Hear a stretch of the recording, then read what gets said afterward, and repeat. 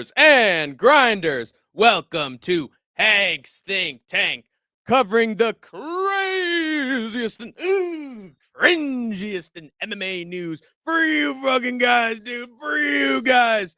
And I'm doing the craziest and cringiest Christmas stories and MMA news this time, since it is Christmas Day. Preceding it was Christmas Eve, and we have a few stories that happen to come out around the holiday season in the last couple days. And I want to say to you, all the troopers and grinders, happy holidays. Happy holidays to all of you, whether you're celebrating Halloween, Thanksgiving, Christmas, Kwanzaa, Hanukkah, whatever you're celebrating around this time of year. Happy holidays to you guys. Hank the Tank is always busy, regardless of if it is the holidays or not. As you can see, I have my little Christmas elf hat on that I like to wear pretty much every year with my family during Christmas Day opening presents. I'm the holiday gift elf, and so I thought it would be very fitting as the first year of this channel to wear it this time for you guys, to just show you that Hank the Tank is in the holiday spirit. And I'm in a cozy ass robe,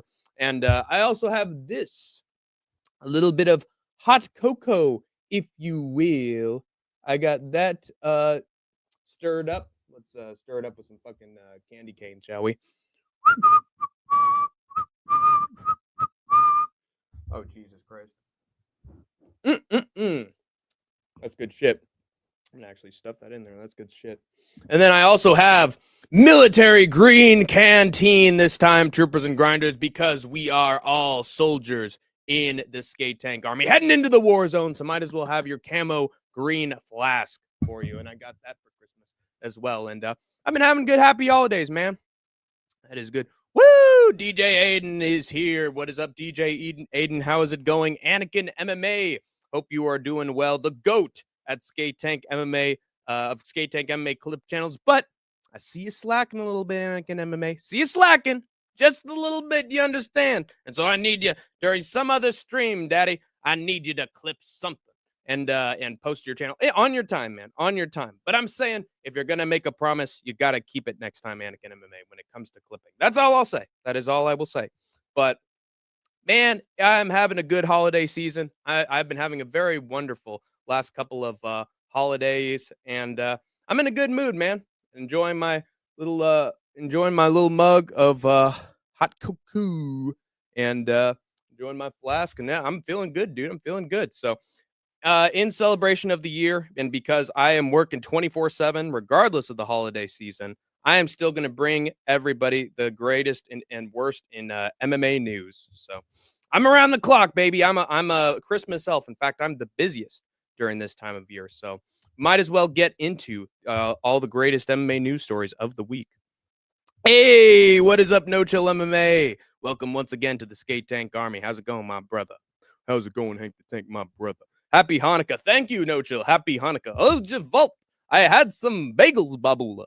And I had them with, dude, I actually got my dad some salmon, some smoked salmon for Christmas as part of a gift basket. So, oh, Javolt, babula. I put some salmon and lox on his bagel this time around. I'm enjoying Hanukkah. It was one of the gifts he had for the 7 days that we were cooped up in that building. I'll tell you that much.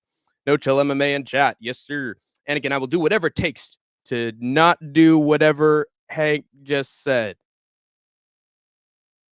I will do whatever it takes to not do whatever Hank just said. Yes, because you cannot trust Hank the Tank. And that is true. But we have our first bit of MMA news, troopers and grinders. Da, da, da, da, da, da, da. Yay! No Chill is in a very happy holiday mood.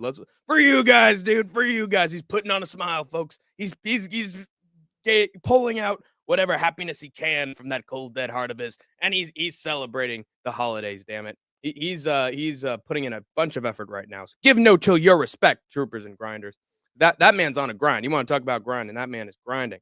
We have our first bit of MMA news, and actually here to commentate on it is a man by the name of Giuliano Argenti in just 5 minutes, because he apparently is very, very interested in this story. And I am going to send him a message telling him that I'm ready for him to come on to talk about this story with me. So give me 1 second, guys. I'm going to message him.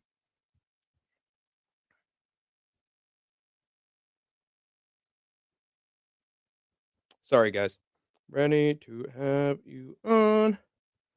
Ba-ba-ba-ba-ba. Ba-ba-ba-ba-ba. And then I will send it to him in his live stream as well. Right. I'm ready to have you on. Hop in. Ba-bum. So Giuliano will be here in just a second, you guys. Apparently, he's very passionate about the story that I'm going to bring up as my first news story of the day. But how is everybody doing? How are you enjoying your Christmas if you're celebrating it? How are you enjoying your holidays in general if you are not celebrating your Christmas? How is your Hanukkah if you are celebrating Hanukkah? My blood is on fire, so I'm so drunk. Wow. Well, during the Christmas time, we like to get a little bit tipsy. We like to hit the bottle a little bit and you just celebrate what we've got and have a fun drunken old time. But remember, guys, don't drink too much around the holidays, or you could have some embarrassing photos at the Christmas party. Let me tell you that, troopers and grinders. So I encourage people to stay sober. I'm sober. I'm a straight edge, but if you are gonna drink responsibly. That's all I have to say. The no chill is good as long as he drinks responsibly. Giuliano, wow. Hello, no chill MMA, but I might as well commentate a little bit on the story before I have Giuliano on. In a recent video of his training footage posted to social media, Paddy the Batty Pimblett stated that he's looking for a fight by the start of next year. He's a contender, so he wants the title soon and will get some big fights in order to do it, including one that he and his opponent have already apparently agreed on and just need to have signed, going through the rougher details, telling his viewers to like, comment, and subscribe. And I'm telling you guys also, like, comment, and subscribe if you're enjoying what I got so far. And then he said, and he'll see them at the top. Michael Chandler, where you at, boy? Where you at, Wim? We're Scousers. We don't get knocked out, Iron Mike. So God bless our king. See you at the bottom, bitch. There we go. Yo, what's good? Very exciting fight we have. It's Giuliano Argenti MMA. Great. Dude, I've never streamed from my laptop one time. Wow. But yeah. By the way, I'm in the holiday spirit, Giuliano. I got some hot chocolate with a candy cane inside. I'm having a good time, man. Yeah. Holy shit, peppermint hot chocolate's delicious. Is there any like GHB or Molly and that shit? Well, unfortunately, I didn't invite Bill Cosby over for the holiday, so I don't think he's drugged my hot chocolate with anything too poisonous. But it's just I actually got it. My mom has a workmate at her job, and she was handing out hot cocoa packets to everybody. Right. And so we made some hot cocoa right before I headed on because I wanted to be in the holiday spirit for all the troopers and grinders, given that it is Christmas Day. But to anyone who's not celebrating Christmas, have very happy holidays to each and every one. And also, I got this. Check it out, Giuliano. I got a military green canteen for next year because I am Hank the Tank and everybody else is soldiers in the skate tank army. So it's good that I have my military grade canteen. Watch out. Dude, watch out, dude. People are looking left and right for stolen valor, dude. Make sure you make that clear. That's right. Yes, Tim Kennedy and all that bullshit that he's been dealing with. All those videos posted back and forth. What is your opinion on that situation? How much have you been looking into that? Yeah, dude. It's I mean, dude, I think he's pretty much a sickening disgrace at this point. I mean, the fact that he made a fucking video that on his channel where he had less than a flimsy explanation for enough things that. I mean, he's at the very least exaggerating a few things about his story. Well, yeah, that's the bare minimum. The problem with exaggeration when it comes to is that certain medals and shit are designated for certain specific acts. So it's like there really is no room to be like, oh, this dude embellished or exaggerated. Because if you embellish or exaggerate, you're lying in that context. Like there's really no wiggle room. Yeah. And, for him to be like, oh, I forgot this, like, I forgot that, like, you have to understand what was going on. It's like, bro, you're fucking, it's like, like a Purple Heart, for example, right? Like, and which I believe is one of the things he claimed to have, a Purple Heart is awarded to anybody, any member of the United States military who is injured in combat, right? Yeah. So basically, his excuse for there being no record of that was that, he was he was like basically medevac to an infirmary and blah blah blah. No one like the thing is like when he was discharged eventually, right, from the military, like there's a record of him having been injured and infirm. So there's no way that it just slipped by anybody. You're awarded that automatically. Nobody nobody's like, oh, I never got my Purple Heart, but like, I got to go re-up with them and make sure like it just doesn't happen like that. Yeah. I'm here. Sorry, I'm late. No problem, Andrew B. And there is a reason why we only see one man with a wrench here in the chat so far from Andrew B. And that is because Andrew B is Andrew based. So just like Hank the Tank is the king of his channels and his live streams, Andrew B is the king of the mods. So don't anybody forget it. Yo, I was gonna say, since you mentioned Bill Cosby, me and 3 of my friends had a death pool, like who would die first: Cosby, Jeffrey Epstein, John McAfee, and fucking John McAfee. John McAfee was in the death pool. And then there was I just never heard of him. And Harvey Weinstein. You ever heard of John McAfee? I have not. Oh, dude. Like, I'm sorry, I'm not paying attention to all the monsters, just most of them. Yeah, it seems like this country is very obsessed with serial killers and the craze of like, oh, I want to watch this TV series about these horrible people, Well, not a single one of those 4 people are serial killers, but anyway, right? So I mean, this is like whatever. This might be in poor taste, but fuck it. Yeah. Like, it's like the bet is like, so it's like you know what a pool is, right? A bunch of people put money up. Put money into it, yeah. Yeah, exactly. Why there's the Deadpool. That's why that's where Deadpool gets his name after. Probably. Off the pool of people to get killed because he was an assassin. Yeah, that's highly likely. I'm not up on Deadpool, but no, I'll take your word for it. But anyway, so I went with the logical, like, and the bet was like, okay, you pick who dies first and who dies second, every and whoever's right, like.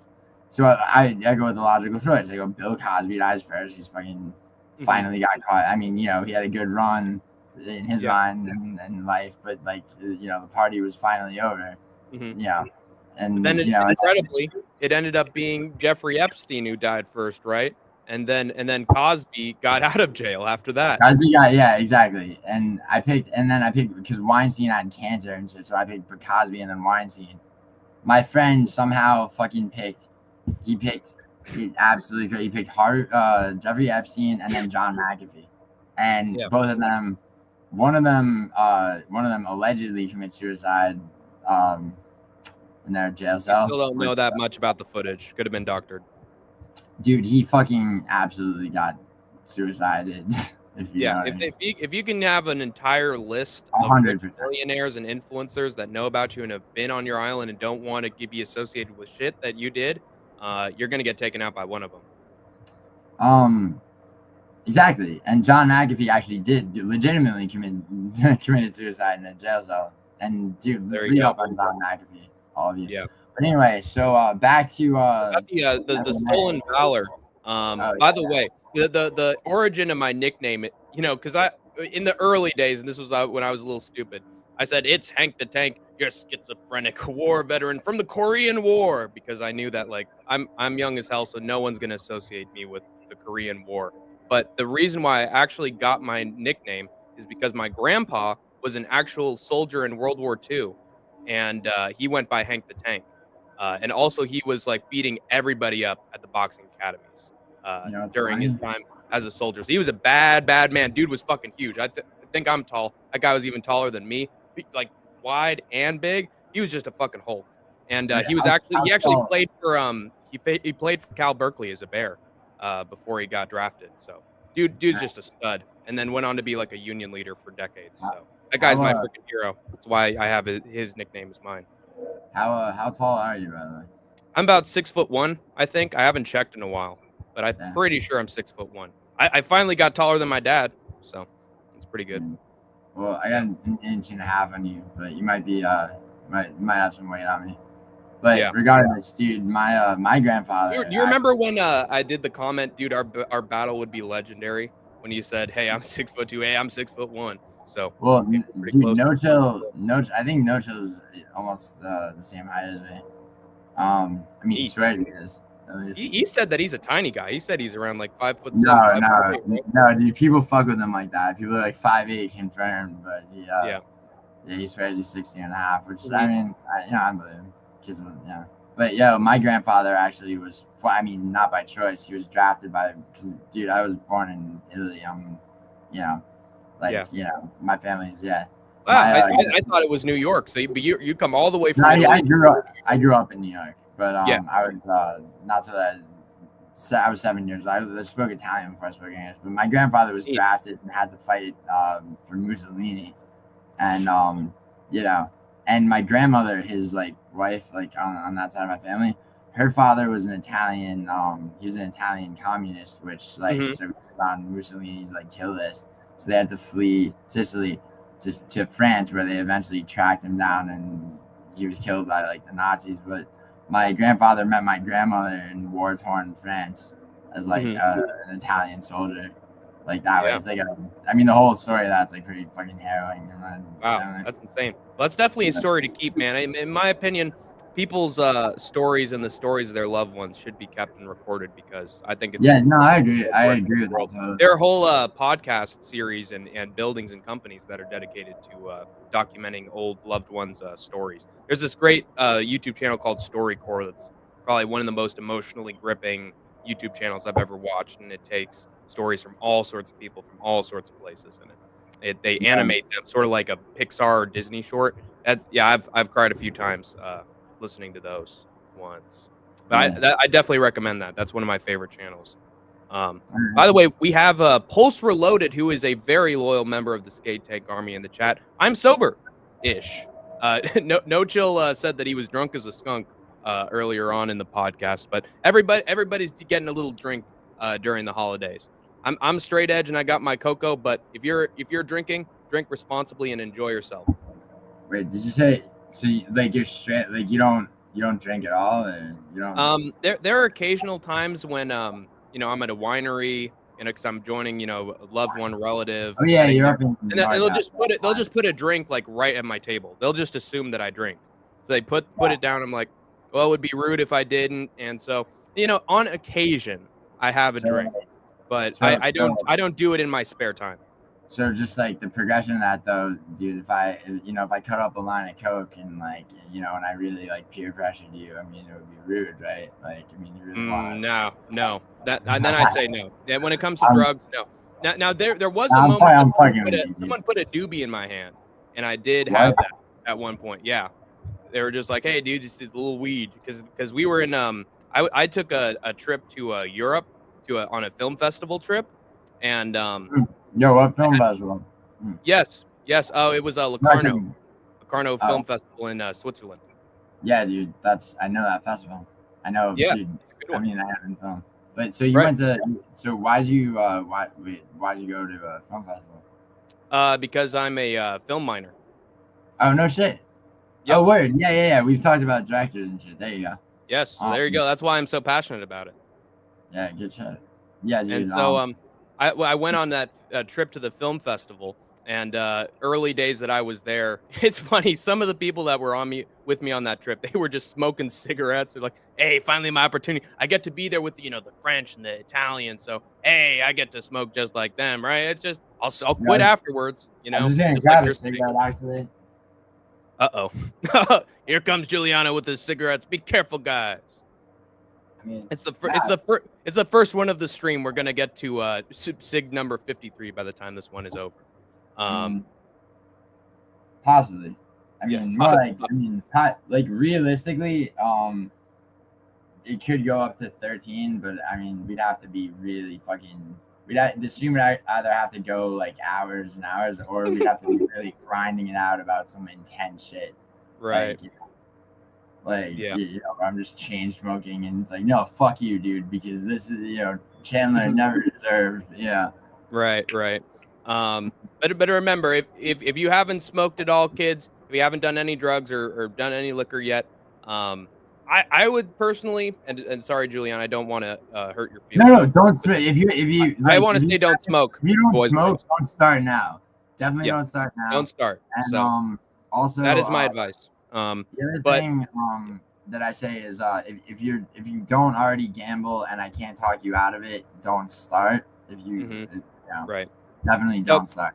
Yeah, but when I was on this trip and it was in the early days, all these students were smoking a little bit. I hadn't seen them done it before, but some of them were just like, "Oh, I'm just gonna do some weed." So they'd roll up like a doobie, and they encouraged me to try like a puff of it. Yes, well, they didn't call it. I call it a doobie. Again, I'm straight, so I have no knowledge of drug lingo whatsoever. Anyway, but they were like, "Hey, why don't you try some of this?" And I did take a puff of it. The classic first experience you have with that. And I was doing it all wrong as well. So you ever smoke? I mean, doing it all wrong just means that you didn't take it in your lungs. But you ever smoke a blunt, dude? I think so. I actually took edibles once. Yeah, I mean that's a completely different thing. But a blunt is a blunt's fucking tobacco. I mean. Yeah. Yeah. I think it was a blunt. It was a blunt, and I tried that. That was it. Yep. And it was an interesting experience. That's all I will say. What else were we gonna say? I think we covered every. Let me go through the comments really quick before we get to your take on the news story that's happened so far.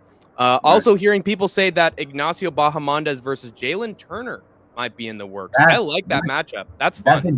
That's a great fight. I think that Bahamondes, he I'll be honest, I picked against him, and I was stupid. Pleasantly surprised. Well, yeah, I mean, at this point now, Jalen Turner versus him.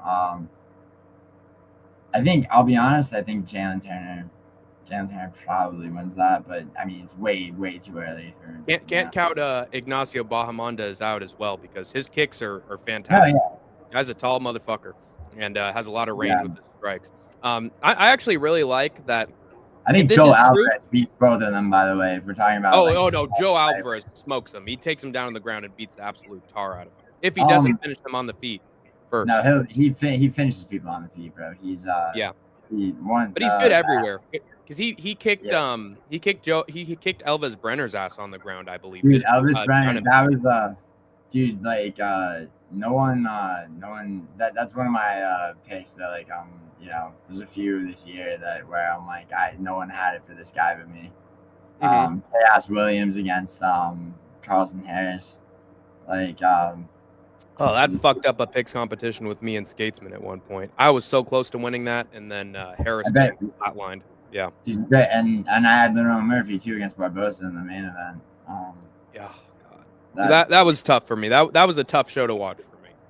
I love Vincent Barbosa, but Murphy is solid. He is solid, but he did get taken down by Dan Ige. I think his ceiling might be a little bit low. Dude, Dan Ige is a fucking tough motherfucker. Dude. Oh, no doubt.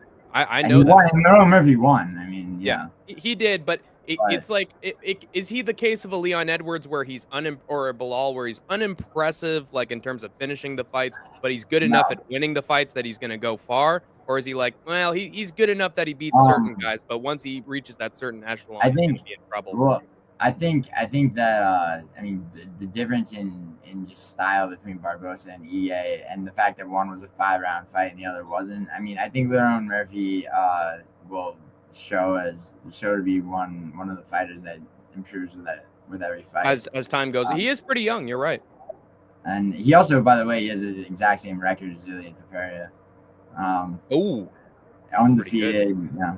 Right. Same weight class. I mean, I don't think he gets a shot at the belt before Movsar, which he was probably the only problem for Tafaria at 145. Right. By the way, Skatesman always has a trouble with me pronouncing Ilya's last name because I watch too much MMA Guru, according to him at least, and I say Tapuria, but his name according to Skatesman is Taporia. Just dude. There's a U. It's Tapuria if you want to fucking say it. Right. So like Tapuria is fine. Yeah. So butt out, Skatesman. I can say his last name however I want. Is he really on your ass about the pronunciation? He can be such a nitpicker sometimes. Giuliano. Does he always do that when he's like losing an argument to you and like you just try become like a fucking just dig in his heels and fucking get all like fucking grammar Nazi on you. Because like, I mean, nothing against him. I don't know. Can't affirm or deny, but a part of it is that he's told me behind the scenes, and I don't give a shit that I'm saying this behind the scenes because I'm gonna be honest no matter what. But basically, he's told me like, hey, you know, I think us having our little, you know, small beef while we're doing our live streams and our recaps or our previews, that'll make the show more interesting. So, you know, every once in a while, it's a little, you know, poke it, the nerve a little bit every once in a while, or play up certain things. I don't know. I'm not completely supportive of that, but that's what he seems to think. But I just do whatever basically. So yeah, wait. So I'm sorry. You were saying that's why he nitpicks me onto Puria is because you're saying that he like goes out of his way to like kind of like do like a kind of gimmicky thing. Do a little mini diss as a gimmicky thing, you know, create the I'm once again I'm gonna side against him on that. And by the way, dude, like I'm not like, you know, I mean, I'm just you saying shit and I'm just saying, you know, I know. Nothing against your boy, you know. No. I'm a friend of Idaho Skates, and we're good buddies. And he No, I know. Someone told me a very wise thing. He's a good friend of mine. Two Smelly Fingers. Have you ever heard of him? He told me that Skatesman is sort of like with me has sort of like an older brother kind of energy, where he's like, you know, always looking out for me and always wants, you know, the best. But sometimes he does things that are like old brother-ish, as like, you know, annoying. Yeah, word. Yeah. So it's like that, you know, and I have nothing against him for that, but you know, that's how he is. We all who we are in certain ways. Hey, what is up, Andrew B? Let's see if anybody else. Oh yeah, I wanted to know this, and you probably, and I'm sorry to say, you probably answered this question a million times in your chat already. But Anakin MMA asks Giuliano's thoughts on Luigi and not the Mario Brothers character. Oh yeah, I was saying the other day that I think that Luigi you know, I'm not him, by the way. No. But like, so like, you know, people don't understand a lot of the time why somebody who like, you know, is in a certain position of like, you know, of wealth and achievement and things like that would do something, you know, that you know, that it has to be a calculated risk, you know, and you know, where I mean, you know, 99% chance he going in to, you know, to assassinating a fucking Antichrist CEO. You know, he had to know, and most rejected claims of any. No, I know, right? I know. It's that, you know, that graph is crazy, you know, and the thing is like, I mean, he wasn't like, you know, and he comes from money. He comes from a family that, you know, has, but at the same time, you know, it's like, oh, he comes from money. You'd expect that, like, you know, he was like the fucking dropout with like the drug addiction. But no, not at all. Very successful. Mm-hmm. He's a UPenn graduate with computer programming and the whole thing, right? He could have made himself very, you know, he could have made a successful, I mean, he was successful. Businessman out of himself. And so could have Chris McCandless, but he chose a different route, didn't he? Dude, Chris McCandless was a fucking idiot. And people who admire my dad thinks that too. Dude, Chris McCandless was fucking retarded. Let me do no research and go try to live in the fucking wild for no reason, because, like, you know, because mom and daddy are, I'm mad at them. I can't handle human interaction. I'm gonna eat berries that I don't know the origin of, you know, and can't identify. And ultimately, he literally starves to death. You know how painful that is? A painful way to die that is. That's a very long and excruciating way to die. And people look at it as heroic. It's fucking stupid. He's no hero for sure. It is amazing that he survived so long, given that he had no idea what he was doing. He made it almost a year, I believe, or over. Yeah, a year. I mean, that you could say that that's a medical curiosity, bro. But you know, I mean, honestly, like, I mean, that dude deserves no kind of, like, you know, praise, mystique or anything. Yeah. But Luigi Mangione, I believe he is he's a figure of self-sacrifice for a purpose, and you know, and it's like people go, people say he had a manifesto, and the term manifesto gets associated with like some always associated with assassins Yeah, some like Elliot Roger incel bullshit, as though. What are his last words before he goes to the big house? Does stir up the people? Well, Castro history will absolve me, that kind of thing. Well, I mean, I don't know. I mean, I think though that a lot of people associate manifesto with like some fucking school ideology. Yeah. Well, yeah. Well, of course it's an ideology, but ideology is a neutral word. Like ideology is not necessarily negative or positive. Well, there's a famous one called the COMMUNIST manifesto. That's a pretty significant one. But does that popularity? Yeah, yes. Karl Marx did write the Communist Manifesto, but but at the same time, dude, like my point being basically that like Luigi Mangione, he basically understood everything involved, everything at play. He made a very methodical, calculated choice, and he knew the repercussions. He wasn't ignorant of anything. Yeah, it seemed like it. Yeah, and the dude's deemed to be objectively attractive. So of course they're the people. Yeah, it's the ladies, man, because the ladies cheer. Right. And the thing about somebody, I mean, Richard Ramirez, a serial killer, got the same dumbass people. Yeah, piece of shit. But then there's something else, right? And what that is that I mean, the kid really did make a statement that resonated with people in murdering somebody, yes, but I'll be honest, should have hopped a plane out of the country instead of heading down south to another state. I think it would be inevitable if he stayed in the country. Well, he would have had to have flown somewhere with no extra. I mean, I don't think he really. I mean, after the fact, after he had done what he did, it probably put him in a state of sort of like a purgatory. There's probably a lot of introspection. He's sitting on a fucking bus to, I think, Altoona, Pennsylvania was where he got caught. Right.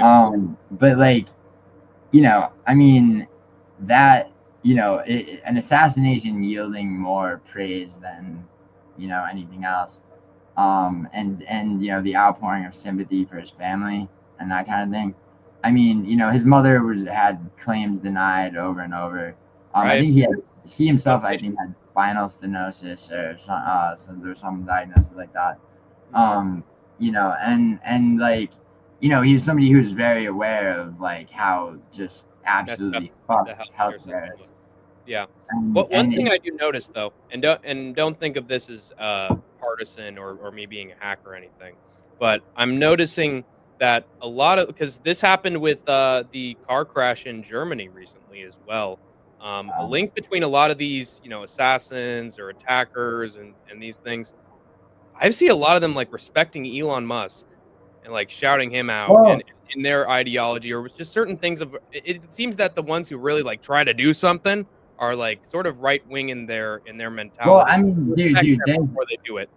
Well, so here's what I'll say about that, dude. There's a lot of mass shooters and things like that who have a incel type of bent, and that's not what this kid is, obviously. Yeah. And I'll say about Elon Musk, dude, say what you want about him. I will definitely. For sure. Him buying Twitter, and doing what he did with it, which I mean, I focus on the fact that he reactivated accounts that, Donald Trump, and say what you want about Donald Trump, the president of the United States is censored on what, is a private company, so it doesn't technically violate the First Amendment. But how fucking far, if culturally, the move is to silence people and people's livelihoods are taken away for, and so, Elon Musk. Go ahead. So I mean, just that one move to me represents a huge, a huge move for the First Amendment, which is something. Yeah, but it's just weird. You're helping somebody or giving the voice back to somebody who himself sort of violated the electoral system by trying to literally invade the Capitol and start a riot. It seems like everybody's bending the rules or doing something involved. Yeah, and I mean Andrew Tate, who's a filthy scumbag as well. But I don't think anybody should be. The whole point of the First Amendment is that all voices should be out there, no matter how retarded and whatever. And that actually comes from a humanist thinking. in Yeah, Europe. it's respect. And a philosopher said, if all voices are allowed to be heard, the better one will prevail. So you can't block all voices because as long as you allow Yeah. open dialogue, it can only be constructive.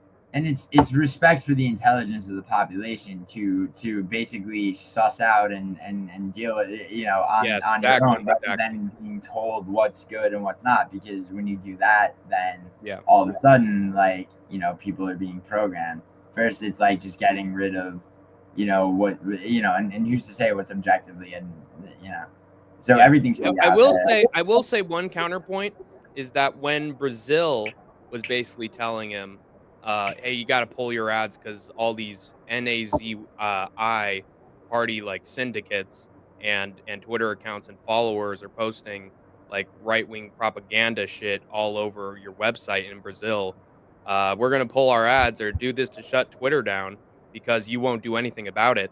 And Elon Musk has taken stands in Europe, in America, and plenty of other countries and been like, no, I am completely for free speech with Twitter. And then as soon as Brazil pulled its ads, he was like, all right, you'll get what you want. Fine.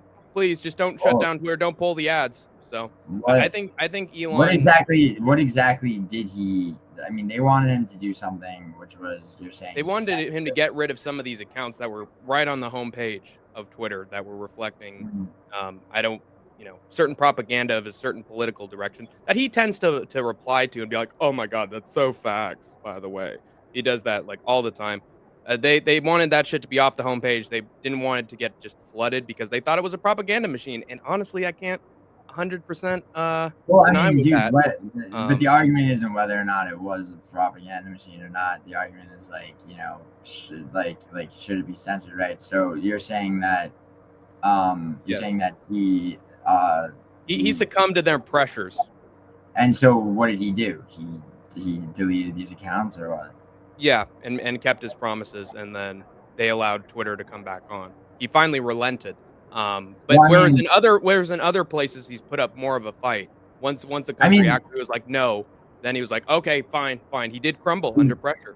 I mean, it could be looked at it like that, but is it possible that he just decided to take a closer look and upon doing so recognize something he hadn't seen at first glance? Is it possible? I'm saying. I don't think it is, because I think he tends to support the comments of a lot of stupid Twitter accounts. Misinformative accounts. You gotta realize though, dude, by reactivating the accounts of a bunch of people that Twitter had banned, it's not him co-signing necessarily, you know. Well, I think he does co-sign them if he like literally takes certain accounts that he posts over and over again. Like Libs of TikTok, I swear he's done at least 100 replies to that one in particular. He has his favorites and he makes it known. I mean, he literally supported him for president, so he's not neutral whatsoever. I mean, that might be the case, but like, is he deleting accounts of liberal entities? No, but he recently went out after a progressive news channel by retweeting his usual Twitter account that basically went after him. So he has a horse in the race, clearly. I will say that he might be for free speech for sure, but let's not pretend that it's all just out of the good of his heart. It's all just so that he wants free speech. I think there's a little more to it. That's just my opinion. I think he's sort of a lonely man who wants some friends. And I mean, dude, I don't know how lonely he is, bro. He's I mean, you know, he's I mean, how many children does he have? Definitely he's probably got his kids, and some we don't know about too.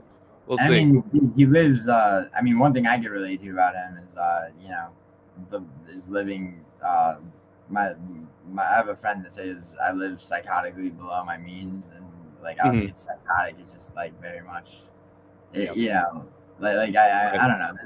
There's a lot about Elon Musk that like, you know, is polarizing. I mean, I'm not like a huge Elon Musk fan either. I do hope that Twitter is a free speech platform, like you say, but I do think there are still major issues with it that are skewed that we should work on, in my opinion. And I hope he does so, but I doubt he will be, just because of what I've learned about him. So, by the way, Anakin MMA, 5'7", no chill is 5'3" tops. Yeah. That's Kenny Bigums. It's 5-3. Yo, my live stream that I forgot to close is getting raided by MMA Guru's chat, which is fucking crazy. Wow. Yeah, Holy it's a crap. lot of let's read it. Okay, Piggy, raid from Ziggy Muslim. Of course, yep. Classic. Open your mouth when you talk. Who are you talking to, little guy? I'm talking to Skate Tank MMA. Hey, how's it going, fellas? Welcome to the Skate Tank Army, you guys. So there's and thank you, Guru, for the raid. Yeah. What's up, MMA? Giuliano's worthy of a raid. Yeah, thank you for encouraging me to make my channel. I think the fact that you took a Prize Picks sponsor, Prize Picks of all things, not a sponsor in general, Prize Picks in particular. Prize Picks will rape you algorithmically. Don't use it. But you know, telling it like it is. I like it. Cold the personality said, okay, so one dude called me Julius. Hey, BB Bainey raid from Musical. BB Bainey. Dude, right. Ron's one of my mods, and he's doing his best to time certain people out, but it's Luigi's out of jail. There you go, dude. I told you, it's like I have to answer this question all the time, bro. I'm not Luigi, though I do relate to him. I'm sorry that you have to deal with that a lot. You know, dude, whatever. Andrew B gives a great piece of information. My grandfathers fought in the Second War as well and helped with the planes. That's a neat piece of information right there. Yo, what's up? My granddad's Ron to stop timing people out. Not based, Michael Mess says. I'm sorry to keep reading. No problem. No, keep going, man. This is entertaining. Yo, so yeah, all right, let's see what we got. How high are you though? Oh yeah, I get accused of being on drugs like all the time. Well, it's just because, unfortunately, I think with your accent, sometimes it sounds like you slur your words a little bit. But I think that's just your natural. Also, you know, smoking and other stuff does that.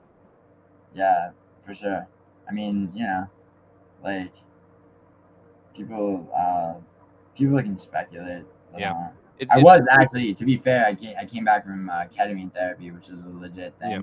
And I was getting fucking ruthlessly fucked with by Musical MMA and Well Black Betty, because you know, like coming in the afterglow of ketamine therapy, your brain is working overtime, but like your ability to speak is completely retarded. So as two British fucking people, you know, British effete, like, you know, dare I say it, gay gentlemen, you know, witty, gay, I'll say gay again, you know, just like just fuck with you and, you know, humiliate. No, I'm joking. What did you need ketamine treatment for? Ketamine treatment actually helps with a lot of shit. Definitely depression, but it also helps with things like OCD, which there's no, you know, like OCD. People think OCD is like, you know, some adorable, like I gotta touch a doorknob 3 times type of bullshit. It's like, no, it's serious. Yeah, Howard Hughes, if you know who you know who Howard Hughes was, right? Mm-hmm. Yeah, there's 21 kinds of OCD, and I have the kind that he had. I think I got one of them too. Yeah. I mean, you know, it's not actually hard to get diagnosed, and like there really is no like that's true prescribed cure for OCD. You know, I mean, if you have an anxiety disorder, for example, usually you know you're prescribed benzodiazepines, for example. Yeah. By the way, I got to go through comments really quick because I think we got a raid as well. 60, 70 people. Probably from Guru or Musical or somebody. My grandfathers are heroes as well, both World War II vets, one U.S. Navy, one Merchant Marine. Merchant Marines are badass. Yo, word, you guys, shout out. Yeah, Merchant Marines helped out as well. Yeah. A lot of they were the members of the army that got just killed the most during World War II. For sure. Yeah. My grandfather came out alive. Yeah, my grandfather had to fight for Mussolini, so I mean, there's a bunch of fucking slack-jawed, fucking good old boys that died in World War II. That I mean, he may or may not. I mean, dude, he did what he had to do, you know. Mm-hmm. Right. Sometimes I do get drunk, but not anymore. But I want to do it. Yeah, I helped Andrew B through a tough period. He had lost someone, and he turned to drinking for a little bit, and I was able to get him on the wagon again. Is the phrase on the wagon or off the wagon? On the wagon means that refers to having literally just become sober. Like you're going to AA meetings, 30 days. Yeah. I helped get Andrew B on the wagon. He jumped off it for a second. But Andrew's in a good place. But don't do it again, Andrew B. Keep your mind fresh. Cigarettes are bad too. Juliana, is your cousin coming now? Apparently not. Yo. About cigarettes are bad, dude. Like, I mean, cigarettes, yeah, don't start smoking if you don't already. But me and Carlos Pratas, and the Marlboro Reds and musical MMA from time to time. As well. Like 3 Amigos, Right. If you smoke cigarettes but you're not smoking Marlboro Reds, just switch it up, or the imagery of the cowboy smoking the cigarette is very interesting. Feels like it's fallen out of fashion since the 1990s, 2000s, after everyone figured out all the bad side effects, and then the cowboy sort of disappeared from the advertisings for it. I've done tons of drugs as non the AM, and bro, honestly, it explains some of the comments you've made. Proper blunt is tobacco leaf, but also weed inside the wrap, right? Tank Giuliano. I said, hello back. We are still BFFs. Okay, from DJ. DJ is friends with everybody, okay? Every single person, man, woman, and child on this earth. See, the thing about that is he's not, but not at all. Carry on with it.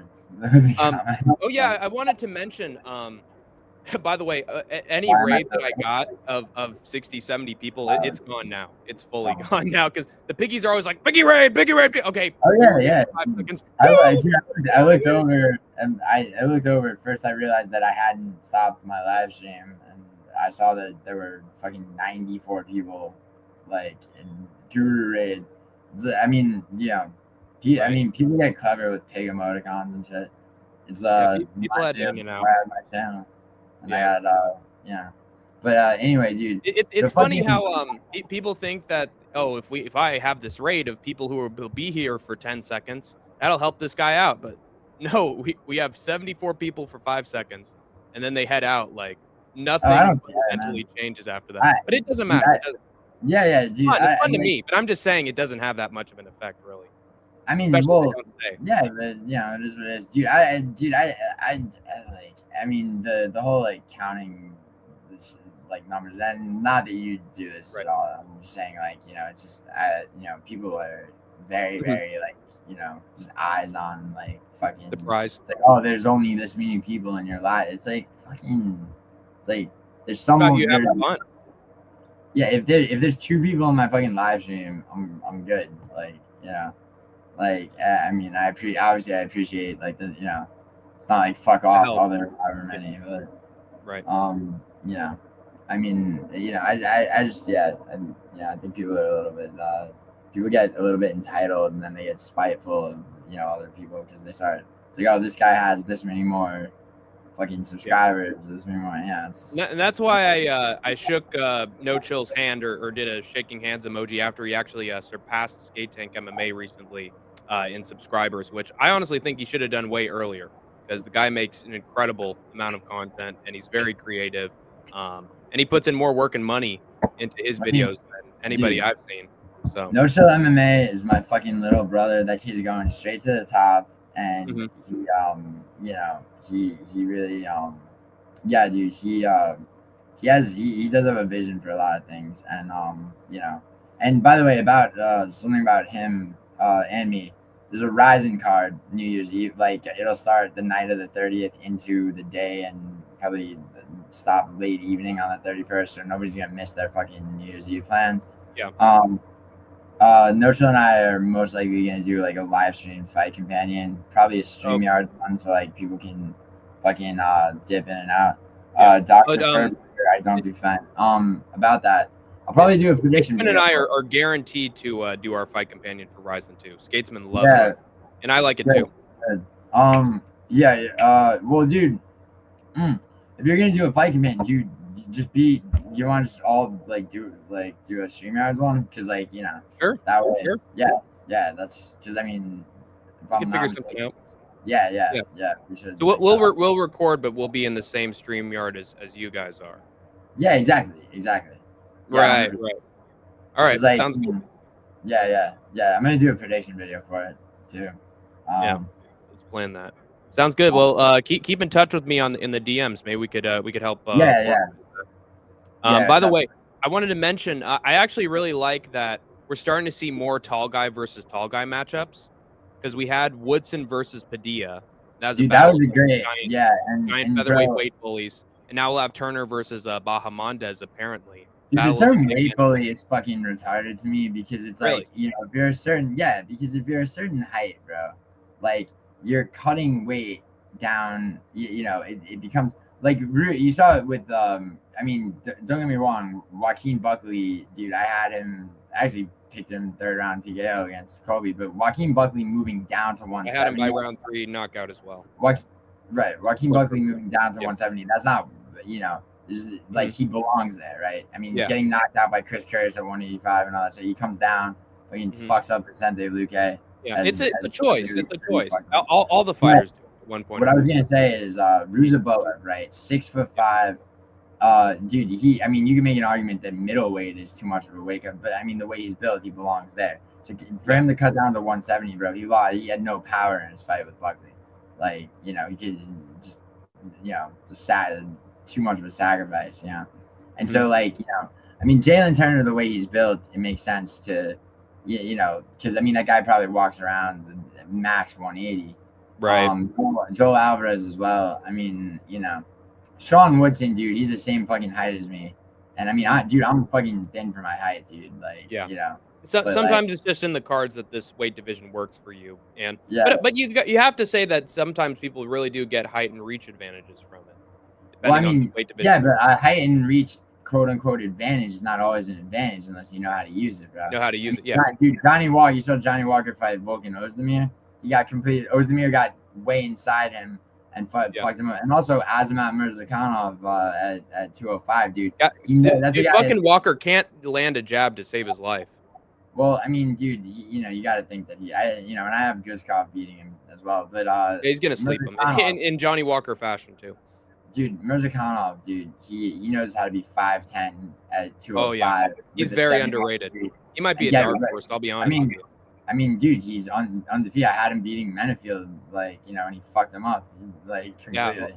Yeah. Atomic Alonso is on the way out a little bit after that ridiculous decision against Stolberg, and then even now Dustin Jacoby's win over him has aged pretty well since he knocked out Vitor. Dude, Vitor, but then he lost to he had a close fight with Grant Dawson. I feel like he's going to be a Wait, Grant Dawson. Yeah, Grant. No. What was his name? Ah, shit. He went to Alonzo Menefield went to a draw with this one guy, and then they did another fight later. Oh, who was it? He's an Aussie record. I remember this because I watched this with my dad. There's this other guy, and I think he's gone from the UFC at this point. Doesn't help. I'm looking for him. Give me 1 sec. Jimmy Crute. That was it. Jimmy Crute. Oh yeah. Jimmy Crute. Dude, Jimmy Crute's he had, correct me if I'm wrong, he has a fight coming up. Does he? Yeah. In the UFC. I mean, let me he's on the chopping block, but yeah. Oh yeah, Marcin Prachnio. Duplessis versus Strickland too. All right, that's a first. Holy shit. All right, so I have a bet with a few people, and which is a mistake for all of them to make. But I mean, you know, Strickland, as he did actually win the first fight, will win that rematch. But you know, I hope so, man. I love. I don't think so. So place your bets, guys. Yeah.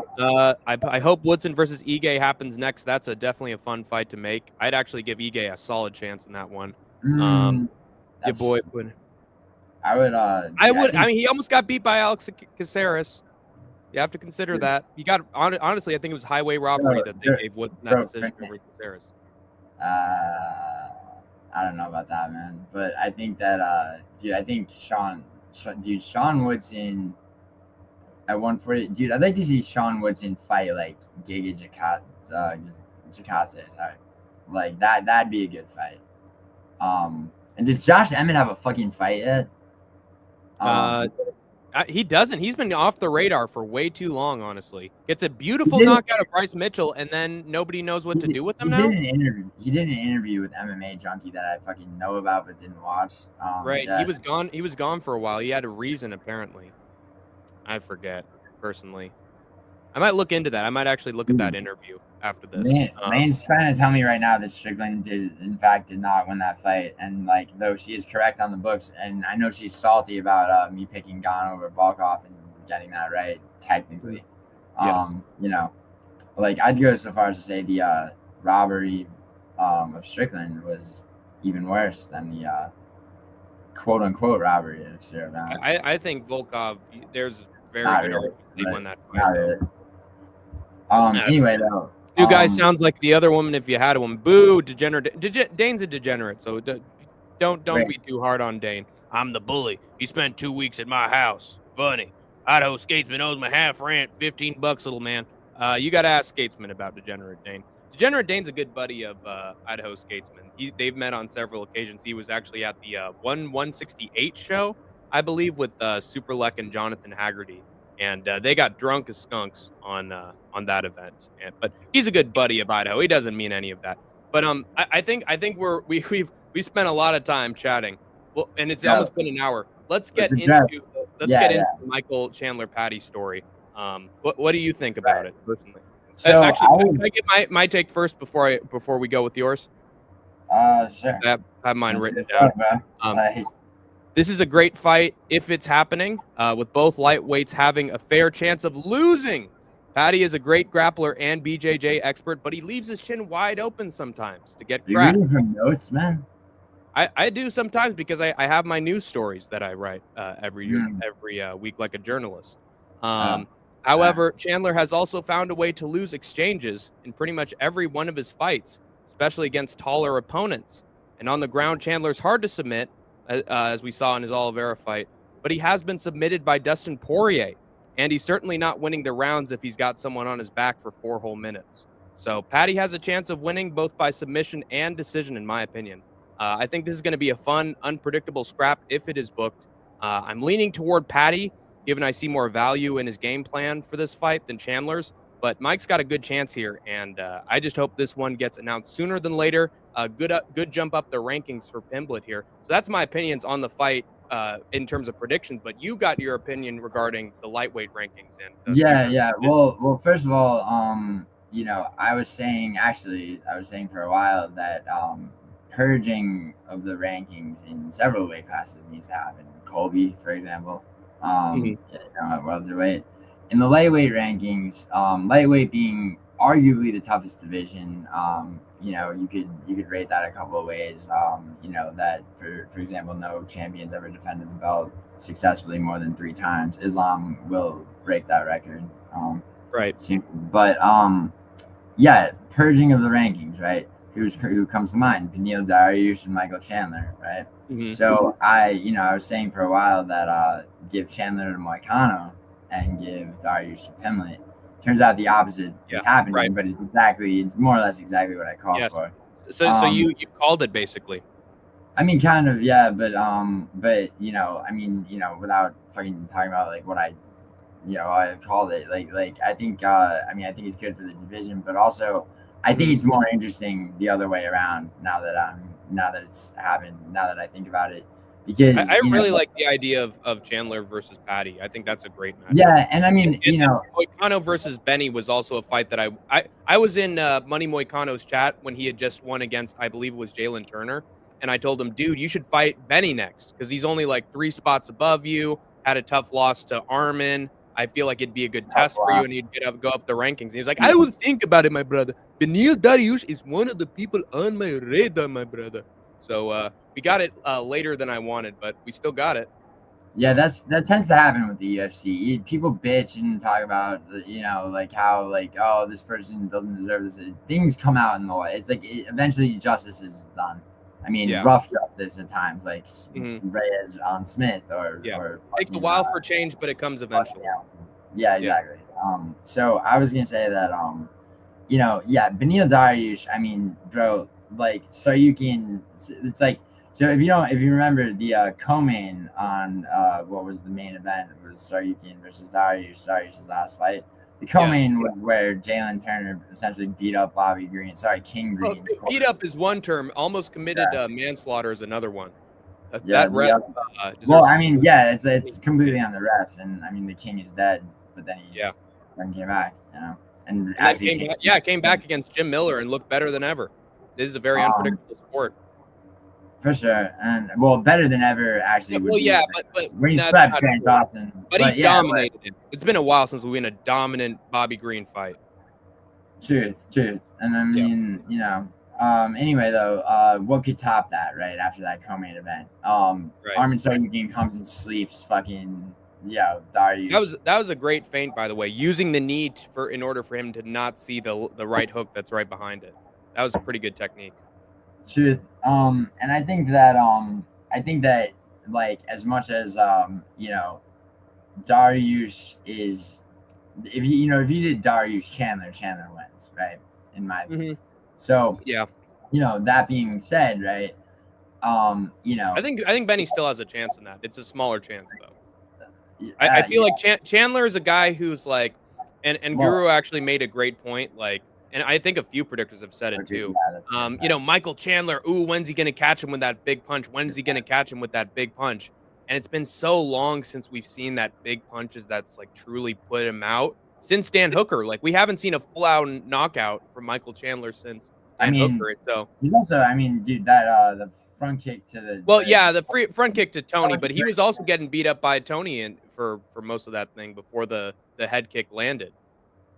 And some people said that as well, and that's not just me saying that. That's other. Yeah, but you like Gaethje broke Tony Ferguson, and it was it's been, you know, ever since it's been you know, tough being a Tony fan. I mean, yeah, I mean, you know, a Tony fan these days, bro, is just a fan of like, you know, CT being fucking Paradox the Chat has a great video about that, by the way. Shout out to Paradox the Chat, who's still somehow emerging on the scene, dude. He deserves to have like 5K subscribers. Everybody knows who Paradox is. Paradox, it's talking to me that he doesn't get more subs. Paradox knows this, and yeah, I told Paradox that if he releases by New Year's 2 videos of equal or greater quality as his last, I will give him 222 Great British pounds. That's awesome, dude. You're just a super giving guy to the MMA community, man, and I really do appreciate that. I mean, you know, Paradox, certainly No Chill, Good Noodle MMA, you know, Bay Scotty, like, you know, they're way more talented than fucking, you know, than you know, your fucking Weasels and MMA Joeys and fucking Lucas Tracy, who, I mean, Tracy's kind of like just a harmless retard, but like, you know, he panders and shit. Yeah. And like, you know, people making I feel like Lucas Tracy's era should have been like 2010, 2013 YouTube, when guys were, you know, going out of the house and filming themselves in locations, doing characters. That's the reason why he's sort of a guilty pleasure of mine, because on top of like the prediction videos, he has the costumes and he has the gimmicks, and like, it's not exactly like, it's not for like MMA predicting, but it's more like enjoying the sport and certain aspects of the sport or certain. No, I don't think he knows. I think he knows fuck all about MMA, dude. I listened to one. People kept asking me one time what in the live stream what I thought of him. I had never watched really any of his shit, so I put on a prediction video. I mean, of course, you know, he picked against Oban Elliott, which was retarded against Basil, and that's fine if you know, to predict a fight wrong. But he said something, and he goes, Oban Elliott's kind of like the Grant Dawson at welterweight, which makes absolutely no sense. Grant Dawson's a wrestler, you know, who finds submissions. Oban Elliott is a striker. You know, they're just both white shaved guys. That's the only similarity between them. You know, it's like something like that's revealing, dude. It's like, you know, it's like people are like, oh, you're just gonna take one thing he said. It's like, no, that's very telling. It's you know. He has a certain way that he sees the sport. It's more like aura based and his own narrative. No. I think he sees the sport as a fucking, you know, it's like, dude, he like whatever the fuck's popular, like he you know, and he latches onto it. Yeah. He wants to be like the Abercrombie and Fitch model of the shit and be accessible and G-rated, and everyone has a good time, and nobody has to fucking, and it's like all casuals can go. Well, we told you he was in Guru's chat forever. He was an OG Guru chat member. I mean, yeah, but like, I don't know if he exactly stole everything from Guru. I don't think he's. Maybe there was a one concept or two where he's like, "Ooh, Guru's doing this. I'm interested in doing this too." Dude, I don't think really he was outright a stealer, but I think there are some aspects of his game that he it was sort of like Rigo, except a better version of Rigo. He was like he was the wind beneath his wings. Anyone who doesn't fuck children is a better version of Rigo. Yeah, exactly. Build up, bro. Yeah, but I feel like Guru was sort of the wind beneath his wings in the early days. Definitely an inspiration at the very least. I mean, maybe he was just like looking at MMA Guru as here's someone who's done MMA YouTube successfully. Let me take my notes and then do my fucking, I mean, there's no way he's not a little bit calculated. But anyway, fuck Lucas. You know what's actually a good analogy for that?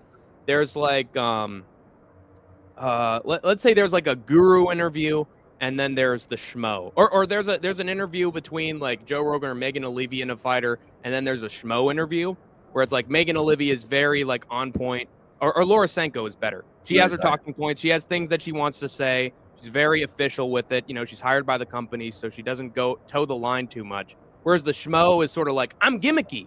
I got my character with the pro. For sure. It's like Lucas Grayson and Guru. I mean, to an extent, that's like a decent analogy, I would say. I mean, Laura Senko's also got her YouTube channel where she's wearing like skin tight fucking yoga pants, demonstrating jujitsu and shit. I mean, she kind of. You could say that Nina Drama's done that a little bit too.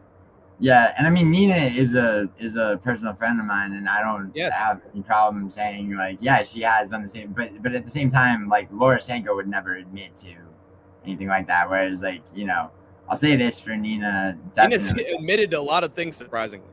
Yeah, no, she is, and in reality, she she's not like. I mean, and believe it or not, in reality, she's pretty big. Like, I'll say this: that she actually did enjoy musical MMA's his video, but that's taking it on the chin, because there are some things he says in there that are a little below the belt. Yeah, but I will say, it's sort of hard being an MMA YouTuber and having multiple friends within the MMA online sphere, because some of them feel very different things towards each other. Like I had to deal with stuff in DMs with certain people when there were other people in certain people's chat. It's like it's easy to accidentally burn bridges with people in the online MMA. I honestly, it's like I have not found that to be true. I don't think I don't. It's been my experience a little bit.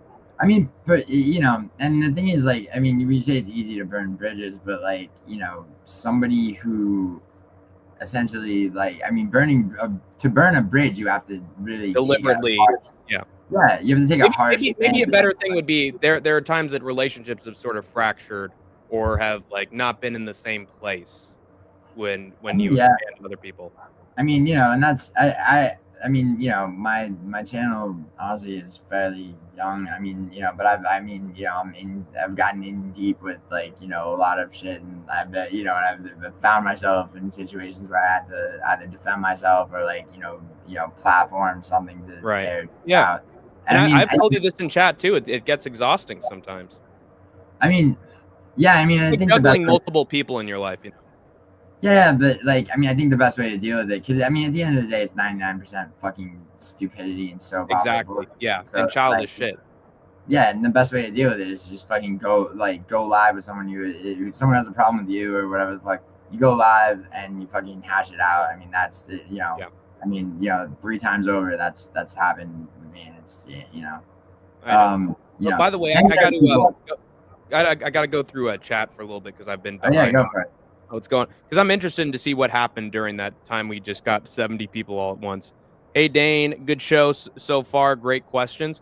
Thank you so much, Useless. Like, and I actually really appreciate with Giuliano that you've actually been one of the first people that I've in a way sort of interviewed a little bit and asked questions, because there have been opportunities where I've got to ask questions towards people in the MMA sphere, but those have fallen through. But I'm glad that I'm having these conversations with you because I think it's helping me get more experience in the MMA YouTube game. Idaho is a great guy. He is a great guy. He has a good heart, like a lot of people in here. We all have our bad moments, to be honest. Thanks, useless. Me on cloud 9. I like what do you mean? What do you want to say, Julian? Oh, I was just gonna say, yeah, there are the occasional people, I mean, obviously the triad of Rio, No Trad, and U MMA, but then lucrative MMA is somebody who, and I'm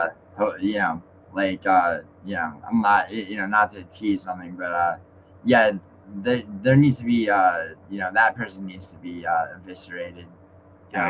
In a complete and very, very scathing manner. Just by virtue of the fact that he essentially represents everything that's standing against. But other than people like that, and I think there's Cambats or something, whatever the fuck his name is. This is like the American lucrative MMA. Like people like that who shill fucking who shill betting and basically fuck people out of money. There's that element of it. But other than that, yeah, I mean, I've not found it, there's Dougie's Corner, Fight Night Frankie, base people who actually just who do love the sport. I think it's good for the sport too. Yeah, there's different qualities for sure. I like the present card, don't love it, trying to make up with quantity over quality. But what they do have, they have a lot of big names on there, a lot of big names. Yo, Degenerate Dane, let me tell you something, dude. You got 3 fucking championship defenses. You got you say quantity over quality. It's a super card, bro. Have you seen the first one of the first fights on the card is fucking Ed Polo King versus this fucking sumo wrestling guy. Polo King's 6'8" fucking. It's all fucking quality, dude. All quality. Dude, even when it has shit fights, it's good. That's a crazy take from Dane too, given that he's an MMA hardcore. That's a casual ass take right there. What did he think about the last KSW card? Let me ask him that. Grimbeg, he'll ask. Any MMA guru is too much casual. Yeah, Degenerate Dane likes to just call people casuals. It's you a liberal cock. And this is. Wait, who's a liberal cock? I didn't even know you were subscribed in the first place, brother. You hardly ever show up here, so I don't really care what your opinion is. And you didn't even hang around to chat with me. But and I'm not liberal, by the way. Everybody just associates liberal with left wing. I'm a left winger. I'm a progressive. Got nothing to do with liberal. And also liberalism had to do with economic liberalism in the 1940s, 50s, and 60s. That was an economic practice. And then basically in the 80s and 90s, that was turned into a culture of liberalism. I don't think Guru is doing that. Guru Raid. All right, here's when it happens. It's about to come in. Warning you right now. It was too late because I was already chatting with Giuliano. Liam Payne show. Here's the Liam Payne shit. Who did you vote for? Hank, I don't care at this point. The election's already over. 6'2", Giuliano. Everybody's here. Wait, Andrew. I never called Andrew a scumbag. I was You're not a scumbag. Andrew, I certainly never called you a scumbag, bro. I think you must have misheard something. Dude, I don't think Giuliano would ever say something. Andrew, remember my live stream? I was talking about sending you a birthday present and everything. Mm-hmm. I don't know. I mean, dude, sometimes Andrew fucking jokes around and people don't realize, but maybe he does.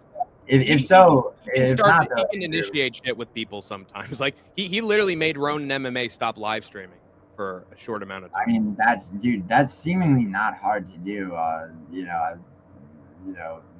mean, and look, Ronin, I don't know much about Ronin MMA, but I do know that he went off on Woe Black Petty and Black Petty and Balam. Yeah, dude, Woe Black Petty, one of my most valued mods. Dude, I was just telling one guy, Western Mass Climber, a story regarding Andrew B. And basically, it went a full fucking 2 hours before I got to the end of the story. So there is way too much, history and internet drama, especially with Andrew B, who's been in the game for quite a while now. Let me tell you, he's been around since late 2022. He was the first member of the City Live Project channel. So he's been around for quite a while, and he has a lot of drama and a lot of stories, Yeah, Lane is telling me that Andrew actually does have a wicked sense of humor, as she puts it. So. He has a great sense of humor. He's funny as shit. Every once in a while, he'll just deliver a fucking pearl, a gem of comedy. He's really good. And I actually made because he went after these guys that were like, trolling me and gaslighting me in No Chill's Discord, and that has its own story. And Andrew like figured out all about it, and he made these 2 shorts where he was like doing a little diss track of both of them. And Good Noodle, he dissed Good Noodle for like a few times. And Good Noodle, I'm gonna throw you in the mix. And Deadpool is a dead soul. And it was just like, wow, this is amazing. So I made a character of him where he's like in his red jacket, but he has like a backwards hat and a gold chain around his neck, and I called him MC Andrew B. And me and him, we're good buddies, but he's very funny. BB Bainey, the BB Bainey Rain from Musical MMA. Yeah. But by the way, I'm gonna keep going through this raid, but keep giving me your thoughts on the So here's what happens, right? The Chandler Paddy Mike kind of fucks Dariush up, like wrecks him completely. That's gonna happen. That's how that fight goes. Like, first I'm talking about a first round finish. Probably a knockout, to be honest. Dariush just, I mean, see what I get here, Giuliano, every once in a while, man. It's crazy. But anyway, keep going. No, that's gonna happen, and I'm not a fucking anyone who knows me knows my channel. That that will be a lock on that card. Trust me, round robin lock. Like, I'll say that right now for sure. Now, Pimblett versus Chandler is interesting. I think that because at the end of it all, like, people really want to see Moicano versus Pimblett, right? So how do you get there? I think that Pimblett earns that fight, by beating Michael Chandler. Yeah. Yo, I keep saying, if somebody will fucking actually, be constructive instead of just bitching at me, and actually do like an actual count, like hit me, be like, okay, every 25 times, like, it'll break me. Write it down. It'll break put me it on a sheet of paper. So if it irritates you, you fucking complete fucking piece of shit, and you don't want to just fucking, if you're just here to spam the shit, I guess I understand that. I don't relate to it, but I understand. But honestly, count the shit, for me. It'll break me to the habit. Tell me, all right, that's 75. And what's annoying, bro is ignoring us. I make sure not to ignore pretty much every single comment in my chat, for better or worse. And so, it takes me a little while, but I do get through every single comment. So people in the know should stay on if they really want to hear what I have to say about their comments. Yes, you're looking motherfucker. Yeah, this was my Christmas elf hat from when I was like a little kid, dude. As early as 5 years old, and I've kept this hat around. Yanking my hog, holy shit. Yeah, that's... See, this raids are actually annoying, man, because I have to get through all these freaking comments, and I'm waiting on, the people at the very end to chat with, and they're probably a million miles away. Yo, don't tell Andrew what to do. Someone just told me... Someone said, Andrew, get to the gym. Bro, dude, who the fuck do you think you are, bro? Yeah. No, not That's you. Fucked up. Not you, useless. This dude. Trace. Oh, come on, dude. You're a new member of the channel, dude. Don't be mean to Andrew. That's fucking insane. You're on thin ice there for saying that, Trace. Yo. Andrew just goes, I won't do it. Good. The gym will make Based once again from Andrew B. Free. Oh God, no. People dipped fast. See, this is. I fucking called it. This is exactly what I'm talking about, man. Yeah. Useless. Glad you're okay. Anyway, I'm keeping on scrolling. Yeah. But, anyway, peace, Andrew. Yeah. Bye, Andrew. Catch you later, man. And he fucking makes it known, dude. Andrew's a presence. He's a presence. I used to call him the other Canadian hockey from home, because she would always go into the City Life Project chat and be like, "I'm in. Oh, peace. I'm out. Oh, wait, now I'm back. Peace. I'm out." All right. Nice. Yeah. And Buckley versus JDM. That's fire matchup. That's a very, very interesting fight and a very tough fight to call. Let it get made, obviously, first. Well, I think we'd see that in a couple of years' time, to be honest. I think that JDM beats Usman, and then he's in title contention. JDM clearly beats Usman, but, Shavkat's will take the belt from Bilal. Mm-hmm. And, I hope so, man. Fingers crossed. JDM is great. You don't need a CrossFit thing. Yeah, you don't need a CrossFit thing. And I've actually I've started to respect Bilal a little bit more since he's been champion. I have nothing but respect for Bilal. He exposed Leon Edwards for having no fucking fight IQ, and like, people are talking about him being boring. You see him knock out Sean Brady. I did. I don't know. Where were you? But versus Anakin. So you got to realize Ryan Spawn. This was one of the first fights of the year that I had over Guru. Wound up adding up to I think 43. But Bogdan Guskov. I'm talking about Guskov versus Ryan Spann, who's maybe half an inch shorter than Johnny Walker. Guskov, Guskov is 6'2", I believe, at 205. He's having fought Ryan Spann, like the size difference, which as I said, can be an advantage or disadvantage, right? I think Johnny Walker, is making retarded like decisions, I think, and he's fed fucking highlight reel KOs, to so many people. I mean, the one that like really like, top of the pyramid is the Jamal Hill one, where, he gets hit in the spot in the temple and just goes static like a fucking, like one of those like fucking balloon like men things. Well, the wacky inflatable tube man. Yeah. The car dealership shit. Like, apparently it was an injury, by the way, to Josh Emmett is why he's been gone forever. He was hurt for a while. Word. Emmett about to be passed up by Bryce Mitchell despite KOing him. Then we see some stuff on Sniff, what do you mean passed up by Bryce Mitchell? How's he going to be passed up? I mean, it's like, Emmett's going to get a big, fight somewhere in like top 5 or top 10 before Bryce Mitchell gets booked. No, Bryce Mitchell's going to get a big jump up before Emmett gets a fight. I think that's this is the thing, Sniff. I mean, you got to realize though that it's not like Kron Gracie was not ranked, dude. Right? Mr. Mitchell did climb up the rankings by 1 or 2 for that win, but Emmett's still in front of him, and Emmett won't fight. Emmett's not going to not be fighting a ranked opponent. I feel like Darius could win. Moicano doesn't have. Bro, Anakin, you're wrong about that. Yeah, I mean, he may not have the power of Armin and Charles Oliveira. He does not rely on the ground, bro. On the feet, he's very capable on the feet.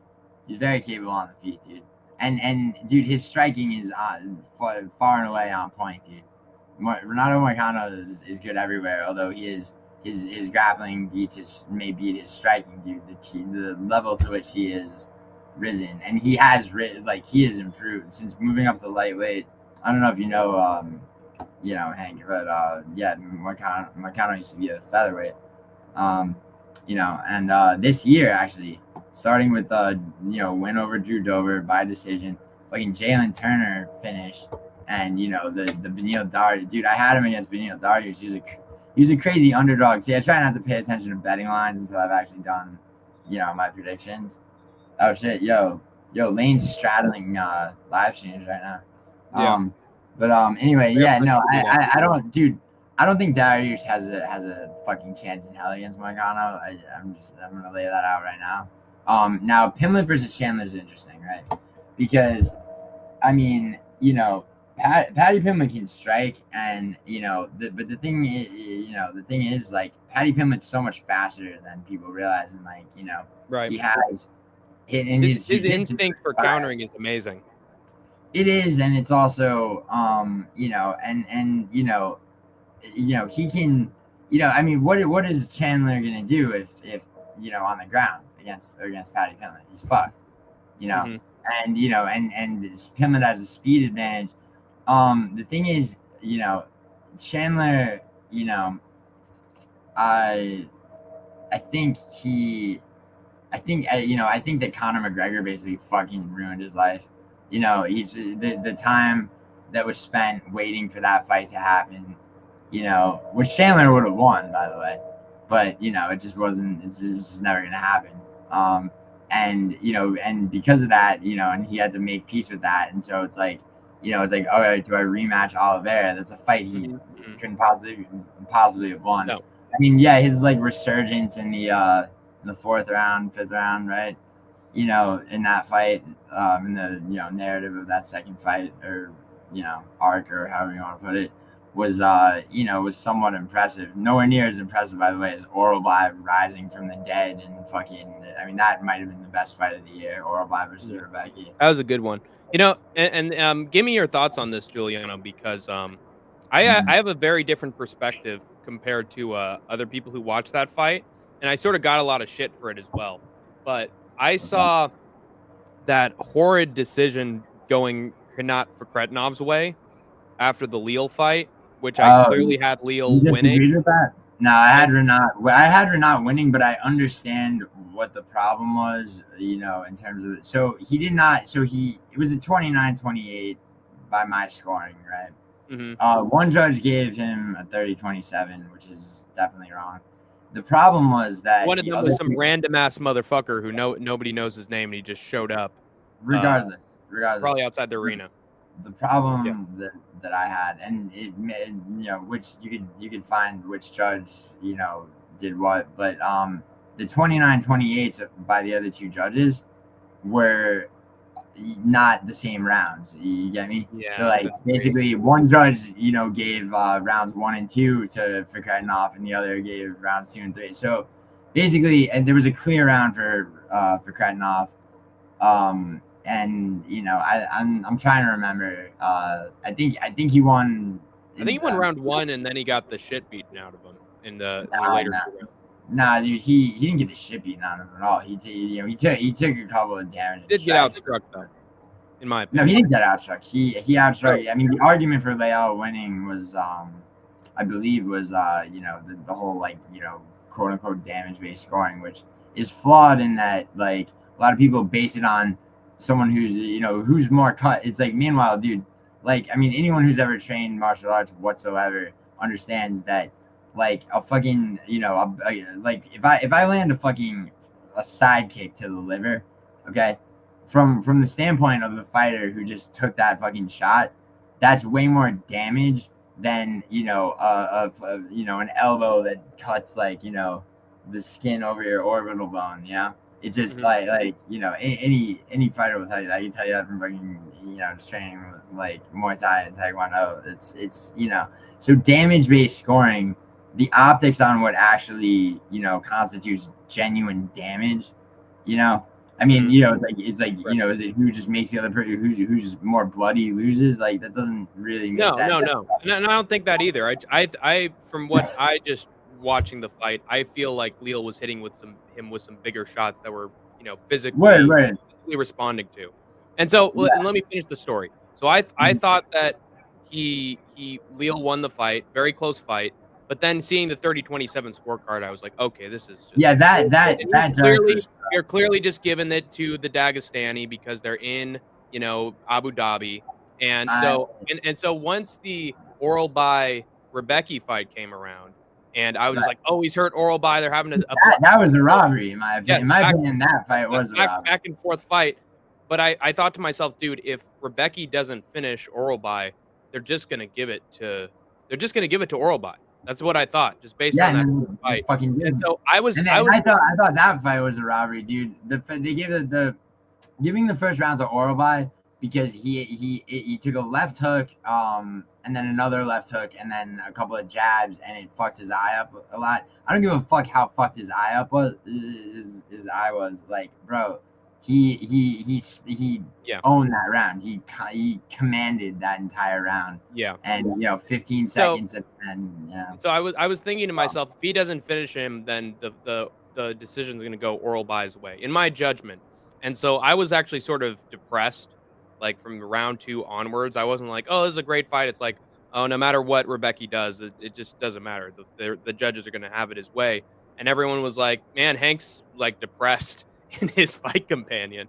Everyone was like, what is he talking about? This was a fantastic fight. He should be cheering and standing and applauding this. How dare he be, pessimistic about this whatsoever on an Abu Dhabi card. And so and to be fair, I was angry in this moment. I went too far.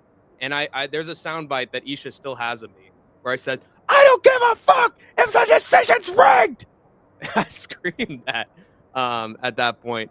And I went too far with that. I will say that. But I was angry about just the idea that no matter what he did, he wasn't gonna win the fight. And to my surprise, that was an idea that existed only in your imagination, though, right? I mean, you shouldn't let your emotions run so wild, probably, you know. Yeah, but I've seen Magomed Ankalaev knee Johnny Walker in the head and then not sound like he's lucid or knows where he is, and he gets a no contest instead of a DQ win against Magomed. And then the shit in Brazil with his leg is bleeding. Oh, we got to stop the fight because his leg is bleeding. I feel like there are a lot of fights that take place outside America that are just bullshit officiating. And I just assume that there's going to be some crooked shit, at least on a few fights per card. And so I just get pessimistic with it. How about, dude, the full name of my channel is Giuliano Argentine No Verbal Taps MMA, because that horseshit fucking loss that Junior Tava took to Johnny Walker's brother, they called a verbal tap. Right. He went, he didn't go. Yeah, no, what he didn't do is go, please stop, I submit. Submission. I'm tapping. The fuck. Right. The fuck that was a verbal tap. Yeah, there's so much. And that was in Australia. That was on the same card where they finally fired a corrupt judge who tried to fucking the Tuivasa Rosenstrike fight. Yes. Like, you know, tried to give it to tie 30-27, right? And bro, there was a card, I think it was 302, 3 different fights on 302. One that none of them were successfully hijacked, but went to split decision because of a judge. It was the first fight of the card, Mitch Raposo versus Andre Lima. Someone gave it was 30-27 clearly by 2 judges' scorecards, and in reality for Andre Lima. So one judge gave 29-28 to Raposo. The next one was Kopolov versus Almeida. Someone gave that to Almeida. And then the worst one was Strickland Paulo Costa, where some judge gave 4 rounds to Paulo Costa. The dude fucking Sean Strickland like shoved him around the octagon. They gave one judge had it for Marlon Cheeto Vera against Corey Sandhagen. That was a horrible scorecard. Sandhagen bullied him that entire fight. Dude, yeah. Although, and that kind of thing happens is fucking annoying.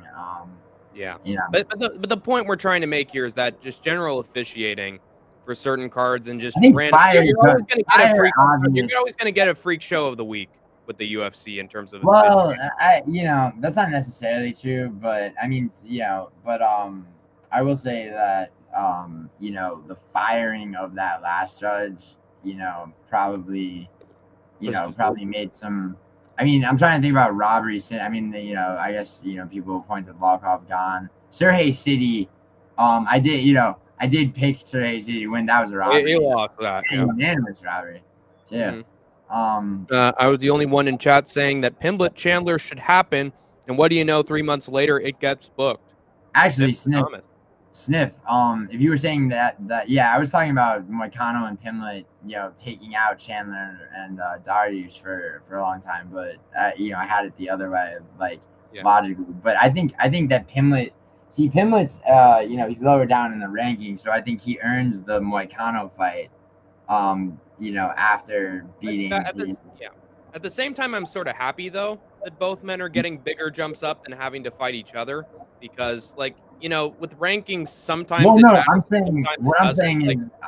I'm saying the fight against each other, doesn't come before each one gets a fight, in between, and the best fights, for that are Dariush and Chandler. So it's like, Do you remember that? Do you remember that Moicano beat Benoit Saint-Denis, and then I don't think he even went up one spot. He hardly went up. No, he did. No, he did. He went up a spot. But then he said on Twitter that I should be at number 6. Yeah, he wanted, because he went up to 11. He wanted to be 10. He wanted to do squared off shit where he wanted to get to 10 then fight number 5. Yeah. I mean, sorry, man. Get there. I feel like Paddy and Moicano are both great prospects, and I do want them to have movement. So I think they're both worthy of enough. They got it now, bro. I mean, because what is Dariush ranked right now? He's ranked here. Number 5, number 6. I think it's number 6. He's not 5. Number 7. He is 1 second. He is fucking no. Dariush is 9. Dariush is 9. Moicano is 10 right now. And Joel Alvarez just got ranked. That's dope, actually. Yeah. Pimblett's 13. So, Pimblett Chandler, I mean, Paddy got the better of that. Yeah. Now Gamrot though is still fucking Gamrot's still ranked 8th. If Moicano beats Dariush, they'll move Gamrot down and they'll put Moicano at 8. And that's deserved in my opinion. I'm gonna keep scrolling through this. Thoughts on Perez Ziam versus Mike Davis in the Saudi card? It was announced. Perez Ziam, they're both really good. Dude, he impressed me a lot. Ziam on the Paris card. In the Paris card. Yeah, that was that was he. I mean, I had him winning, but how he won was definitely impressive. Mike Davis is no slouch either. He like takes 2 years off, comes back, wins a fight in impressive fashion, and then goes away again for 2 years. Yeah, I mean, dude. I mean, Miles Johns. I was like, it's almost a shame that Miles Johns has to be on the chopping block against Felipe Lima. Yeah, because I mean, and he didn't look terrible for sure. I mean, I think Miles Johns is a really good fighter. I mean, he's fighting up a weight class. Yeah, he's used to having that confident face when he's winning. But now he was losing, and he was like, "Well, I can't cut the habit. Still got to have the confidence. Come here, I'm not done." No, you know a guy like that I fucking hate, that I really need to see, like, just devastated, and not just because he beat Rubelas to Spain. I made a short video about how Rubelas to Spain owes me a fucking apology because 12 years of taekwondo with one fucking idol in the sport. And then all of the, because of like fucking, 15 years later, and he's debuting in the UFC, and what a fucking debut. And then Cortez Acosta, it's like, fuck me, this is hard to watch. But then it's like, all right, dude, you got a 3-fight contract, you're fighting Austin Lane, bro. Do it, knock this dude out and keep drilling grappling, which is what you're doing, right? You're drilling grappling, right, Rubelas? Fucking Austin Lane, dude. Yeah. Fucking Austin Lane. Chad King comments actually for that, but anyway. Am I still banned? I was gonna say I trailed off, dude. Cortez Acosta, what you were talking about, like the taunts when he's barely he went to a split decision, I believe, against Arlovsky, and and he's like fucking mugging. It's like, bro, listen, you're not fucking Manel Cop against against Bruno Silva. Yeah. Am I still banned, little bro? I never banned you, Chad King. I did, however, time you out. Yeah, I was gonna ask you, dude. In my chat, Chad King saying because he got into we had a basketball debate on the think tank because often this news show can spiral off. Yeah, and dude, it's like 30 minutes to 40 minutes later, and they're still arguing about basketball. And now he's calling people, "Oh yeah, you're too young to understand what it's like to be a Jordan fan." Okay, little guy, you don't have to talk about basketball anymore. It's clear you're a novice, you're a rookie. And I sort of didn't like the way he was like starting to get angry with his arguments with people and belittling them in my chat. And so I just said, "Hey, dude, knock it off, man. Like, this is an MMA chat. Let's keep it going with like the news stories. All right. Like, we don't have to keep having this argument." And then he turned that over to my side. "Oh yeah, you're a pussy. Yeah, but I had this with you, and in No Chill's Discord, blah blah blah. Yeah, you're a little pussy, insecure." And then basically it ended with him saying, "Kill yourself, Hank." And so I was like, "Yeah, fuck off. Yeah, you're timed out. Fuck you." So bro, a lot of venom and animosity seems to start in that Discord, and I mean, it does. I got roped into some shit that I had no idea about, and I mean, you might know about that, and I mean, that's on my end at least. JVD and I've like squashed that, but like. That was a conflict that I had nothing to do with that I got roped into. But by the way, dude, just to be fair, Chad King is saying that he's saying that you hung up on Discord according to him. We had a back and forth early on in the Discord where we argued politics, obviously because I have different political views from like 90% of the MMA community, and I'm having an argument with him, and then at some point you're like, "Yeah, Hank the Tank, that's a queer name or gay name," and that, and then just like I told you, I said my grandfather was Hank the Tank, and he was a strong motherfucker, and he would have kicked your ass. And then he said, "Oh, your grandpa would have had a heart attack if he saw what you were doing right now." Dude, right away though, dude. Like, I mean, just me just being like, I mean, as soon as he said like your name is gay, like right away, and your response right there is like you're taking it personally. Instead of talking about your bringing up your grandfather, I mean, his name's Chad King, dude. Like it's like the fuck my name Hank the Tank is gay, bro. Your name's Chad King, bro. Like. Dude, like how, like, what do you look like? But like, I mean, if you treat it like that instead of, instead of letting it hit you like in a, I know, but it just piles up over time, and it's not just him; it's others. So I'm pretty much on the ropes whenever I'm in any Discord server. So it's just hard. It's hard. I mean, dude, you'll never see me in a Discord just because I don't fucking. I don't but man, Giuliano, I'm still there. Even after I once got banned from his Discord server, I got let back in, and I'm still there to this day. I've been a very I wouldn't want to say positive influence, but I've been trying to keep it subtle and be nice with people and just try to get something good out of it from here on out. So I'm actually I'm in a tame spot with the Discord at the moment. So dude, it's hard, but I always push through and I persevere, and I think we're in a good place now. Dude, there's like a man somewhere in like, I don't know, like Indonesia right now who's like, just has a life and does what he does, right? That I will never know or have any knowledge of, and vice versa. That's my relationship with the Discord. Yeah. Pretty much. You know what I'm saying? Exactly. Like, and not even you can't get upset over it. No, well, yeah, but not on my end, not even for any particular reason. It's just like I don't, I mean, I don't have time for so much shit. Like, but yeah, dude, I mean, I would say definitely, don't take things. I mean, if you let something fuck with you personally, bro, it's people smell blood in the water. Right. I mean, exactly. Yeah. So it's trolling, and some people just let out their emotions. Some people don't even mean it. Yeah. And it is true that some people bully or pick on people that they actually like. They have a little bit of respect for. Dude, musical MMA dude, musical conspired with fucking with a wide what I'll say is a wide array of people to convince me that DJ Aiden had come into the MMA YouTube community as an editor for MMA Guru, and I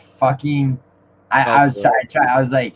It, like when he first told me that, like I was probably sleep deprived. I mean, but I mean, or fuck it, maybe I'm stupid. I had a full night's sleep. I don't know, but regardless, not only did I believe it, but like in my private life, like mental energy was spent trying to wrap my head around. I was trying to as well.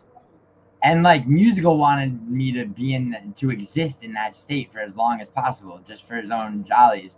And like, and Nocha, like, Nocha's like, Gio, I have a confession to make. Like, and I'm like, what? Like, what, dude? Like, what? And he's like, yeah, that DJ Aiden thing was kind of like, and Nocha fucking told me.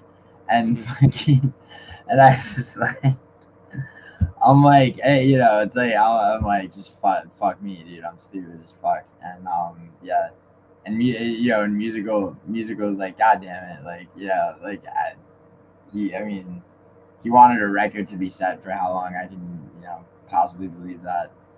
And I mean, now, and still some of it's not gone from my head. Some of it's still like, I see DJ Aiden like in my chat. And unfortunately, DJ Aiden can't make dinner for himself, much less a video. He's relatively young. And it's crazy, man. Like, well, I don't know if I think DJ Aiden is I think DJ Aiden has, it's just hard to tell. Like, sometimes he's very honest and straightforward. I've obviously like chatted with him enough that he's talked to me about private things in his life. So he trusts me.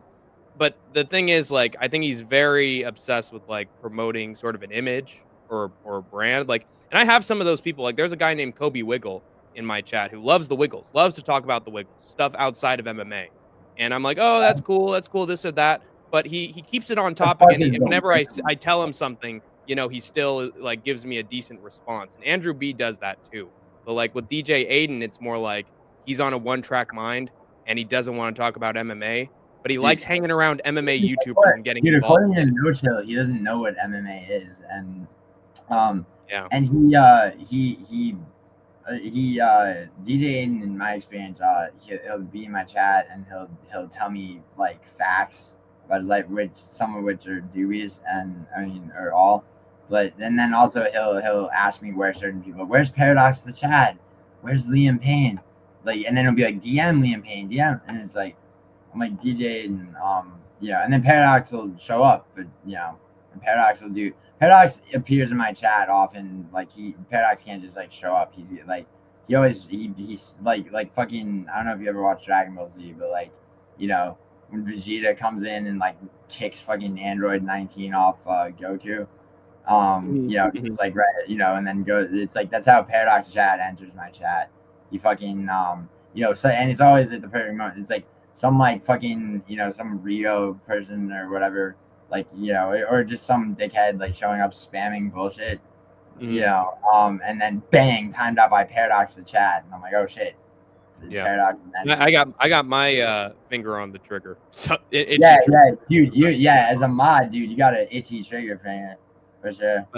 But it's usually when people are threatening you or mentioning your personal life or shit. That's I don't give a shit though, dude. Yeah. Like I mean, more often than not. I'm looking out for you, even if. No, I feel you, dude. It's like the thing is for me, it's like I recognize early on, you could say in having my channel, there was this guy Critical Eye MMA who started with me, basically in his sort of strategy that he had made in his own mind was clear, because immediately he was deleting comments from people that were negative, and on his on videos that he immediately cranked out 3 videos about me, and all this shit. So Musical hosted a debate between us, which hasn't aged well for him, because he wound up yelling to the point where he spit one of his teeth back out, and even more I'll say like entertaining than that is the way he casually put it back in. But the point being that like I guess I mean like I was saying about the First Amendment before, it's like I mean I'm never gonna delete comments negative. I might reply, but there won't be, and like, as far as like my live stream goes, it's like someone comes in my live stream and they're just coming at me. It's like, dude, there are a few people where it's like, I've just like talked to them and been like, dude, like what, it's like, okay, so you're saying like you're just saying shit to me. Like fucking, just like, venomous shit. And I'm like, dude, like dude, are you happy? Like, what is there? I mean, you're probably a kid. You think you're going to curry favor with whoever the fuck it is. Clown show when he had a thing against me or whoever the fuck else. Dude, literally a few people have been like, all right, dude, I'm sorry, you're a cool guy. I'm just like, and I don't need that even. It's just like we're all human after all, and and good sides. And I think that people who like manage, especially in online MMA, online YouTube sphere, where you basically say whatever you want and you're behind a wall and you feel like you can get away with shit. Word, yeah, and also the thing. But I'm sorry, Juliana. I got. Go ahead. Yeah, I have it on good authority that JDM versus Edwards is close to being booked. Yeah, I saw that comment, but like, what's your? I heard that JDM versus Usman was going to get booked. Yeah, dude. Like, I mean, he's right. I saw that comment. That's why I was like, because your thing wasn't switching. So ladies and gentlemen, and ladies, drunken boxing's awesome. He's a great dude. Always shows up in the live chat. Can Paddy control? Yes, absolutely. That's what I just said, dude. On the ground, drunken boxer, bro.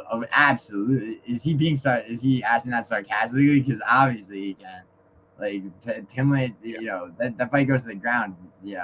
I mean, it's the end of Chandler, and I do mean. And I think it will be. It will be. How does it feel for everybody's taking Chandler's back, even Dustin Poirier? How does it feel for LeBron to be better than him? Oh God, here we go again. Yeah, I'll never scroll because I'm a real one. Yeah, I feel you. You don't got to explain, baby. It's your channel. Oh God, Sniff's doing a Dusty Rhodes impression at the moment because we love to Nice. swap Rhodes impression. You don't got to explain, baby. It's your channel. It's your channel. Hank the Tank, if you will, daddy. Good old Sniff. I really like Sniff. He's a very chill individual. Bro, Sniff is a fucking real one, dude. Like, Yeah. Sniff is definitely a real one. He definitely is in an interesting transitional period. So is Not in the AM, bro. DJ Aiden, not Fat Boys editor. News to me. Is this a call-in show? Well, I had Giuliano on because he had a take regarding the Paddy Chandler show. Also, Merry Christmas, Hank. Thank you so much, Darth Thesis. He's another loyal member of the channel. It's sort of cool. We're getting a lot of different people who are coming to the streams often. It makes me proud, and I'm having some very loyal people here. Aiden gets knocked on the door and a silver platter continues dinner. Is that true? I think that's true. I don't think he's even lying there. DJ Aiden is Paradox's AI alt. By the way, welcome to the Skate Tank army. DJ Aiden is Paradox's AI alt. Pisses me off. Too weird.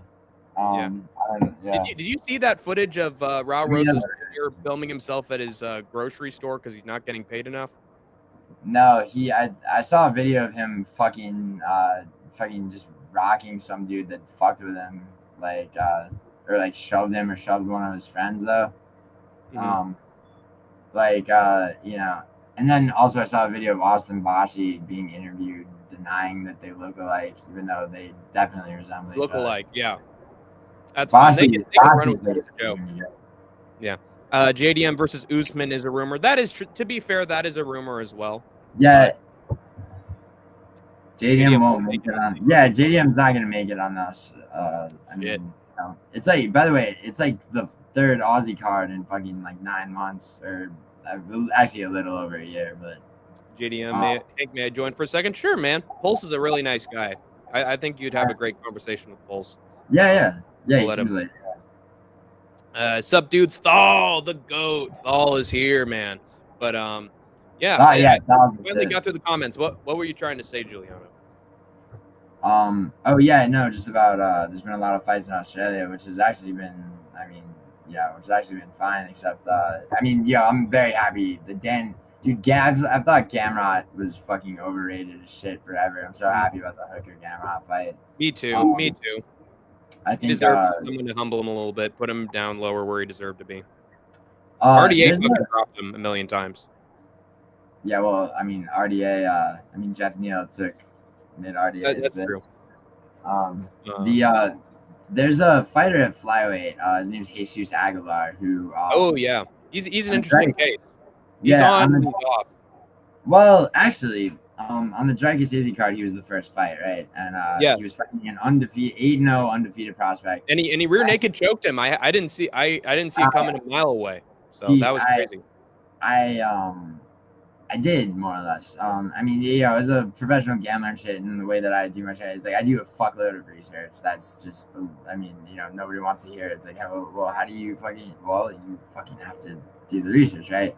And a lot of Rafael Estevin, what do you think of that fight?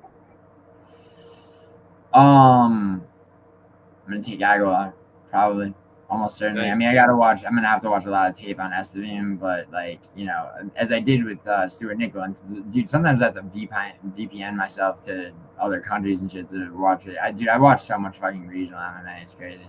But by the way, Pulse Reloaded is here. What is up, Pulse? What's up, dude? Hank Sinatra, what's going on, brother? I love that nickname, Hank Sinatra. Fly me to the moon. And then there's Luck Be a Lady, and he's done all sorts of freaking songs. I am doing all right, man. I got my Rat Pack, as you can tell. I got Giuliano Argenti on the right and Pulse down below. They protect Hank Sinatra. They're my gang. They help me in my musical career towards. Well, you're staying on Dean Martin to your Sinatra. That's. At least it's better than Jerry Lewis or fucking Lady. Yeah, I'm more like Jerry Lewis than Frank Sinatra, but I'll be Sammy Davis. I'll be Sammy Davis Jr. Yes, I guess that would, Hey, you're the greatest entertainer on earth, man, and we'll give you your replacement eye like Michael Bisping. I gotta tell you, man. Even the Rat Pack, like your references, it still amazes me that you know all these people. This is like, Pulse, I'll go band for band on references with Hank, dude. Like, ooh, hey, you got like a what, yeah. like 10-year advantage over me? Yeah, I mean, yeah, that's why. I mean, it wouldn't necessarily be fair, but yo, tell me which character in Reservoir Dogs he sounds like, and it's not one of the, like. I sound like? No, him. Or him. Yeah, it's not the main cast. Oh. Come on, you got this. Was Samuel Jackson in that movie? No, He was wasn't. not. Okay. Wait a minute. So there's the young brat who like gets involved. Don't stay away from my father. And there's the father. No, that's Chris Penn, dude. He's in the main. That's Chris Penn. Nice guy. No. So you're saying outside the Mr. Colors, right? I'm talking about, yeah, and outside, nice guy Eddie and fucking. I think there was some like transition scene like in the middle. No. He's a noteworthy character, definitely. Yeah. Well, I just want to interject real quick. So that was not a Tarantino film, was it? He was in it. It was his first big film. He had it at Cannes Film Festival, right, Julie? It was his first film at all. It sucks because I heard he has one left and he's gone. Hey, it's better than having none at all. I thought his career was over after Once Upon a Time in Hollywood. No. You didn't like that? Yeah. You didn't like that movie? I enjoyed it. I do think that I like the build up more than I did the end of it, to be honest. I take umbrage with only one scene. That, like, I don't care what, there's so much slander on Bruce Lee after he's been dead for many years, but like I refuse to believe that some stuntman picked him up and flung him into the side of a car. What you gotta understand is that Tarantino, there's two Tarantinos. There's the 6-year gap, right, in between Jackie Brown and Kill Bill, and starting with Kill Bill on, you get a lot more, like, I mean, he's basically given all the money he says he needs, and like, there's things like rewriting fucking history, which is fine because it's fucking Tarantino. Yeah, exactly. That's my biggest problem. There's often like historical revisionist Tarantino, but it's not real historical revisionist. Yeah, but like you could have this one slave who gets free, and then he frees his family from the plantation owner. That's awesome. Probably didn't happen, but it's like a specific enough like smaller example that okay, I could see this happening.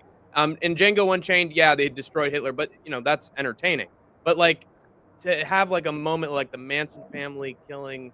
But why the fight? And the fact that they lingered so long after that is like, yeah, we did it, and it's so good that we did it afterwards as well. And I was just like, I don't know. It feels there's on the nose, and then there's like so on the nose that are like, okay, right in the face, I get it.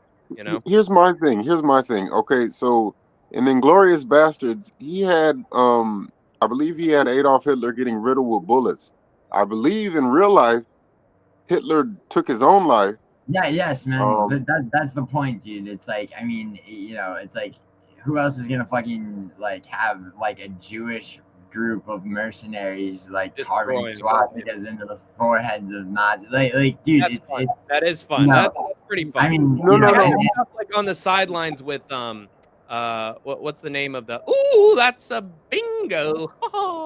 No. Here's the thing. I've heard in interviews he stands by his story. He's like, no. Bruce Lee. No, dude, no, bro. He's not. He doesn't believe that that's how things actually went, man. I promise you. Tarantino does not. He's not. I have heard. Listen, I have heard that Judo Gene LaBelle put him in a sleeper hold. I just refuse to believe that a random stuntman. It didn't happen. You're right. You're right, dude. It did not happen. You're absolutely correct. In reality, there is no random stuntman confronted Bruce Lee in the parking lot of the film set. That absolutely didn't happen. But like that's why it's such like it's like who's gonna have Bruce Lee losing this fucking fight or even just think of that scene? You understand? Like it's not and the fact that people were upset by that, like, is kind of fucking ridiculous. I mean, it's like it just doesn't make sense to be upset about. I mean, didn't Kurt Russell die right as that production was made, or like right after the movie finished? Kurt Russell's dead. Kurt Russell's alive, bro. It was someone else who was like an actor on the on the set that died. Like, Oh right no, I believe it was Luke Perry. Was it? I believe so. But I just wanted to interject real quick because I just wanted your thoughts on something. By the way, the answer to the question is, you remember when Tim Roth is practicing? Yeah, it was Luke Perry. So yeah, that you're right on point, Pulse. So fucking when Tim Roth in Reservoir Dogs is practicing, you remember the black dude who's also a cop that he practices the shit. Ving Rhames. No, not Ving Rhames. I said Reservoir Dogs. Ving Rhames, Marcellus Wallace, and Pulp Fiction. So he's practicing. Remember, he's practicing the fake story because he's an undercover cop. And he's telling the story about buying weed. His partner, the black dude, who's like fucking has the exact same voice as this dude. Oh, I think I know who you're talking about. I can't remember the actor's name, but he's like undercover cops got to be Marlon Brando. I can't do your voice, bro. But he's like undercover cops got to be Marlon Brando. You got to be a great fucking actor. You got to know every detail there, like that dude. Yeah, there's the Quentin Tarantino cinephile dialogue right there. I mean, pop cultural reference. Bada bing, bada boom. Hey, bro, I get that. Sorry, go ahead, man. No, I'm sorry. I was just gonna say, have you seen the movie? What was the movie with Vince Vaughn and John Favreau? They made like a couple Swingers. Swingers, dude. Swingers. Yes. Okay. So like anybody who's a film buff, you have to you got to know that movie, right? Yeah, dude. I'm a filmmaker. You have to know. Okay. Yeah, of course. Yeah, the 3 Clubs is. I'm in LA, dude. 3 Clubs is fucking 2 blocks up and avenue over for me, like where I'm at right now. That's the main bar that a lot of that film was filmed in. So what are you trying to say, Pulse? What do you mean? No. I will. So here's the thing, right? So I produced the podcast and I host my own segment on the stream and I do my own thing on my own channel. But I told you because I thankfully, shout out to Chris Moss, if y'all familiar with the MMA host. He got me the deal on Clash TV. Are y'all familiar with Clash TV? A little bit, yeah. A little bit. Yeah, it's a startup, sort of like Rumble, but I really got to thank Chris because prior to this, I was making no money from streaming. But so in my 9 to 5, I work at a liquor store, but to be honest with you, man, it's like it's fucking depressing me. So I told you, like in 2025, I'm going all in on like streaming. This is gonna be I'm trying to find remote work, but in any event, I can't stay at this liquor store. It's really like draining me.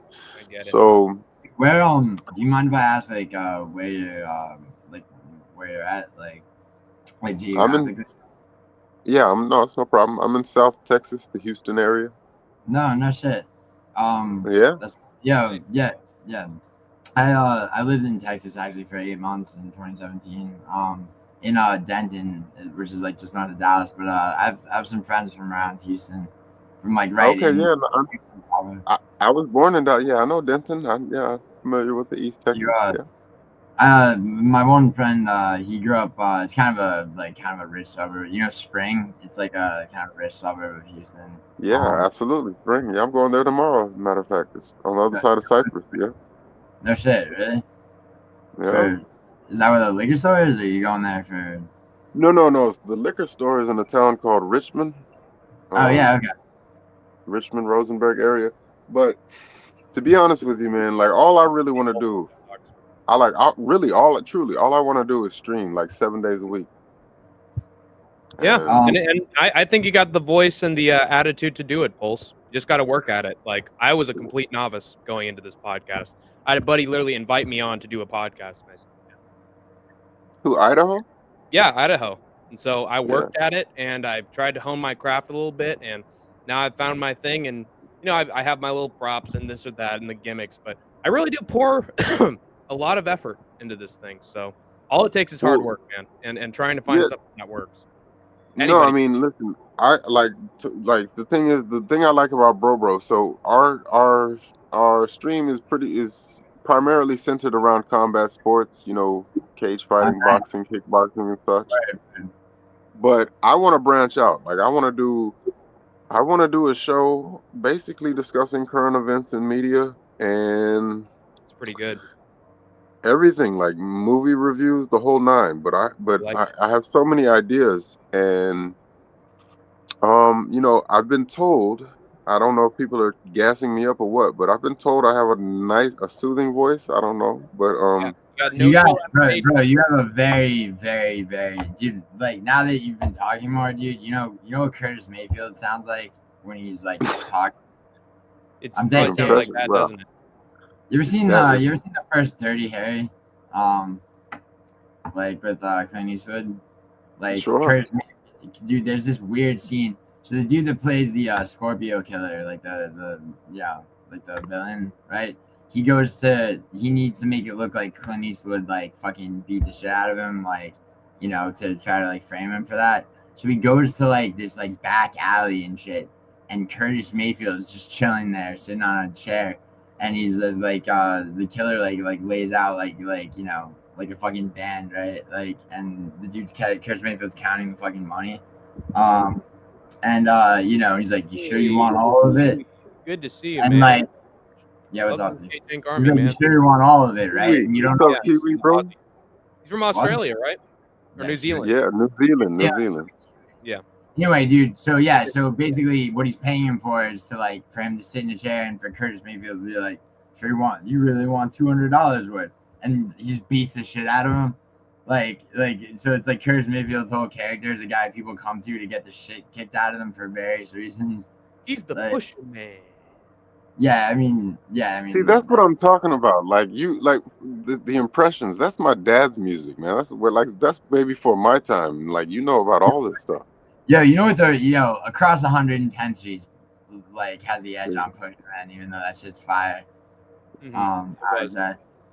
I I gotta move on up pre Kanye West edit and keep on pushing. Dude, see, that's the thing. Like, I don't know how you guys feel, but and I know it's cliche to say, but I'm really a fan of all genres, like hip hop, metal. Bro, only way to be. Only way to be. Dude, the thing is like about that, it's like, what's the most annoying question to be asked? What kind of music do you like? It's like, bro, ask me what kind of EDM I like. Ask me what kind of rap I like. Ask me what kind of fucking, It's like, don't be what kind of music. Because everybody has, even the ones who hate, you're right. The ones who hate certain genres have certain songs. Like, I like this song, So don't be completely broad. You can be specific. Everybody's listening to everything secretly. That's the thing. So like, I'm part of a metal online community, and I know you can't see me now. I'm just audible, but like I'll be in there and I'll show my face, and like people are so shocked. They're like, "You like metal?" And I'm like, "Yeah, is that surprising?" And they'd be like, "Yeah, we could have sworn you were a fan of hip hop." And I'm like, "Wow."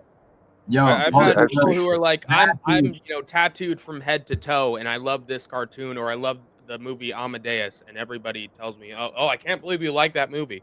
But people of all different creeds, dude. If you love something, you love something.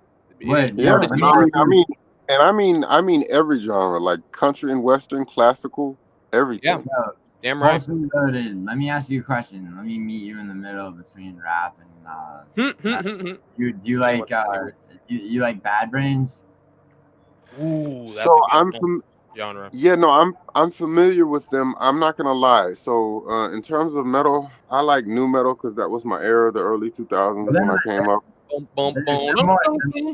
They're more punk than metal, but no. Yeah, absolutely. I like punk, ska, all that. So I can't, I came up on like Dude, punk is my shit, like actual punk. I'm talking about the Germs, Buzzcocks, Stranglers, shit like that. I love Golden Brown by the Stranglers is awesome. I mean, my knowledge, I have extensive, like No Effects, 7 Seconds. Bro, No Effects is fire. So yeah, definitely word. By the way, Giuliano, I've noticed a trend of Russian fighters coming out to the Stranglers Golden Brown sometimes during like Russian shows. Dude, Golden Brown might be their most like kind of pandering song in the sense that it's like, yo, what's this song about? It's about fucking dope. It's what's the funniest thing to me? What's the guy's name? Bear Drew, the middleweight in the UFC. Paul Craig? Yes, Paul Craig. Dude, his walkout songs are getting more and more obscure by the day. Like he came out the last time to Hanson Umbop. Wow. One time he came out to Shirley Temple's Good Ship Lollipop. Like I don't know if he's doing this. You know, he No, was 'cause, you know, he was one of the early MMA athletes who subscribed to the Guru, like 2019, 2020. Dude's a man of oh culture. really? Dude's been around. He loves everything. Despite No, that no, but it's Scottish accent, you know, I'll kick your ass, boyo, and I'll show you what a real man is. Oh, you don't know about it. You know, he sounds like the Scotsman from Samurai Jack. But that dude is a man of culture. I'll tell you that much. it's just funny to me because usually you would typically think that somebody would come out to some hard shit, you know, to sort of like pump them up because they're Scottish shit, like, you know, The Departed for you know, nah, yo, like anything. Like I've always said, like to me, if I would, my walkout music would probably be some DMX or something to get me in the mood. You know, I'm about to lay somebody out, so I want to, you know. But he came out there to Umbop, and it's like, it's the funniest thing ever. Like that's the weakest. One of my favorite unorthodox entrances was Tom Aspinall coming out to Sting's Englishman in New York when he went to New York City. I'm sorry, yeah, that's a little gay of him. But bro, really? you know, so I have a friend, post reloaded. I got a friend. Aspinall's his choice. Anyway, keep going. Yeah, I got a friend, my friend John. He's a professional MMA fighter, right? And I mean, you know, he should be in his next fight will be in LA. But dude, he came out like his first fight that he had, which he won by fucking first round knockout, fucking ground and pound. He walked out to fucking Chief Keef. That's the shit I don't like. A bitch nigga, that's the shit I don't like. Just like walking out there and just with this look of like fucking like there's no tomorrow, like somebody's gonna die. And like, you know, it actually had the effect on his opponent. Not Jonathan Hughes though. Right. This is a funny from Kiwi. Why can't we be friends? Why can't we be friends? Is the best walkout song ever. It's definitely a great ironic entrance if you want to come into the cage, because in a sport full of destroying someone and knocking their teeth out, nothing but sportsmanlike respect. And by the way, guys, hey, listen, it's been 2 hours and 12 minutes. I'm the host. I got to take control of shit again. I'm sorry. Yeah. Juliano, I want to hear your concluding. Wait, what'd you say? I said I'm proud of you.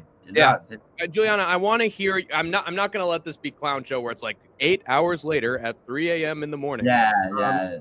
Juliana, I want to hear your concluding takes because I still got some MMA news to go through. What are your concluding thoughts on Paddy versus Chandler being booked? Like, what's something you haven't said yet that you can finish things off? So I mean, I think that Pimblett was, I mean, you know, first of all, it's like I think he got a lot of hate for a fight that I don't think was a robbery against Jared Gordon, and you know, and then you know, people were still giving him shit. I mean, anyone who fights Tony Ferguson is going to win at this point, and so that wasn't looked at as particularly impressive. So I think they took a chance on him with you know, with Bobby Green, you know, and fucking, you know, Dana White and everybody else is sitting there being like, all right, this better be at least like a fucking, you know, Bobby Green better at least make this interesting. You know, there were a lot of doubts about him, right? And you know, there's like one of the most like, you know, like he knew that was a moment, like a make or break career moment, and he fucking rose to the occasion. And so, you know, on the strength of that, I would say that, you know, he says he's ready for, you know, take all comers type shit, right? So yes, give him Chandler. You know, Chandler, on the same token, Chandler has made, you know, a pretty callous mistake, sitting tight, waiting for Conor McGregor. And, you know, how much of that was under his control, honestly, is probably more than people think. So I'm going to say that, you know, as far as picking that fight, I think Pimblett has him. And I think, you know, he definitely deserves it. And I think, you know, and I mean, Chandler at this point has to justify his fucking worth. So, you know, like, I think everything about it. Motivational speeches that he has. Oh my God, dude. Bro, seriously, like, I mean, one thing about, MMA Guru's fucking impressions of like when his adopted kids are grown up, like, I don't want to hear that shit. Like I love it. because it's just, I mean, you know, he doesn't look good, man. He doesn't look good in any aspect of things. Like, you know, at least, Ian Gary, you know, I mean, in the bedroom might be a fucking, you know, pathetic hug or not, but like in the octagon, Ian Gary fucking shows out. Like when it comes to, you know, Chandler, I mean, he talks a big game and then he never backs it up. And I hate the fucking t-shirt shit. Like, you know, like there's no, you know, whatever the fuck he said. I haven't watched his motivational shit for obvious reasons, but like, if you can believe it, you can achieve it. Conceive, shut the fuck up. He said, you know, you get a 10-pack of t-shirts that say any one of those things for fucking 99 cents. Yeah. So Pulse Reloaded, what is your thoughts on the fight? Who do you think is going to win that if that is in fact booked? Well, first of all, I didn't even know that. Like, so that's been confirmed. That's happening. Paddy said, "See you at the top" in his most recent IG short, and said that he has already agreed to a fight with somebody. It's just whether or not they signed on the dotted line. So he is very much indicating that it's going to be him versus Chandler. Well, I gotta say this, you know, I felt like, you know, he kind of got exposed in that fight against Jerry Gordon, but since then, you know, he certainly leveled up in life. Like Bobby Green is no slouch, you know, and especially the way he took him out. He looked like a pro on the feet and on the ground. So I mean that's to backdoor the Kukui fight with a fight against Bobby Green. He's certainly working his way up. I'm just gonna say it, like out of all the top flight prospects in the UFC, him, Raul Rosas, Bo Nickel, I think he has the least chance to ever touch gold, right? Wow. Well, I don't know, man. I honestly don't give Bo Nickel that much of a shot to win. Yeah, I mean, the thing is that one thing I will say, man, you know, I know why you're saying that, but at the same time, if you think about it, right? I mean, any fighter that really does show a marked improvement with each successive fight, I don't think you can count out of things. And by the way, when you were listing off prospects, I mean, you know, Peyton Talbot's definitely in there. I would say.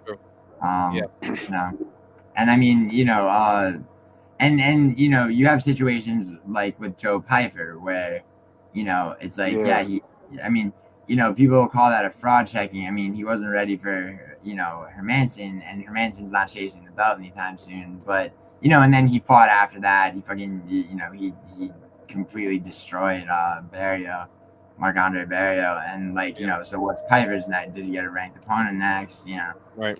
I mean, I think we never know. You're so right. You're so right about Piper. I could have sworn when I first saw him, I'm like, this guy's gonna be a future double champ at both middleweight and light heavyweight.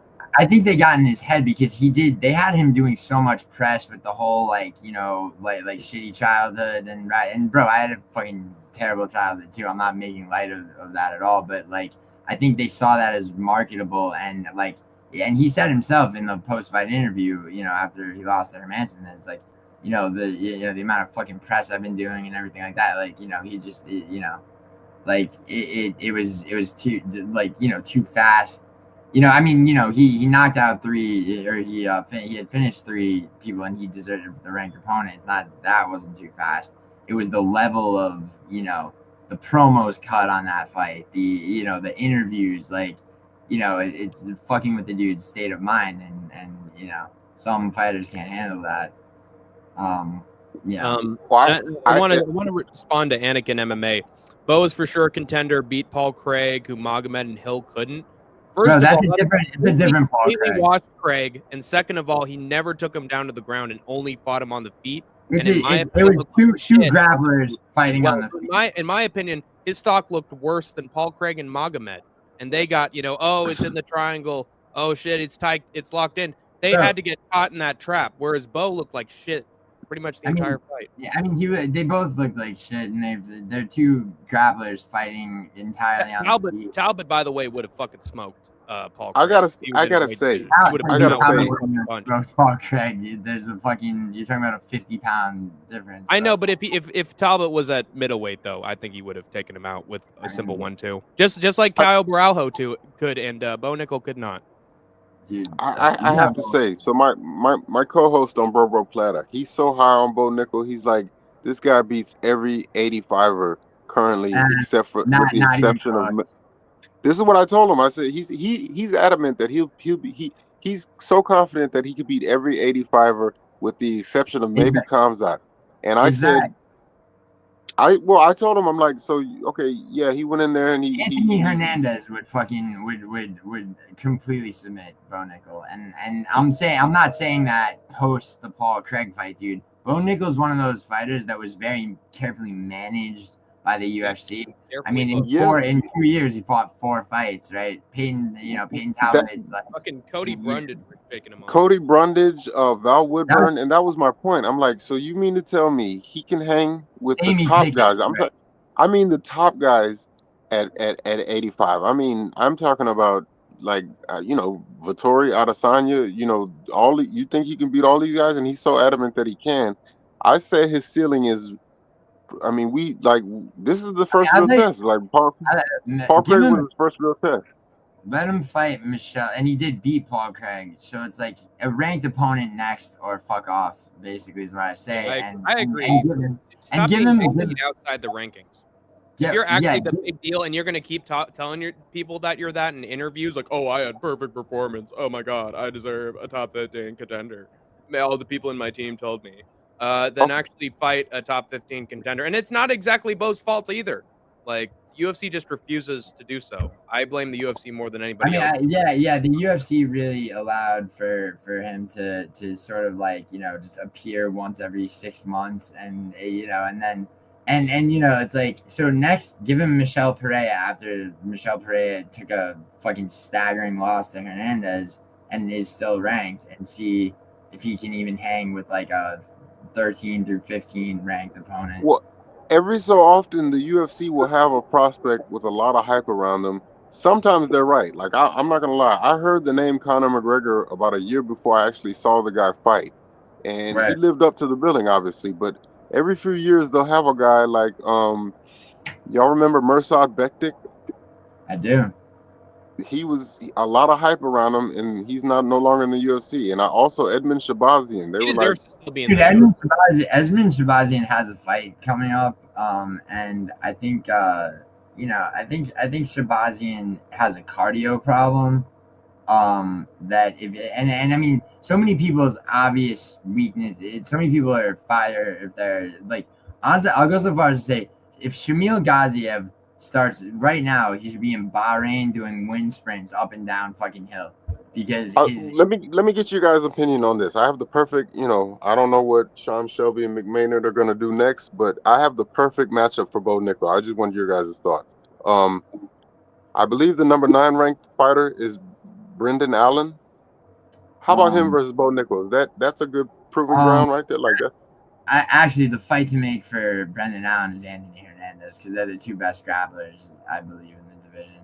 I would say, I don't think Bo Nickel should get either one of them. I think he should get a lower ranked, after the Paul Craig. I mean, maybe if he had dominated Paul Craig with the first round submission, possibly he gets Hernandez or Brendan Allen. But I think that he better get a ranked opponent, because it's time for. How about is Delize ranked currently? Roman Delize? Oh yeah, he is. Yeah, Delize's. How about him? That's interesting. That's an interesting fight. He just beat Kevin Holland. And I mean, I think honestly, a Hermanson or honestly a good matchup for Nickel as well. Rodolfo Vieira.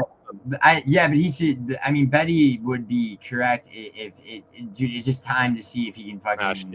If he belongs ranked or not. I think that He'll say it again. He's booked already. Anyway. Yeah, he's booked against Malkoun, and I think Malkoun is a prize. I think Jacob Malkoun, by the way, is a guy that gets. Cody Brundage has like wins by disqualification. Malkoun's one of them. Cody Brundage is fucking ass, by the way. But Jacob Malkoun. Let me just Hassan would have destroyed him if not for that elbow to the back of the head. He would have put him out eventually. Yeah. Let me just ask you guys this. True or false, by the end of 2025, Bo Nickel at least fights for a UFC title? No. title? Not bro, a belt. He's been babied so much. He's not even going to get close to it. He's going to be at most top 5. Literally, not if the entire middleweight division gets popped for fucking steroids or other crimes and shit outside of in their private life, and like half the ranked fighters like are imprisoned for independent reasons. Does Bo Nickel fight for the belt? Like, he'll get a ranked opponent next. He better. That's all I'm wondering. Like, what is his ceiling? Like, okay, perfect example. If he fought Jared Cannonier tomorrow, who wins? Well, that's an interesting question, because here's the thing, right? That could MMA math doesn't work, and I mean I know Paul Cannonier never fought. But Cannonier, it's the same thing. You get fighters who get up, get to be 40, 41, 42, and they either are a Glover Teixeira 41, 42, or they're Tony Ferguson for it. If you get what I mean. Sure, but you do realize that Cannonier is the last guy to beat Sean Strickland, and it wasn't that long ago. I do realize that. However, to my point, right? But like, do we know if Cannonier, because the Imavov fight, was an early stoppage, right? Had they let that fight keep going, Imavov would have knocked him out. Like, possibly, I agree. Okay, better question. Sorry, really quick. Caio Borralho, versus Cannonier. Now, Caio Borralho, like, could have grappled with Cannonier, and Caio Borralho really tested himself on the feet, which I thought was like a stupid thing to do until I saw that he had been working on his striking, right? Jared I think RoboCop does beat Jared Cannonier. I think he schools him. Yeah, well, that's not the question.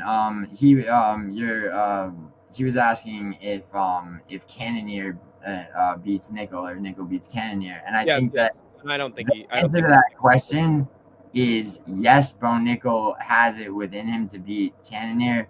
He needs to. Now, Cannonier doesn't have Chris Curtis's takedown defense.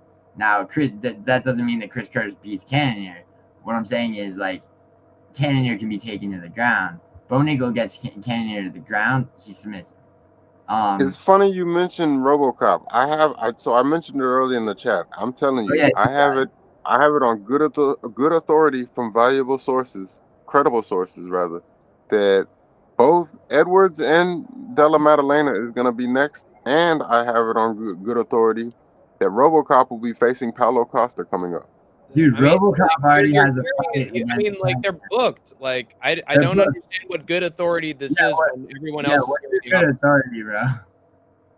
I'm not at liberty to share that. I mean, obviously, like, I have an insider in the UFC as well. I have a buddy. Okay, so I've been good friends with Nina. The Nina I'm talking about since 2009, since back in New York. So like, now is she necessarily privy to like fights before they're made, like way before they're made? Not necessarily, but so I'm not saying like that, but like they're maybe pay-per-view things like that, right? But dude, like I gotta tell you, like, I mean, when a fight is made, right? RoboCop's booked. He's booked to fight. I don't understand that. You don't understand the matchup? Are you saying you're friends I just with don't understand him hearing that from someone else when literally someone's booked. Like, I'll take one Google search. That makes no sense. But basically, I'm sorry, guys. I got like a bunch of news stories I have to get through, and it's like 2 hours and 30 minutes. I think now, guys, you can stay here if you want, but I have to go through my news stories, and then it would be cool to get you guys' takes on it. Yeah, go for it, man. Okay, so we got to get to the next news story. I'm sorry to be insensitive, Pulse. That would mean to me a little bit to say it. It didn't. Why do you have that narrative? Is there someone that's legit trying to tell you in their heart of hearts that he's booked against someone else? Yeah, are you asking me that? Yes. Yeah, I would like to know that. I mean, I'm not putting you on blast. I just want to know, like, say. I cannot name my sources, but I'm. Can you name what he does? Like. Yes, he is a journalist. Oh, well, that's very trustworthy. And if someone posts something on Twitter, it's gospel. Well, that makes a lot of sense. Anyway, let's get to our next news story from the MMA journalist Hank the Tank. I wanted to mention, and Giuliano's angry that I'm read off my phone when I'm doing the story. No, I'm not angry. I was curious before. Oh, okay, got it. Sorry, Yeah, I'm just saying. All right. The disrespect shown toward Morab Dvalishvili by the UFC has to stop at this point, in my opinion, because it's getting ridiculous now. On top of allowing Umar Nurmagomedov to post photos on social media of him with the guy who harassed Merab after Aljamain Sterling's loss at UFC 309 with no consequences, no warnings whatsoever after all that puppeteering, company security is now preventing Morab Dvalishvili from entering the UFC PI or Performance Institute while Umar Nurmagomedov is training there. The UFC bantamweight champion posted on his Instagram a vertical video of himself stating that the PI security told him Umar was in the building and they wanted to protect him. Yeah, but not from Umar. Just anything that would affect Umar not having a perfect training camp and winning the belt for Merab so the UFC can make more blood and oil money from Saudi Arabia in the gang. Isn't that right, Dana and Hunter? Right, Turkey? Merab then said that he was supposed to use the PI to recover from an injury, sign cards, and have lunch with his friends. The UFC is literally stopping him from recuperating after an injury at the PI, which can easily affect the fight as well. How low can this company sink? Umar versus Corey, Kron Gracie versus Bryce Mitchell, Kuniev versus Blades, and now this. The UFC is a disgrace of a sports organization, if you could even call it that anymore. This is how you treat your bantamweight champion. Worse than the on PED's cash cow challenger with the last name Nurmagomedov. What else is new? Should have moved up to featherweight Merab after seeing the way the UFC was treating your boy Aljamain as champion. Disgusting conducting of business by the UFC or the PI at the very least. Now I'm rooting for Merab 100%. Fuck that privileged little snot Umar, his whole team, and anyone associated with him. So basically, Merab got kept out by security. It was like, oh, Umar's training, so you can't be in the same place. We're just making sure that nothing happens, you know? And I just have a hard time believing that when he schedules for the PI to recover from an injury and this bullshit's happening outside the Performance Institute. It's very strange. What are you guys' thoughts on that? I think it's bullshit, in my opinion. Okay, so really quick, you said a lot of things, right? Yes, I did. So I do think definitely that Merab, who patiently waited for his title shot, right? Yeah. And including, letting O'Malley get that layup first title defense against, Vera, and is now, doing O'Malley, it's like, I figured, the very Tim Welch, manipulated sugar show train, maybe they might give that one last shake and do an immediate, a rematch for O'Malley, right? The thing is that, I mean, on the one hand, it's like Merab's first title defense against of all the fucking people. It's Umar after he gets the big jump up when he's not even ranked against or ranked at number 14 at least against Corey Sandhagen, that's a controversial fight as well. I don't know if it's a controversial fight. I mean, he won pretty fucking clearly. Well, no. I don't mean in terms of the fight itself. I mean in terms of the matchup. Yeah. I mean, who else are you gonna give him? Honestly, but anybody in the top 15 other than number 2 or number 3. Well, just to delay the obvious. The guy was clear. But anyway, it's the same. Still Dagestani privilege. Still with Kuniev versus Blades. I can't say. Oh, in your heart of hearts, it was so they knew it. They do this to all. Yeah, but should Chimaev not gotten Whitaker? I mean, look what he did. I mean, the potential is there. Why would you? Well, yeah, he was number 1 in another, weight division. So I can understand him being the echelon of the sport in at least one division. Okay, that's at least an excuse for him to take on a top guy since he's known. He's a tough guy. He's going through everybody. Wow, this is great. He's in the rankings, beating ranked guys. And Umar knocked out one Marioni Barcelos. I'm pretty sure Peyton Talbot could do that easily if he wanted. He would. Peyton Talbot's actually supposed to fight, But Peyton Talbot wouldn't be given Corey Sandhagen, would he? Well, he will be given a ranked opponent after depending on how he. Yes, but will be number 2 Corey Sandhagen. It could be somebody like higher up the rankings than you think. Yeah. Dude, I'm sorry, bro. I just don't think it would be number 2. I feel like it's specifically because he's got the last name Nurmagomedov. They made that matchup. Bro, that Dagestani privilege thing. I mean, they simply, a lot of the ones that get accused of being, recipients of Dagestani privilege, really like Peyton Talbot's not Umar, bro. It's just not like that. But no, the skill level is there to back, certain things. However, would they have done it if he didn't have the last name Nurmagomedov or wasn't Russian? If he had the skills of Umar without the affiliation, the exact same fights, having gone the exact same way, but his name's Hank the Tank, fucking whatever, right? Hey, Pulse, what's going on, man? I could have at least said goodbye to you. Oh well. Shit. Did I Maybe the phone died or so. Oh wait, private chat. I must exit, but thanks for the vote of confidence and Merry Christmas to you both. And remember, only you can prevent forest fire, says Pulse Reload. Yo, Hank, tell him I said sorry if I was over talking him. I tend to do that, dude. And, it is your show. Black Betty actually said recently, Betty's gonna fuck with me hard. Yeah. I understand, Hank. One time I was chatting with Juliana on the phone. I fell asleep and woke up 20 minutes later. He was still talking. All right, to be fair, that never happened, but or else I'd be able to do an impression of Bull Black Betty's effete, Midlands accent from the UK. But yeah. It reminds me of Joe Rogan, that copy and paste of Joe Rogan interviewing the knocked out fighter when he's on the campus. What did you think? Incredible performance by your opponent, right? Dude, yeah. About that too, it's people have a problem with Neil deGrasse Tyson's appearances on Joe Rogan's podcast, which I don't understand why they do. They're like, oh, it's gonna be the deGrasse Tyson show with Rogan as a guest, and it's just the conversation that he's having is substantive. I'm not gonna compare myself obviously to that, but dude, I know if I can talk too much, but so I try to keep what I'm saying substantive. I really I didn't mean to. No doubt. That's why people can listen to you for hours, is because what you have to say is actually important. For sure, but also, that's not to say that you are a marathon man. I will say that.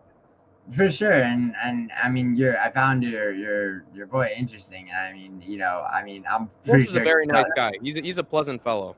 No, yeah, I'm always happy to have him on the show. Yeah, and I'm fairly certain he doesn't like me right now.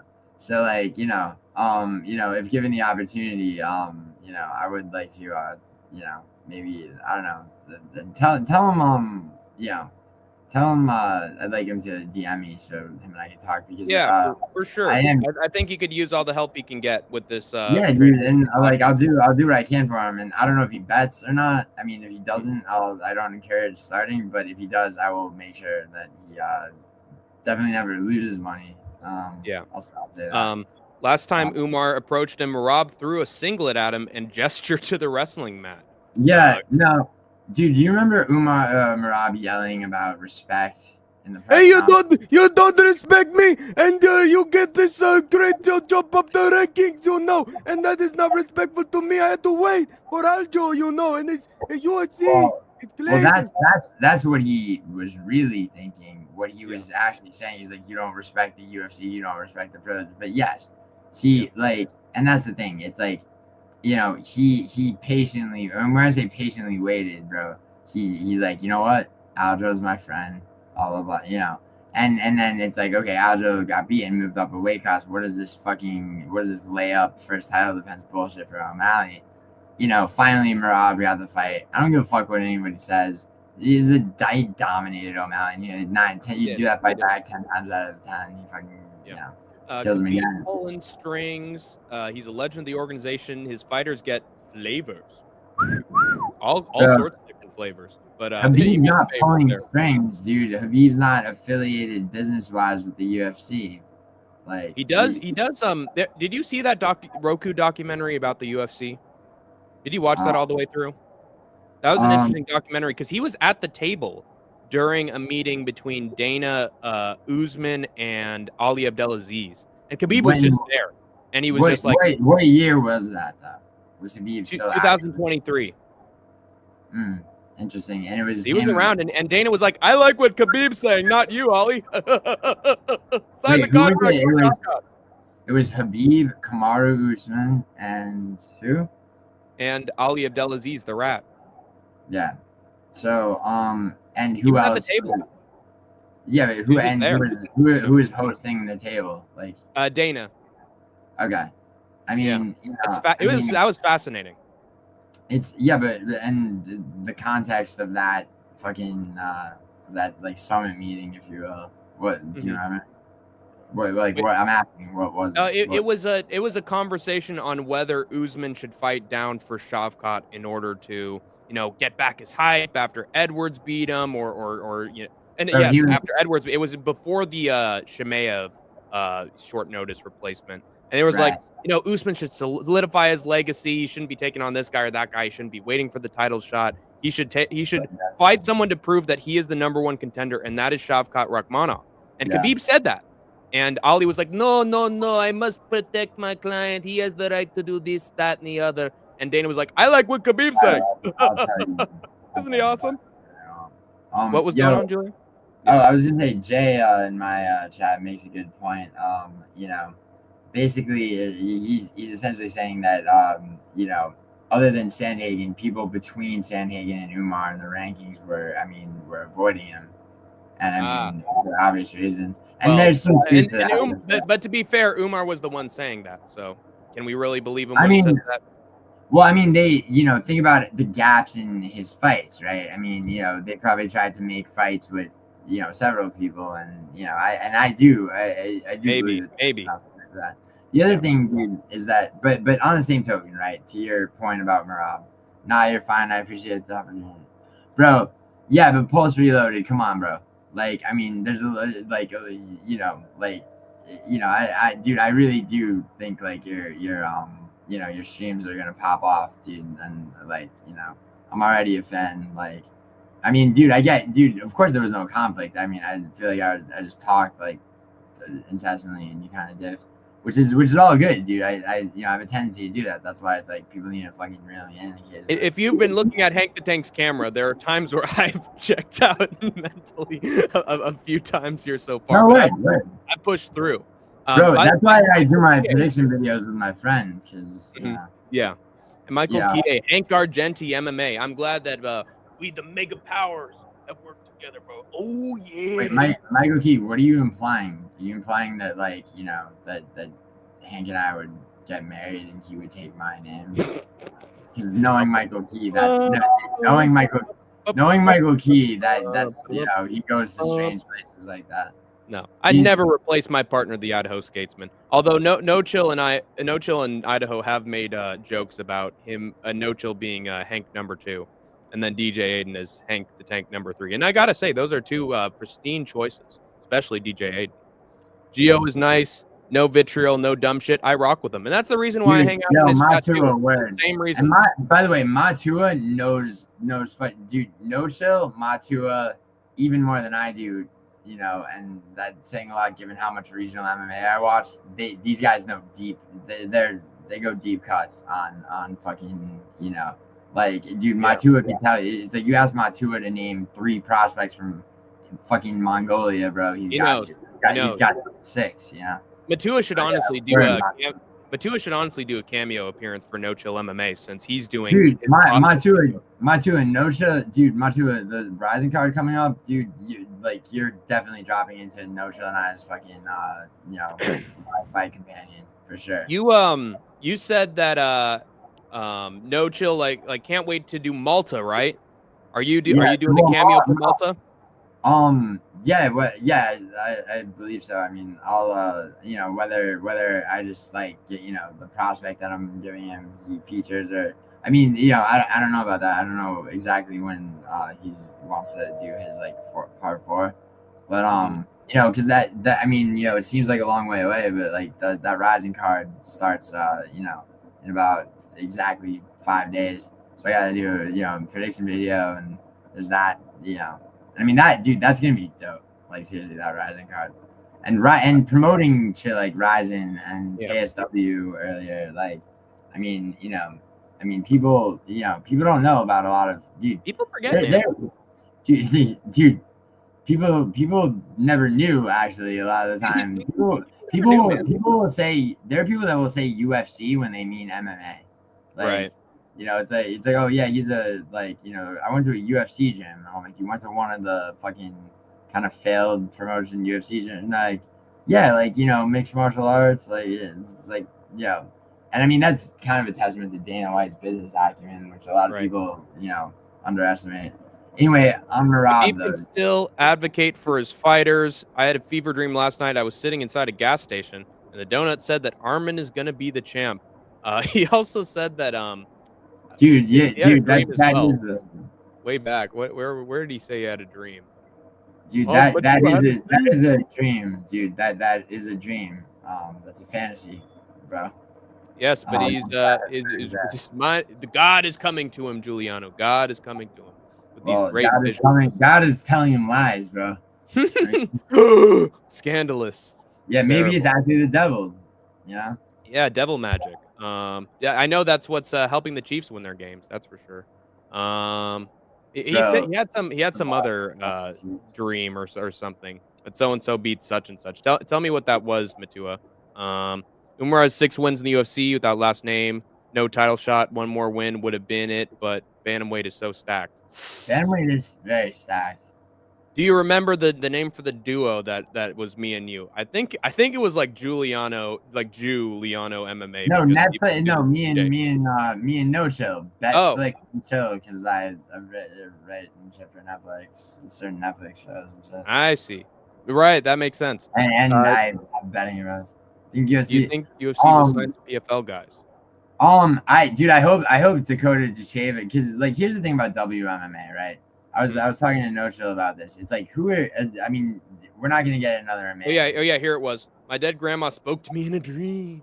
She said that Ilya is the backup fighter for Islam Arman. That's not true. That can't possibly be true. But his dreams told him, Giuliano, and and in movies, the dreams are gospel. Let me tell you. Okay, so to his question, I mean, yeah, dude. I mean, I think that definitely. I mean, you see people like. I mean, usually it's people that have lost about like RDR coming from one fight championship. And like I mean, who's come from PFL? Like that's really. I mean, I think so like I think MVP coming like you really do see that the UFC people are like, oh, is UFC really top shelf? Like blah blah blah. It is, and it is. And you see that with Michael Venom Page. Michael Venom Page permanently disfigured somebody basically with a flying knee. And his debut was a very close. If Kevin Holland has a tendency to rage quit, in the third round of a fight. Yeah, right in the middle of the fight. That's when he did it. Yeah. With that, and yes, Michael Venom Page has feints and shit. He was scared for his life with Ian Gary's fucking arm wrapped around his neck in the first round of that fight. Gary decided to showboat in the second round and allow Page to just strike him and to prove that he couldn't be hurt by him, which cost him the second round. But I mean, that fight was, it was free eats for Ian Gary. And and who's Page about to fight? He's fighting up a weight. Shara. Yeah, he's gonna lose to Shara. And one thing about Shara, you want to talk about daddy family privilege? A case for that is Shara. Definitely Shara. Right, his opponents were, dude. No Chill's my little brother. He's going straight to the top, Monsieur. Dude, yeah. So Shara's opponents have been managed and picked carefully so that like he, it's like okay, like first of all, only Satan knows what happened in this room. By the way, Antonio Tricoli fucking issued a libel claim against me for one of my prediction videos. Really? I swear to God. For an offhanded joke I made where I said like I was like, other than domestic violence, Antonio Tricoli can't like hurt anybody or some bullshit like that. Like, hey, it ended up being true, didn't it? Word, but you think got absolutely destroyed after Shara Bullet. Didn't he get smoked by Ebo Aslan? Tresean Gore. Yeah, Tresean just guillotined him in a minute. So yeah. Wow. But yeah, dude, I think hit someone yet. Dude, Shara, I mean, you got to see Petrosian was handpicked to lose to Shara, but you have to give him that back-to-back, spinning back fist. knockout. I mean, his fight IQ and reflexes are very. And he's not gonna, dude. He doesn't know what feints are, dude. He can't even fucking see, dude. No, MVP's got 9 hits. Technique's crap. Yeah. And MVP doesn't walk around. He couldn't walk around at more than like 200, 205, if that. You know, like the NFL fighting. Yeah. I'm talking about MVP. So fighting up a weight class, you know, he's fucked. And and he was supposed to be this fucking hot prospect coming in off another promotion, former champ. I expect Kevin to beat him. This is because I had that much faith in the UFC caliber guys. And right down the line, but he did school Holland because he has that quitter's mentality. He didn't necessarily school Holland, dude. That was a close enough fight. Yeah. He still figured it out, though, in my opinion. I mean, I think Holland bit on the feints. I don't think Holland should fight it. Holland, see, I have a whole thing where I really don't believe in going up and down weight classes unless it's a permanent move. You know what I mean? Unless it's a permanent move. And fucking Holland does that a lot. He alternates between weight classes. And, you know, at 185, dude, his fight IQ is so on point. He got put on his back by Oleg Sachek and turned it into Antonio Tricoli. Thal. He really did do that. And I took down the video, cut out the 4 seconds, and reposted it. And no more fucking libel. Petrosian was a great win for Shara. I didn't know that. Yeah, Petrosian, though, I mean, being taller with a shorter reach and all of that, like, you know, and yes, he beat him in kickboxing years back. That's true.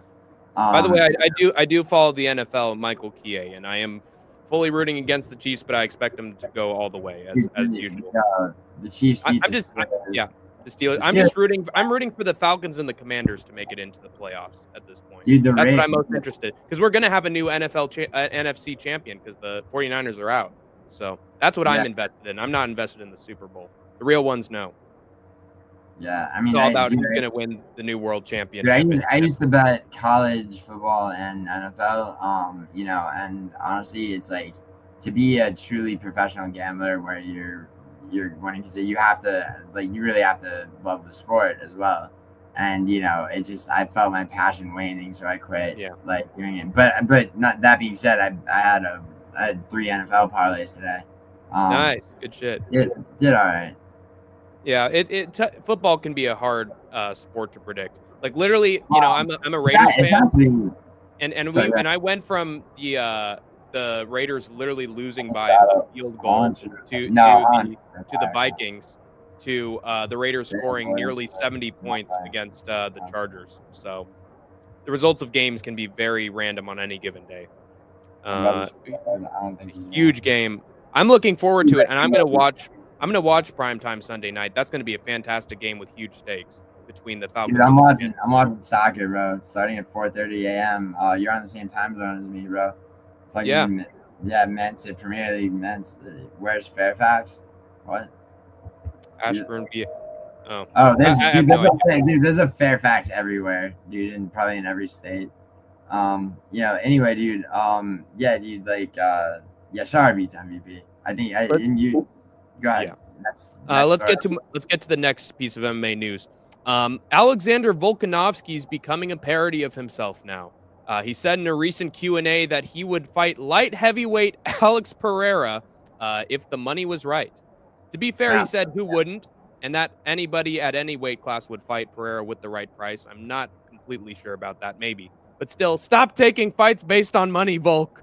You don't learn your lesson from the big paycheck for the Islam Makhachev fight, and you don't learn your lesson coming back on short notice against Ilya. Take some fights you're going to win with less pay. Please, Volk. We all care for your health and safety as a potential featherweight GOAT and a super nice guy. I'm a big fan of yours, Volk. Please take fights that will benefit your career and legacy instead of harming it. Fight Diego Lopez. Fight someone lower than him so you can feel confident again. Don't get slept back to back to back to back. Please, Volk. It's not good for you or your family, man. I know it's a bit of a joke. He even said that he would go for the legs of Pereira and try to take him down over anything else. He's having fun with the question that was asked. But you can't be doing this to yourself, Volk. Just exit gracefully and put a stamp on your career as one of the greats, Alexander the Great Vulcanovski. Don't do something like this again, Volk. I'm begging you. Oh, yeah, Kyle, you said that. So basically, he said he'd fight light heavyweight champion Pereira for the right price. I know it was a joke, but No, it's not. Yeah, just hearing that. You know what's so not a lot of people know this about Vulcanovski. So he's 5'6". He played rugby before he was a fighter. He weighed 214 pounds at 5'6". Like That's solid true. muscle. Do you know what that fucking like? And but anyway, muscle all over, man, because he's small. Dude, yeah, exactly. I think that Vulcanovski. So Topuria his next fight, like all the fucking super fights up and down weight classes. I'll tell you here. I'm gonna tell everybody this right now. People are gonna think I'm wrong. I don't know what I'm talking about at least one of these, if not all of them. Pereira does not go up to heavyweight. John Jones and Alex Pereira do not fight. Jones fights Aspinall. No. Pereira's next title defense, the next fight he has will be against Ankalaev. Okay, Ilia Topuria is not going to fight Makhachev. Ilia Topuria is going to defend the belt, probably against Diego Lopez first. He will beat Diego Lopez. Now, after he beats Diego Lopez, in the interim period of that, Movsar Evloev presents the only problem, as I see it, for Ilia Topuria at 145. He's going to need another fight before he gets a title shot. In that time period, I think that Vulcanovski deserves a day in court with a full fucking training camp against Topuria again. I believe that. I believe Volk said he wants to collab with Lucas Tracy. Well, what can I say? He's got good taste. And by the way, Lucas Tracy is the #1 Alexander Volkanovski fan. And I tried to get there to #1, but he has taken my place. So he talks about him all the time, man. So I'm sure he does, but like once again, I don't buy that Lucas Tracy's not completely calculated. So he picked a guy to say he's the #1 fan of, right? Who he like has discerned to be like an amiable dude that if he blows smoke up his ass, he might get an interview and like, you know, Lucas Tracy's. Well, to be fair, he also said in a video that he thought that Alexander Volkanovski was going to turn into Tony Ferguson because he was going to get slept. Before, in a title fight, he was going to keep taking the big fights either on short notice or, under bad circumstances and just get beat over and over and over again and be that fighting guy who just still wants to hang. Yeah, but like, dude, I don't know anything from a fan too, so he's not completely glazing. Dude, well, you know what though? I see once again calculation, right? I bet he did, and I don't know anything about that. I bet he did it in the context of like, Volk, I'm your biggest fan, but blah blah blah. It's like all very calculated fucking coming to lure the dude in, dude. There's nothing you're gonna tell me Lucas Tracy did that I can't point out the. Trust me, Giuliano. When he did the old man Stipe, he's coming for you. It was to get the Stipe Miocic interview, guys. It was so that he could get Stipe before his. I mean, who the fuck wants that interview now? What are they interviewing about? Rescuing a fucking cat in a tree or some shit? Like, I have a statue in Ohio. Oh, you know what? Dude, I didn't dislike Stipe Miocic at all until the fucking press conference where he's eating and the way that he's fucking it's not just that he's eating like he doesn't give a shit. He's eating with purpose. Like, this is Stipe's house. I'm gonna fucking eat. And then some reporter goes, reporter goes, Stipe, if you win this fight, and Stipe goes, when? Like, corrects the if to like when. And I'm just like, you fucking, he's delusional. No, dude, he's not delusional. He knows he was insecure, and so he fucking had to, right. and just like, bro, similar synonym. Fuck you, jumping down some fucking reporter's throat. Like, the fuck out of here, bro. Choke on your fucking food and spare yourself the fucking 3 broken ribs that you got. Like, I would die for money, he said Volkanovski at one point. Yeah, that's totally a legit quote right there. Will. Yeah, I gotta believe that totally. Yeah, but like, I mean, I'm sure as Black Betty tends to do, that's quoted out of context. Peyton Talbot would blow smoke. Well, he came close with a vape, so honestly. Is Ventura saying that because he thinks Peyton Talbot's gay, or is he saying that Peyton Talbot's a narcissist? Because I don't know if I agree with that. Will blow smoke up his own ass. Honestly, Peyton Talbot just seems chill. Like, even when he's in the cage, he's just chill. He does, and I mean, and I think that Peyton Talbot, he's gonna be. I mean, he's gonna beat Raoni Barcelos, obviously.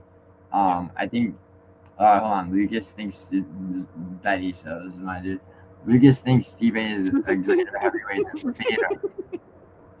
You argued with him about that? Yeah, Yeah. Betty did? When he was live streaming. Probably. Wait, you, yeah. you Hank or Betty? Betty argued. Probably Betty argued Dude, with Betty. Oh my god, dude. Oh my god, dude. Fedor could fuck up. Like, how old is Fedor now? He's got to be 50 something. He's retired. Still like, fucks up Stipe. Yeah, dude. In like literally, I'd make the same prop bet I made on Aspinall beating Curtis Blades in less than half a round on that fight now. Like, dude, like old man Stipe. He's coming for Fedor. I don't know, man. Old meaty hooks always got a chance. That old crafty bet. Dude, Big meaty hooks. Dude, what if Lucas Tracy was in an accident? Not that I witnessed on him, but he was in an accident, right? Hey, that's a mob threat right there. No. I'm just like, this is a thought experiment. I know. I'm just kidding. No, for sure. What if he was in an accident and like he had or a burn, like a fire or something, and so like the skin grafts didn't quite take on like one side of his face. Like, do you think that Lucas Tracy's self-presentation wouldn't change? Oh, absolutely, dude. People make fun of him because he's got a Pixar face. Because he goes, oh yeah. He looks like Sid from Toy Story in moments. So I think he'd wear like a Phantom of the Opera, like half face on, and he'd just like be the Phantom of the Opera and turn into a character and make money off it. Lucas Tracy wants to be he wants to be like the non-threatening, how can I attract like the widest possible audience while also being like letting people know that I'm attractive subtly, while also he's trying to juggle too many things because he's essentially, dude, and like MMA is just like what seems almost like considering doing the good noodle. Dude, Good Noodle, you can't. Dude, Good Noodle has, Good Noodle's got Jim Carrey face. Yeah, he's got that rubber face right there, Juliana. Yeah. He's got that Christian Bale right there. And he's got the Anglo looking. He's the Anglo Chase Hooper, bro. I always said Lucas looks like, dude. Betty was there first, dude. Anything you say, Betty was there first, dude. Betty tells me he's carrying my channel. Which I mean, the one time that I passed out after fucking just from a UFC card all the way into soccer the next day, and like my fucking live stream hit like a peak of people in the stream, so I'm just passed out. Let's just say this: Lucas Tracy, when he's looking at the predictions for the next card, he's like, "Sweet double prizes."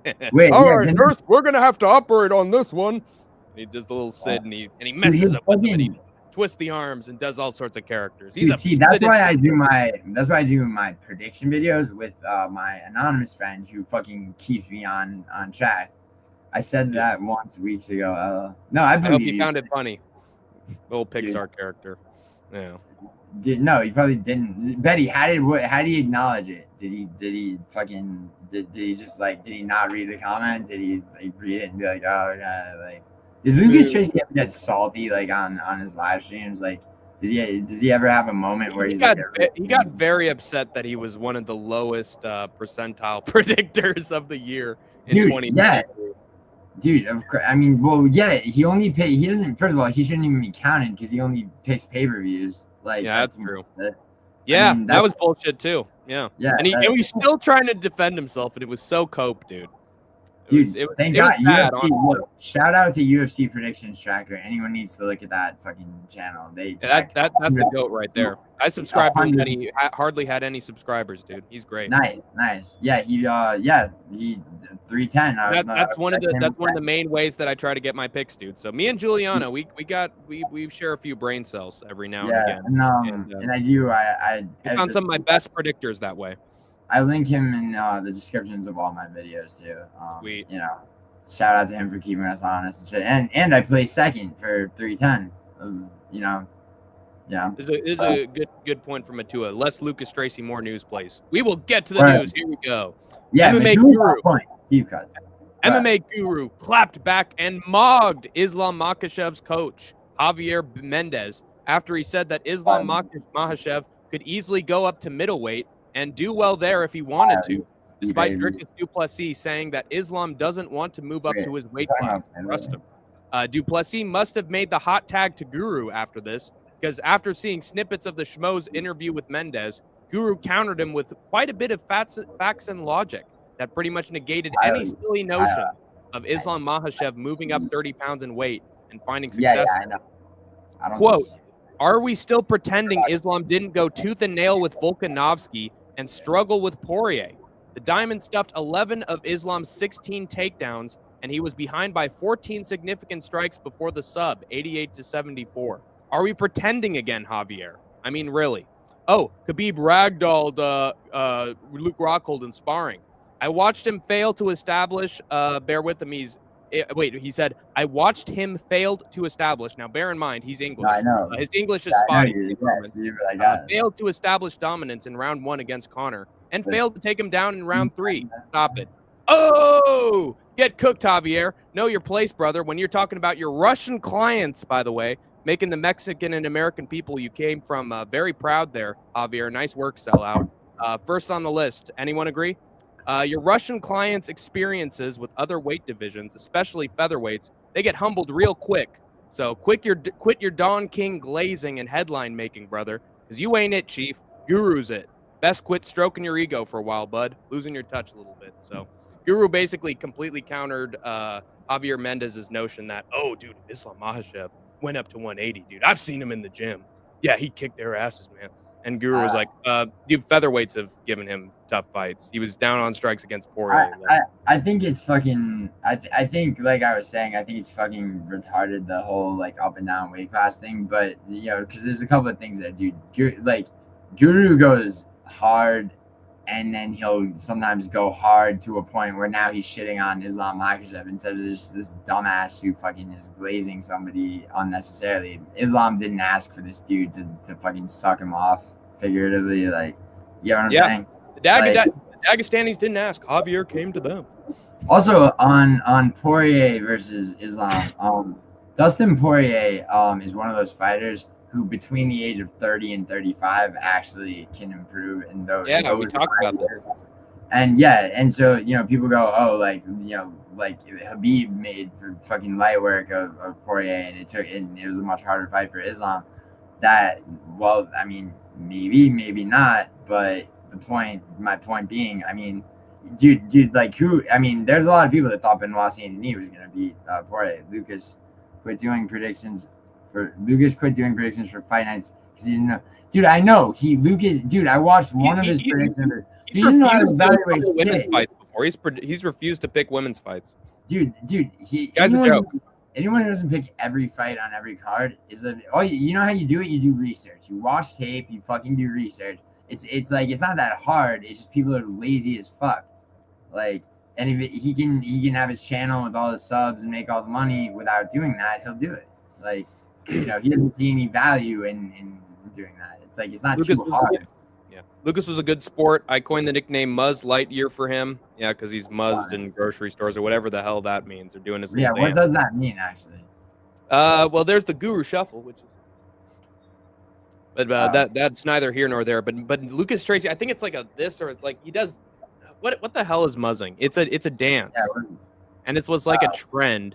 That's that gay shit that he does, trying to be like silly while also attractive, while also an MMA dude. It's like, dude's got too many spinning plates. At the end of the day, dude, he's like, I mean, he's a grifter. He's not the kind of grifter that like fucking Lucrative James is, but. And the reason that he can't, and the reason that he is a good sport is because he knows people's points about him are correct, so he can't really argue. Yeah, so he has to be all like, okay, you got a point there. Okay. All right, let me. I have to speak on Robelis to Spain. Yeah. So, dude, I started Taekwondo at 7 years old, bro. 12 years of it. I'm a fifth dan black belt. One idol in the sport, Robelis to Spain. I've known who he was since 2008, the same year I first saw UFC. Okay. Like, imagine my fucking, I hadn't thought about the dude in fucking forever. Yo, Hank. Oh, hey. Sorry. My Duolingo streak is coming to an end. I have to continue it. Sorry. Dude, listen, Robelis to Spain is, here, I'll fuck all that. Fuck the arc of my own disappointment. He was supposed to debut in Karate Combat. Now, and No-Chill's been telling me about this GFL shit. Have you seen the roster for that? Like, yes. lots of old heads. And then Rebels to Spain is just there. Yeah, well, yeah, and they dude, Boss Rutan apparently didn't have the money to retain him because he was signed with Karate Combat, and now he's in this Global Fight League shit. And I guess like some Saudi oil money or like someone put it like that's usually the case. There's a lot of money behind the Global Fight League, and bro, there's some fucking guys in there. Dude, they have fucking Frank Mir on their heavyweight roster now. Like that's crazy. It's like circus. But it is for their benefits, and it's for their returement and for health insurance stuff. I think the intention is good, but it's going to be a strange format at the very least. Yeah, and some of these guys aren't even going to be fighters; they're going to be coaches. At least and that's what Nocho's like. Oh, Frank Mir might coach the Brazilians, but there's older fucking guys than Mir on the heavyweight squad. What do you think of this? I completely disagree with that. Bro. Anyway, continuing about Global Fight League. Yeah, dude, they're within each weight class there are at least one or two fighters though that are prospects. Take umbrage with the fact that he's smoke bomb oh wow. Yeah. That he thought Ciro would Ciro's grappling was not shit. Like, and he's clearly worked on it because let's say what you want about the Volkov fight. Gon's grappling is a lot better than it was. That is an interesting point from Betty that Kibu was one. Why would it? Yeah, but Betty, what do you think Khabib walks around at? Why do you think he's 5'10"? Why do you think that he would go to 170? It's stupid. I'm saying it's stupid to fucking fluctuate weight classes. Like it's fucked having Kevin Holland over a bunch of times. Just go up and down. They do have a height and weight advantage most of the time. It is true. I think it is true. They're accustomed to good ones. Yeah, bro. Hold on. Average height of lightweight is whatever it is, bro. We just talked about 3 different fighters at lightweight that are 6'2", 6'3". Like Khabib and Islam are both 5'10", bro. How do they have a height advantage or a reach advantage? Armin has a reach advantage while being smaller over Islam, by the way. Take umbrage.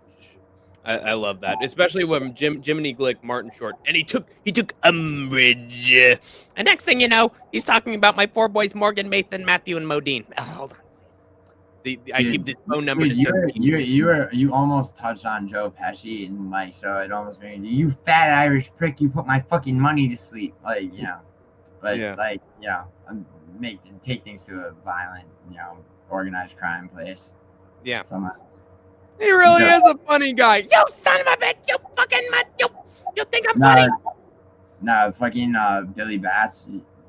You keep go home and get your fucking shine box. You keep that motherfucker here. Yeah. Mud. Yo, pizza. Yo. Hold on, Matua saying Matua. I'm not saying I don't. Dude. When Nocho showed me that shit, I was transfixed because it's just like how are these fights? Like, what is crazy that it was put together? And it's interesting you said that, Giuliano, that it was like Saudi money that was funding it because I remember I heard from the guy who was like the co-founder that we got it from an anonymous source in Silicon Valley, is what he said. Welterweight is hard. True, Kyle. He didn't give his source, to be fair, so he might be lying, but he did say the source was from Silicon Valley. Dude, we have the internet at our fingertips. We can figure this out in 2 seconds. But regardless, there's a lot of money there. Right, that's true. And outside investments, no doubt. Yeah, you got people that should never come out of retirement and fight. Like, don't hurt each other anymore. You're fucking 60 years old. You know what I'm saying? It's like the deal Paramount made the cast of Jackass for the 4th movie. Can you imagine a fight between Phil Hawes and Rebels to Spain? Dude, Rebels would be like a minus 5,000 underdog to crack the glass. As he should be, and I swear to God, his next fight in PFL or GFL or Karate Go, whatever the fuck his next fight is, I want him to submit somebody by an obscure, not just a real naked choke. Yeah. Dude, no, at the very least, let it be a Von Fleuve choke, the fucking or a mother's milk submission, perhaps. Auga! The GFL has Bubba Jenkins and Will Brooks. Those guys are pretty dope. I do like Bubba Jenkins. He's pretty good. I disagree. Gives no examples of me being wrong. Will Black Betty's picking a fight. Wait, what I said, not Julian. Khabib nearly died on the scales versus Tony. Is that true, or did that fight keep not getting made, bro? Dude, it doesn't. It was a combination of both. Tony and Khabib both pulled out on separate occasions. But there was that time that he was on the scales and they had to take off everything and they had the towel in front of him. And then I swear the guy at the counter didn't even give a chance for the scale to, like, you know, get into the middle and like balance out before he's like, okay, that's it. He made the weight and he like literally like Khabib gave a like sigh of relief afterwards. Like I wouldn't say he really died, but he was not in good shape. Let's just say that. I mean, weight cuts are a bitch, though, dude. Like, I mean, you know, what are you gonna do? Like, I mean, Islam's never had a problem making weight. I don't think. Like, you know, I mean, that one time he didn't though. He didn't that one time. And it was the same thing with Chimaev. And I'd recommend actually Giuliano checking out the Guru video about that, about Hamzat's interesting weight cut for. Dude, I know all about it. And I have video, but. Yeah. They showed footage of the Khabib weight. Dude, I know. I know what you guys are talking about, but like all this like Dagestani prejudice. There's one Dagestani champion right now. There's 2 Brazilian champions. There's what is it? There's 2 Georgian champions as well. 2 Dagestani champions incoming, by the way, with Umar. I'm sorry, I think he's going to take him out. But I think that Pereira knocks out Magomed, in my opinion. I do not. I think Ankalaev has. I mean, if it's going to be anybody, it's going to be Ankalaev. And I think it will be. Actually, that's right now. I mean, you know, dude. Like, I mean, you know, like people ask me for predictions on fights that are way in advance. I mean, counting the Rising card, I got 2 fucking cards to predict and give betting advice on first. Yeah. So, you know, and I'm very cautious the Islam beats Armin for sure. Like, you know. That'll be nice because I don't necessarily like Armin. Oh, do you need to cut the camera? No, dude, that's my friend. Hey, buddy, how's it going? Yeah, that's good. I'm doing all right, man. How are you? Thanks for helping out Giuliano, if that's what you're doing. I'm bringing him a Christmas gift. Oh, that's super nice of you, buddy. I got him a bookcase. He's got way too many books and like dog shit bookcases. Yeah, no, this one's good. You heard it here first, folks. The quality of the bookshelf, dog shit. No, this one's good, and like here, I have this one's better. I have a plan for this shit. Solid oak. I have a plan for this shit. It's not gonna go there. It's gonna go in another location, and you like just sit tight for like. No worries. I'll come back. I'll hit you up later. I'll bring you the Dremel, and I'll hit you up later. Yo, peace. Yo, nice to see you, buddy. How you doing? Yo, have a actually, good one. Do you wanna? You too. Do I come back in like 30 minutes? Yeah, something like that. I gotta move my car. I'm double illegally parked. Double illegally parked. Yeah, I'm parked behind one guy. I'm pretend. I'm not hearing anything. I didn't hear that. Oh, he's Get out of there while you can. Dude, you guys would get along with your like fear of punishment. I'll bring you the Dremel. All right, cool. That's supposed to mean. Pretty sure Pitbull could be in GFL, and that would be a great steal, by the way. He'd bring a fight every time. I'll do that. Michael K makes a good point. Spain versus Mark Hunt. Woo! I got Mark Hunt. Kyle. Yeah, drink some water. Dude, wait, I got Mark Hunt by Twister. Yeah. Walk off ground and pound knockout. And then he's just like, you know what? I'm done. I'm gonna walk away. And then Rebellis is like, I'm going back to karate combat. Also, Will Black Betty is continuing this Khabib argument, but yeah, let me hear this. Giuliano is stubborn. He insisted Berger. Bro, Will Black Betty got me. It's not that I wouldn't hear reason. I looked it up and I did know it, which is the most embarrassing thing. And Betty fucking sniped this fucking shit when I was at 18 spinning plates in my head. Yes, sir. Hey man, solid oak. That bookcase is made of solid oak, baby. Let's go. Yeah. Merry Christmas. You too. Happy holidays. Hey, that's a good guy. I like his sense of humor. He's jolly, man. Jolly Christmas. Well, sit tight on that, bro. Yo, he's in a live stream where him and I drove to go rescue this cat from like. Yeah, And that's when you showed up in No Chill's DJ Aiden birthday stream. It was yeah, right I was late to the party. I didn't know it was a karaoke thing, dude. I was right there. Like I was caught unawares, like I was by Betty with that fucking. And then No Chill was like, "Oh, you know what? Giuliano's spinking. I gotta mute Hank the Tank. He's on the way out. Fuck Hank the Tank. See you later, bro." And then did he toss you for my appearance? No. It was like I already had one last performance, and then I was gonna head out, so it made sense. How many fucking songs did you wait? One last? Yeah, how many songs did you do, bro? 4 that I planned, 6 that I ended up doing, dude. Oh I'm a fucking MVP for that shit. All right, well, dude, I'll double back with you because I had no awareness rather that it was even karaoke. And yeah, it was great. I got to sing Backstreet Boys with Andrew B. And I'm sure that DJ Aiden must have been furious that he wasn't there because I'm telling DJ Aiden that shit. Dude, DJ Aiden would have he had his parents charter a private jet to come fucking actually hurt you like he did with his friend over some bullshit if it had been Paradox the Chad that you did a duet with.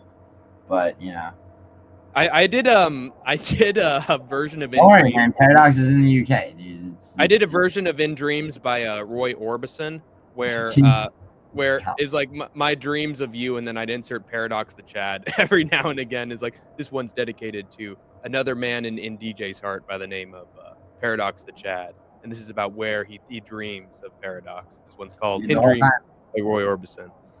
Dude, the whole time Paradox the Chad was probably DMing me about bets and acting too cool for the room instead of making those fucking videos. Like his talent ways to see. It's tough for me to make videos personally. I'm still trying to compile this video of my experience in LFA in Santa Cruz with my dad. That was a great show, by the way. Oh yeah, LFA, by the way. Yeah, dude. When my friend's fight is it'll be I believe sometime in April, possibly early May. His next sanctioned fight is gonna be LFA. Yeah, I love LFA. I love the atmosphere. It's awesome. Dude, I do too. I actually went in August, out here. Yeah. Let's get to Hank the Tank's next bit of MMA news in the meantime. Josh Thompson, and Josh Thompson alone, not even mentioning that dumbass big John McCarthy at this point, except for the purpose of ridicule. Dude talks out of his ass every PFL show, so that's the extent I'm mentioning him. Revealed some additional details and his own personal accusations regarding Nate Diaz's near weight miss. Actually, this fully relates to what we were talking about earlier. Nate Diaz's near weight miss incident during the weigh-in show for his fight with Thompson way back in the day, while discussing Brian Battle's perhaps intentional weight miss against Randy Brown. Apparently, Nate Diaz didn't make weight initially, took off everything and got behind a towel, still didn't make weight, and then Joe Silva, Dana White, and Joe Rogan all got into a huddle, made Nate step on the scale again, and this time he somehow made weight. Beyond any beef Thompson had with management or Nate in the moment, the private details of this incident reveal just how big a hacks Dana White and Joe Rogan are behind the scenes and in public, to be frank, with how easily they'll lie to themselves in order to have things in the cage and in politics go their way. That Khamzat Chimaev weight cut recently was bullshit. Khabib's was bullshit. And yet Charles Oliveira is stripped of the title when he's lightweight title when he's making weight perfect right before the weigh-in show. Two-bit crooks, in my opinion. Dana White doesn't believe in anything, and Joe Rogan doesn't believe in anything, except their own personal dumbass incentives. Just remember that in the future, troopers and grinders. That's what you can take away from this story. In a bit of karmic justice regarding that account from Josh Thompson, he knocked out Nate Diaz in their actual fight with a head kick in round 2. Cheaters never prosper. That's what you get for trying to stack the odds. Dana, Joe, Diaz, company, whatever. The MMA gods can smell bullshit a mile away and wreak their great vengeance upon you at any moment. Just remember that next time you get smart with them. So that is apparently Josh Thompson had a story about Nate Diaz not making weight and then the towel incident, and then everybody got into a huddle and he suddenly made weight. Yeah, Josh Thompson's a fucking cunt who likes to. I mean, he's like what Ariel Helwani used to do at press conferences, which is try to get you've seen it's pretty well known. Nick Diaz was had failed to appear at a Shout press out to conference. DJ. Yeah. Go ahead. Yeah, Josh Thompson's full of shit. That this huddle that he's fucking talking about, that they never happened. Joe Rogan has nothing to do with he just, his contract with the UFC has like he did say that Joe wasn't like talking in the huddle, but he was like outside it, sort of listening in. Because usually Joe Rogan is like, and Zhang Weili at a weight of blah blah blah blah. He not the actual weigh-ins, the ceremonial weigh-ins. Yeah, ceremonial. Yeah. But he should be there on the ceremonial weigh-ins, bro. I don't know if you know this. The ceremonial weigh-ins are not actual weigh-ins. They're ceremonial. Yeah. They've already happened. It's just Joe Rogan announcing them, and then the mic. The weights that are given at the ceremonial weigh-ins are just a reflection of the weight from the. That's why you should watch the actual weigh-ins, bro, because it's like they're just saying what was already discovered. Right. Like I mean, so like the idea that like a weight miss happened at the ceremonial weigh-ins that had to be like it was at the regular weigh-ins. Right. Okay. Yeah. Josh Thompson. I mean, what is his like? I mean, Charles Oliveira. It sucks that he missed weight by half a pound, but this is a good comment from it too. It's an interesting point he cites when Dubronx he lost the title due to a weight miss. Shitty fucking commission for that one, and their scales as well. Because a lot of people were doing perfect and making perfect weight the day before. I think the fact that they don't use electronic scales is fucking retarded. I mean, that's one thing. It's ancient, dude. They shouldn't be doing that. I mean, at the same time, though, like, I mean, what is Josh Thompson's fucking point? What is he trying to point out? What corruption or whatever the fuck is he saying? Like, I mean, the dude just likes to write incendiary articles, and it makes sense because he was talking with Big John McCarthy, who just talks out of his ass and makes good fucking points. Yeah, word. And I mean, John, and that's essentially what Josh Thompson does too, just with the little literary English put on the fucking shit. You know what I mean? Mm-hmm. Like, and what's the expression to put a little English on something? Well. I think when he was talking about the Nate Diaz, and they were talking about Brian Battle because he missed weight against Randy Brown. And they were talking about the idea that he made sure to have a weight advantage, like, and gave up. That led him to saying this story about. Let me tell you why that's 100% bullshit. Okay, Brian Battle, in preparation for a fight against Randy Brown, a weight advantage isn't gonna help you. A speed, like Randy Brown's speed, is fucking not to be fucked with, right? Yeah. So to like a weight advantage isn't gonna help you, like.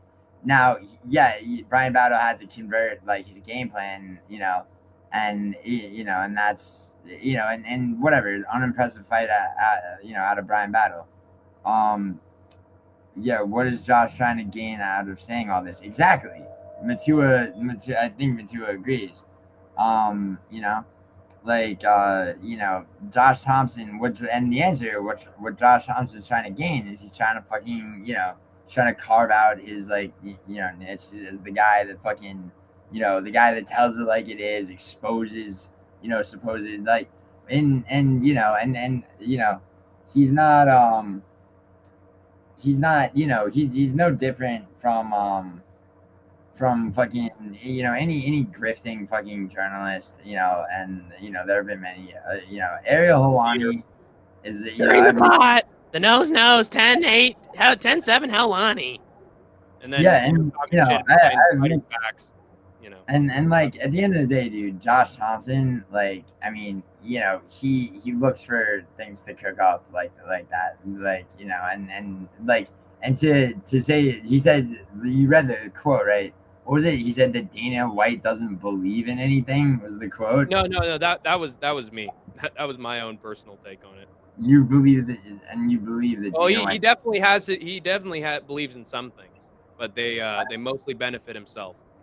Well, yes, dude, but they benefit him. Yeah, but like they benefit to Dana White and what he's built with the UFC is a benefit. I mean, like, people, like, unlike the Ronald Reagan bullshit trickle down effect, it is in fact a trickle down effect, dude. Like, a lot of people, I mean, people go, "Oh, well, economics," by the way. Yeah, no, I agree. Of course, dude, I agree with that. What I'm saying, but what I'm saying is like, in actuality, like there, a benefit to Dana White is a benefit to the UFC. A benefit to the UFC is a benefit to the UFC fighters. Like, at the end of the day, bro. At the end of the day, bro, you're in the cage against an opponent, like. Because my little counter argument against that is that as the UFC grew, it started to introduce, drug tasting agencies, which worsened fighters' ability to recuperate. They signed the Reebok deal because they were getting big, and that didn't help the sort of middle class of fighters that were at least they weren't winning titles, but they were getting sponsorship money on their shorts.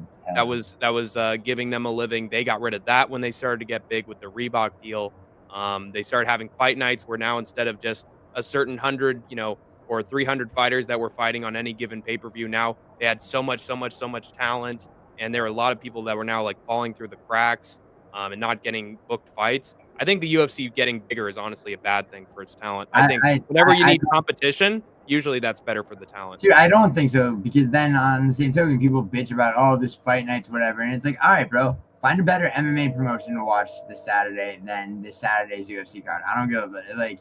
Seriously, people are already bitching about. But I don't know if there's the connection is there. That's my concern. Does it trickle down, right? Yeah. I mean, I hear what you're saying, and like the thing is, fuck the $1 million prize for the PFL tournament. Look at what the average fucking fighter makes in PFL, certainly in foreign promotions like KSW, Ryzen, One, and the UFC. Like, is it as good as it could possibly be? No. Is it fucking better than anywhere else? I'm sorry, it is. Like, well, to be fair, Saladin Pernays is the KSW lightweight champion. I know. $400K in the bank, and in UFC they were offering what, like $20K per fight? How long ago was that offer, man? That was like a year or two ago, I think. Because it's relevant. Someone mentioned it recently. Well, as great as KSW is, and I did live stream that last KSW card where he defended his belt. How does he do in the UFC? I think he does. I think he does pretty well just because his kickboxing is superb. He does very well, I think. Yeah. He does very well. Is he fighting for a fucking belt, though? Is the question. Like, I don't know, man. If MVP can't make it all the way up there, I don't know. Dude, MVP couldn't make it to 10 in the rankings. Not even close. Yeah. And he's about to be. We can't tell. And lightweight is a very stacked division as well. And just the way the politicking happens at lightweight, it would probably just be hard for him to even get a shot at the top 5.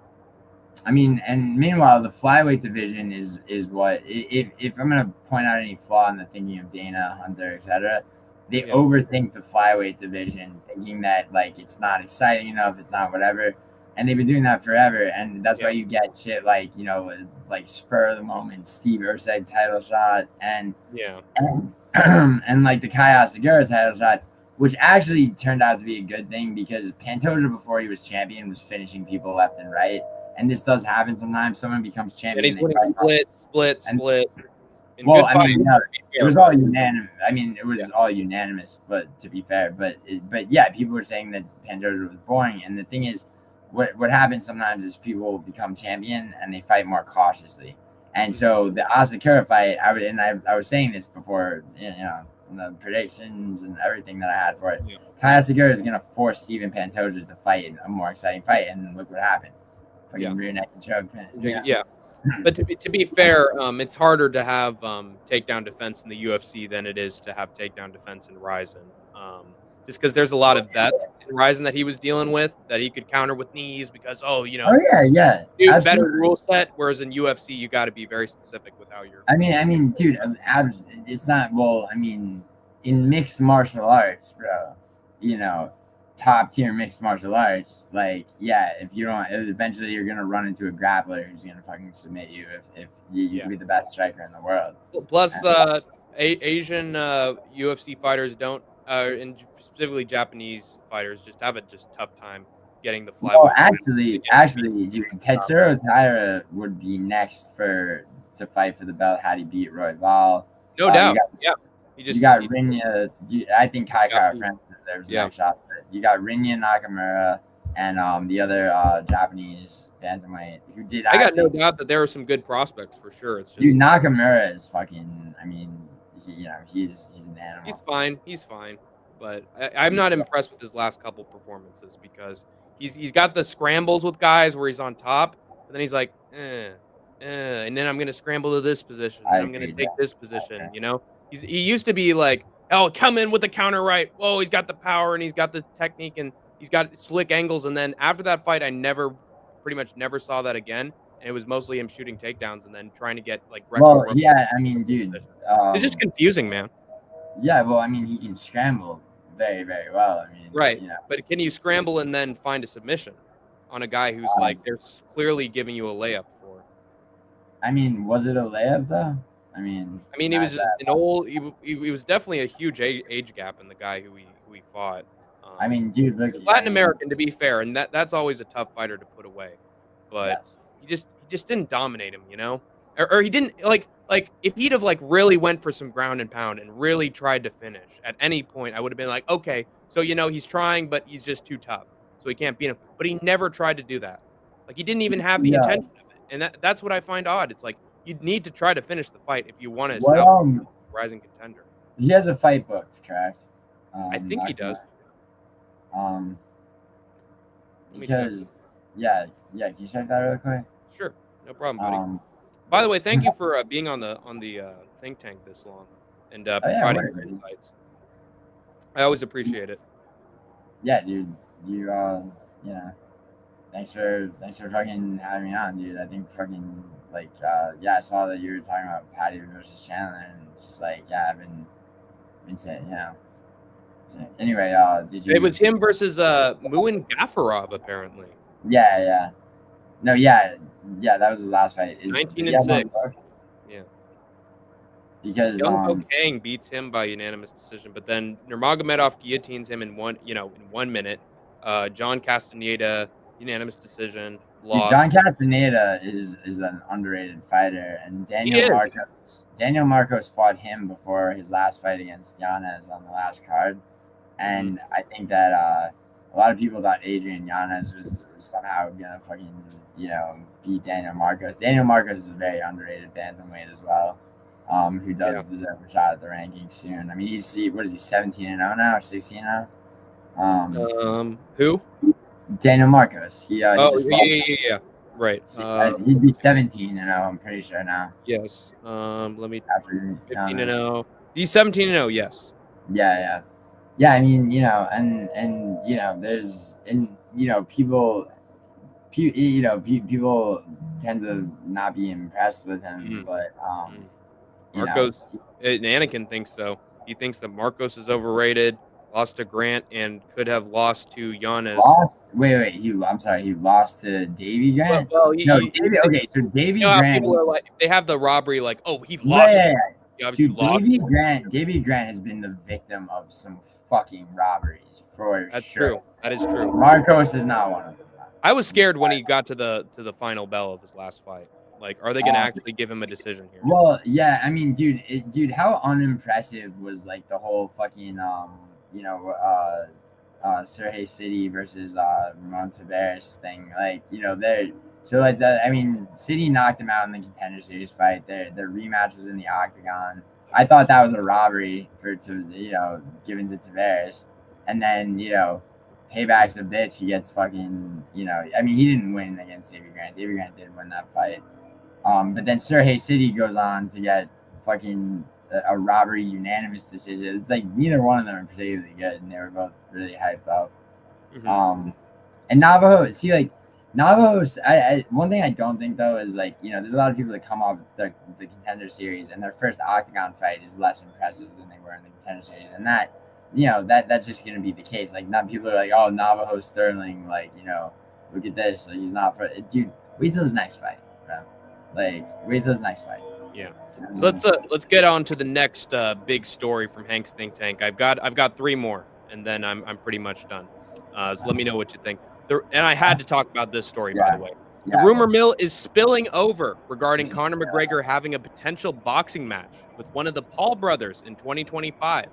Now, instead of the rumors being that a boxing fight between Conor and Logan Paul in India is in the works, one ESPN journalist, and see what I'm saying, Giuliano, about one journalist on Twitter said reported that a bout between McGregor and Jake Paul in boxing is on the table for either July, August, or September of 2025 in India.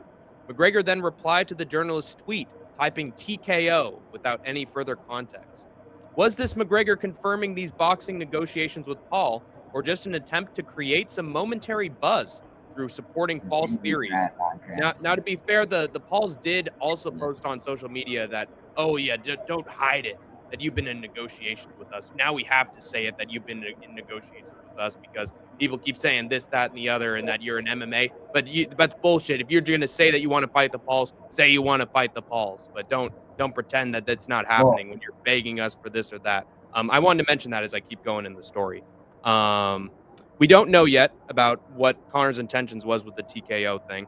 But either way, the online MMA community has some options on these reports and the outcome of a potential boxing match between the UFC fighter and the influencer, with most thinking that Paul sleeps McGregor and forces him into a permanent retirement. Some saying McGregor did well against Floyd and would TKO Paul like Conor said, and others are saying that the boxing fight would inevitably be fixed since India is less sanctioned with its rules and regulations than other parts of the world with boxing venues. But then again, the guy who posted that said everything felt fate with Jake, and his profile pic had a Trumper hat. So take his opinion with a boulder of salt, people. People couldn't even decide whether the fight would have traction or be financially successful or not, with one Twitter account saying everyone's watching on Netflix and it'll be another money heist for the streaming service, while another typed, fool me once, shame on you, and that the fight would inevitably be a snooze fest, so less people will be interested for this one. It's Paul versus McGregor. Of course, people, especially combat sports casuals, are going to watch it on Netflix. It's just whether or not the hardcores will. My money's on yes, since even though most wouldn't admit it, they've been waiting for Conor to come back and compete for a pretty long time now. So most will at the very least keep themselves updated on the results of the contest. Just a reminder, though, from Hank the Tank, that Conor McGregor was found guilty in a civil suit for SA. Again, we're not sure if the verdict is conclusive or not. Might be legally disputed in the future. Very well, I think it will be. But I don't want any sexual assault, right, man? I mean, I've been cursing this all the time. Like, wait, what? You could say sexual assault. That's true. It's a sexual assault. But I don't want anyone forgetting the potentially true and indicting legal troubles that he's been dealing with as of late. Don't let the shiny new toy in front of you and all the new buzz distract you from these fighters' past and our community's overall impressions of their historical actions and character as a whole. Just a friendly reminder. I'll probably pick Jake Paul to win by decision, since the prime Conor that made his fight with Floyd competitive is clearly gone and replaced with titanium shinbone sex fiend Koki Conor McGregor. And he's an MMA fighter, while Jake Paul's a boxer with a record of more than one win. Pretty simple, folks. I could consider the underdog more in the future, depending on what my trusted fight analysts say. But for now, I think I know who I'm picking. Rest in peace, Conor's shit post 2018 career, if it's true. Good riddance. So, so that's the story. That one journalist mentioned something on Twitter. McGregor responded, and now people are going through all the different scenarios if this fight was actually booked. But UFC news sources have also said, why would the UFC ever even allow this to happen? You know? Yeah, I mean, listen. So first of all, like the negotiations, like don't say we're not in negotiations. Jake Paul's been in negotiations with mad people, Andrew Tate, and all sorts of people. And here's the thing, right? So no chill first thoughts. I mean that story. And the India thing remains consistent, but it originally was supposed to be Logan Paul. Yes. In which case, Conor McGregor wins. If it's Jake Paul, I'd love to see it, and I'd love to see that. By the way, fuck Logan, I hate him. I mean, dude, both of them are like literally they're personification of just like they're worst just online degeneracy and manipulation. They're part of the same shitty organism. Anyway, my larger point, I guess, is that like I mean, first of all, by the way, it's like if it's Logan Paul, Conor wins. If it's Jake Paul, he probably loses, and that's because Jake Paul he's fought one actual boxer, Tommy Fury, and Tommy Fury is a shit boxer in the arena of professional boxing, and you know, he beat him. Everybody else, I mean, you have people that are Anderson Silva, Nate Diaz, Mike freaking Tyson. To be fair, he did fight Tyron Woodley like soon after he was gone from the UFC. Dude, this is the thing, man. Like Jake Paul, you know, if the day that Jake Paul weight classed competitive like in his fight somebody in his weight class who's a professional boxer in circulation, right? Like he will be a boxer. Okay. Yeah. Right now, I mean, you know, you'd say it like, and yeah, dude, Conor, you know how much smaller Conor McGregor is than Jake Paul? It's fucking, you know, it'll be like the Mike Perry.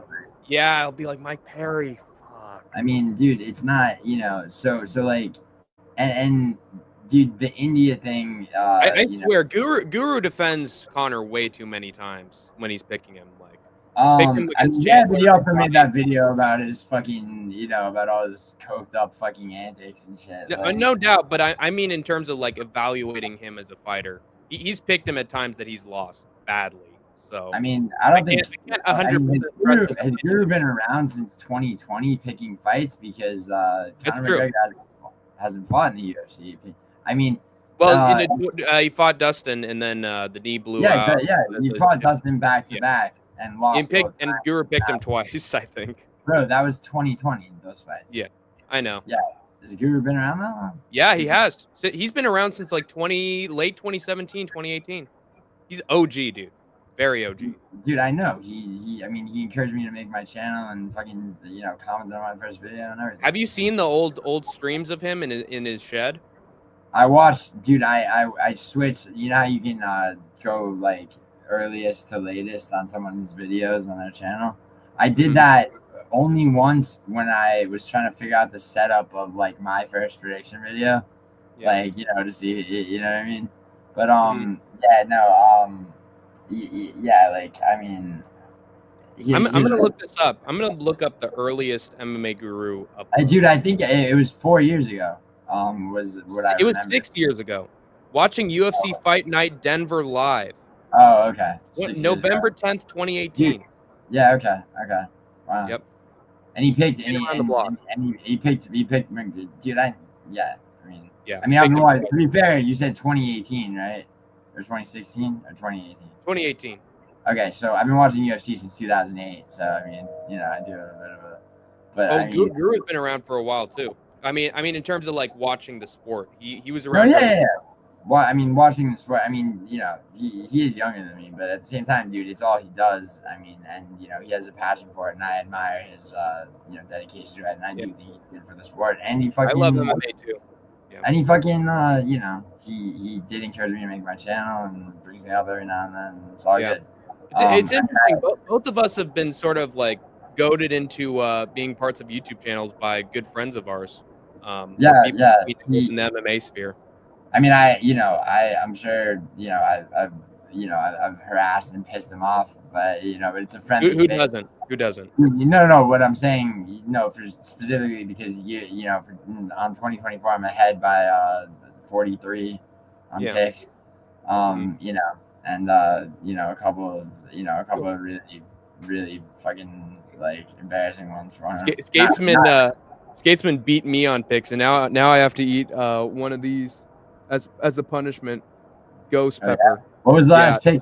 Anakin, by the way, is right. Navajo was nervous, and it was his debut, and I agree with Anakin, and that's what I was. Anakin, that was kind of my point. Wait till Navajo's next fight, because that first fight in the octagon's never, you know. But also, let me ask you a question, dude. Like, what was the last pick, the last disagreement on picks? Yeah, what's up, Kyle? Between me and Skatesman? Yeah. You said let me look at the last show. No, it's actually I'm sort of proud of this fact.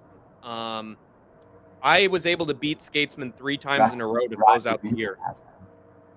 Oh, now I remember what our last disagreement was. He picked Billy Quarantillo, by round 3 knockout, and I Dude, picked fuck the props, but just who wins? You picked I picked Cub Swanson to win, and he picked Billy Q, and then dude.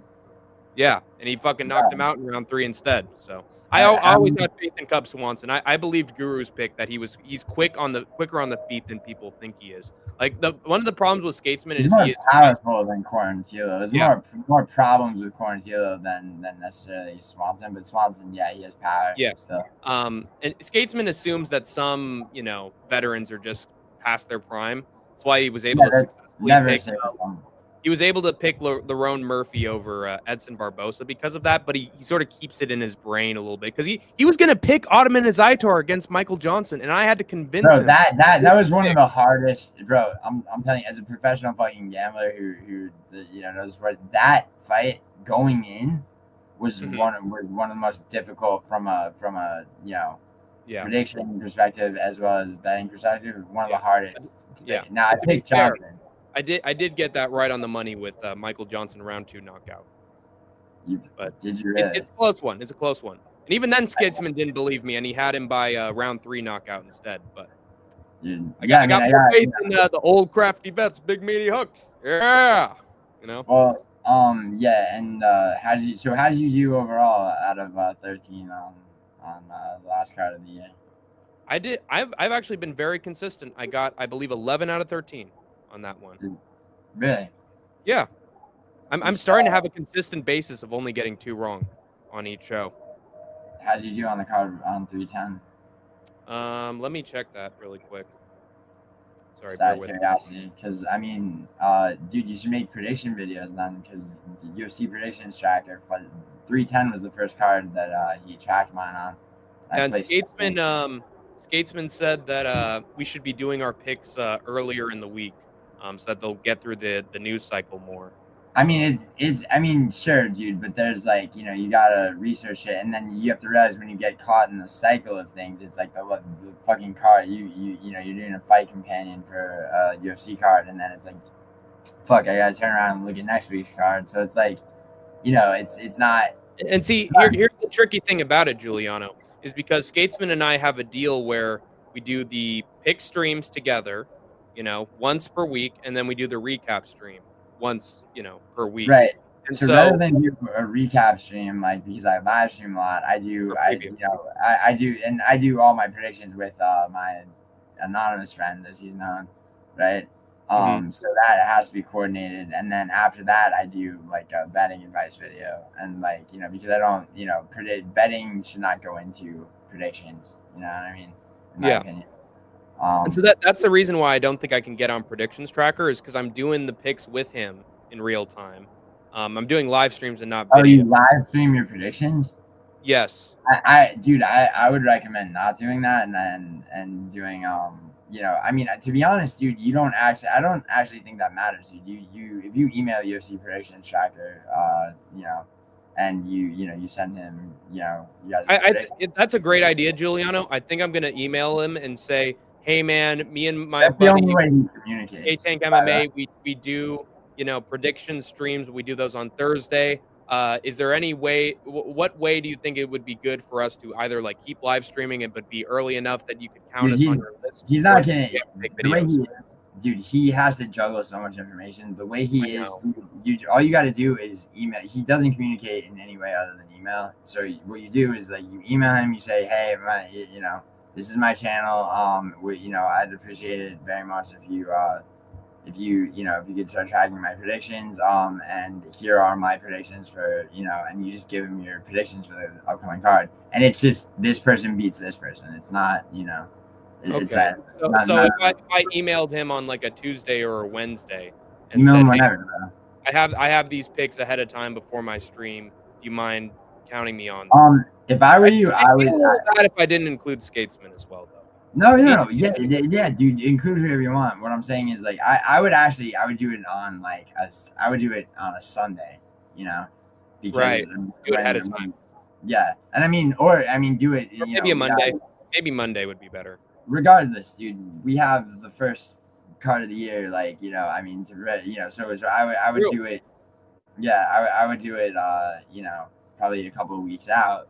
and like just say like, hey, would you mind tracking my channel? And you know, like he'll probably email you back. You know, he's very good about that. Dude, the shit. I mean, he tracks. You know, he'll track you know, odds makers versus topology, and you know, not just you know, not just YouTube MMA. You know, so there's a lot to keep track of. Yeah. And man, I feel bad for him a little bit. The amount of people that he has to. I mean, dude, it's crazy. He's doing God's work though, keeping people honest. Yeah. I mean, you know. Yeah, like, I sort of don't want to worsen the load a little bit, you know. Yeah, dude. But I mean, you know, you want to. I mean, if your picks are, if you have a high, you know, pick percentage ratio, then you know, that's true. I should make sure that the people know that I make solid, consistent picks. But yeah, maybe we should go through the next news story in the news cycle. Yeah. My one of my mods is he's giving me 30-minute fucking warning for. Oh shit! So I gotta get through this sort of quickly. Hold on, let me try to find my picks for UFC 310 because you were asking about that, right? Yeah. Sure. All right. Sorry about that. Bear with us, folks. Yeah. I got 11 out of 14 right. 11 for 14. Yeah. And then in Colby Covington versus Buckley, I got 11 of 13. But I consistently get 11. Which ones did you get? So I mean, dude, I was 12 for 14 on 310. Yeah. So I mean, you know, what fights did you get wrong? I got Landwehr wrong, and that just hurt. I got Garimbo wrong. I got Weidman wrong, and I knew that you picked Anders, and I should have. I know, dude. That was the one that was. I was proud of that, bro. Not a lot of people have, man. Yeah. To be fair, Weidman did drop him at the end of that first round as well. So. I mean, yeah. I mean, and I thought Anders would just wrestle fuck him the way that he did with Jamie Pickett. It would be a boring fight. I did not expect a finish out of him. Yeah. That was a 15-minute warning for you, or 30-minute warning? 30-minute. Yeah. Let's get through this next news story. I got one last one after that, so that we got plenty of time to just chat before I can exit. Yeah. Do it up. Francis Ngannou wants his next fight in boxing to be against Tyson Fury, according to a short notice interview he did with the PBF in Saudi Arabia. Even when asked about a potential bout between Fury and Joshua, Ngannou said he didn't care and that a rematch between him and Fury is all that matters for him. I'd watch your disrespect or lack of care shown towards Anthony Joshua's future fight, Ngannou, given that he slept you, Francis. So don't talk about cutting the line to Fury when he whooped your ass. Ngannou seems dead set on getting his rematch with Fury, though, and so does Turki Al-Sheikh, presumably, since he said that he's got one boxing match and one MMA fight in mind for Ngannou. And I'm going to assume that Fury Ngannou 2 was that boxing match he had in mind, although it could also be Ngannou versus Wilder, which would be way better, in my opinion. Regardless, Ngannou's dreaming big once again and wanting to be boxing heavyweight champion of the world. And I say no. Stick to MMA and continue cementing your legacy as one of the great heavyweights of the sport with actual wins rather than compete in a fixed sport where more likely than not things won't go your way. Just saying, I care for you, Ngannou. Get a few more wins in MMA and then bounce. You'll be better for it. So that is my analysis of Ngannou's quick little interview where he said, "Oh yeah, Fury's next. It doesn't matter him versus AJ. I just want Fury the rematch." What do you think of that decision from Ngannou? Do you think he's just like playing it up, or does he really like, "Oh yes, that must be the fight for me"? Why the fuck is Ngannou boxing at all when Anthony Joshua slept him in a boxing fight and then he turned around and destroyed the heavyweight champion of PFL? Yeah, in PFL in a super impressive fashion. He should get a few more wins in PFL or get Rico Verhoeven, Phil DeFree. There's a bunch of guys outside the UFC that could easily like sell their fight with Ngannou. Dude, what is his contract with PFL like obligate him? I mean, is he obligated to? He said it's very flexible, so they don't chain him down at all. That's why he was able to get that fight with Fury in the first place. Right. I mean, I don't think he should be boxing at all. I don't think so either. I think he should reign supreme as the heavyweight champion of PFL. You know. Exactly. I mean, get occasional fights outside the PFL with great big names in kickboxing and MMA. I'd like to see him fight Anatoly Malikin from one. Yeah. I'd like to see. Can you imagine Ngannou versus Rugrug? Wouldn't that be amazing, dude? Yeah. Or better. Ngannou versus Butcher Ketchup. Versus and see which who autism's the other worse. Dude, also, I think that I think he could leverage a better contract and come in and take a crack back at the UFC, which would should be interesting because honestly, Aspinall Jones is happening, and I do think Aspinall, if anybody, is the person to beat Jones, and I do give Aspinall the edge in that fight. But a lot of people who don't, who are younger, don't know shit about Jones. And I want to actually mention something on top of that. If Stipe's able to get through the guard of John Jones and grab him and hit him through the guard, I don't know, man. Enough of that shit. Seriously. All right, John Jones. People are like, oh, John Jones, that it's been years since he's had 2 fights at heavyweight, both finishes. And as a light, a lot of people aren't aware of his light heavyweight career just because they're younger. Let me tell you something about John Jones. And look, I'm not saying Aspinall won't beat him, but people act like John Jones is gonna be free eats for Aspinall, or they don't know what they're fucking talking about. I'm not saying that either. I'm just saying how he beats Jones. Like, he dropped Blades with a jab. He just dropped him with a jab. And I know that Jones's chin is good and he always backs away, which limits the blow. But dude, if Aspinall has the kind of power where he's dropping Curtis Blades with a jab, I think he's gonna hurt Jones at one point when Dominic Reyes is able to do it. And he's got sort of a similar build to Aspinall too, like plucky. His size, Dominic Reyes. I'm just comparing Dominic Reyes' fight with John Jones to what a fight with him and Aspinall would look like. I see Aspinall finding a counter that that puts him down, just like Reyes did. Dude, you have to understand about John Jones is that his ability to manage distance and to strike defensively is something that would, and you have to understand about Aspinall too, is that Aspinall fights nervous. He and that doesn't make him fuck up. It makes him dial in. But he fights visibly nervous. Yeah. And but the thing is, dude, John Jones, keeping him at range, right? And Aspinall, John Jones is very, very good at making his opponent fight his fight. Mm-hmm. Now Aspinall gets his arms around John Jones, takes him to the ground. People forget that Aspinall can. People forget, man. Yeah. Yeah, he has tall man defense. Now, actually, Aspinall is 6'5". He has an inch on John Jones height-wise, but he has a 5-inch reach disadvantage. Dude.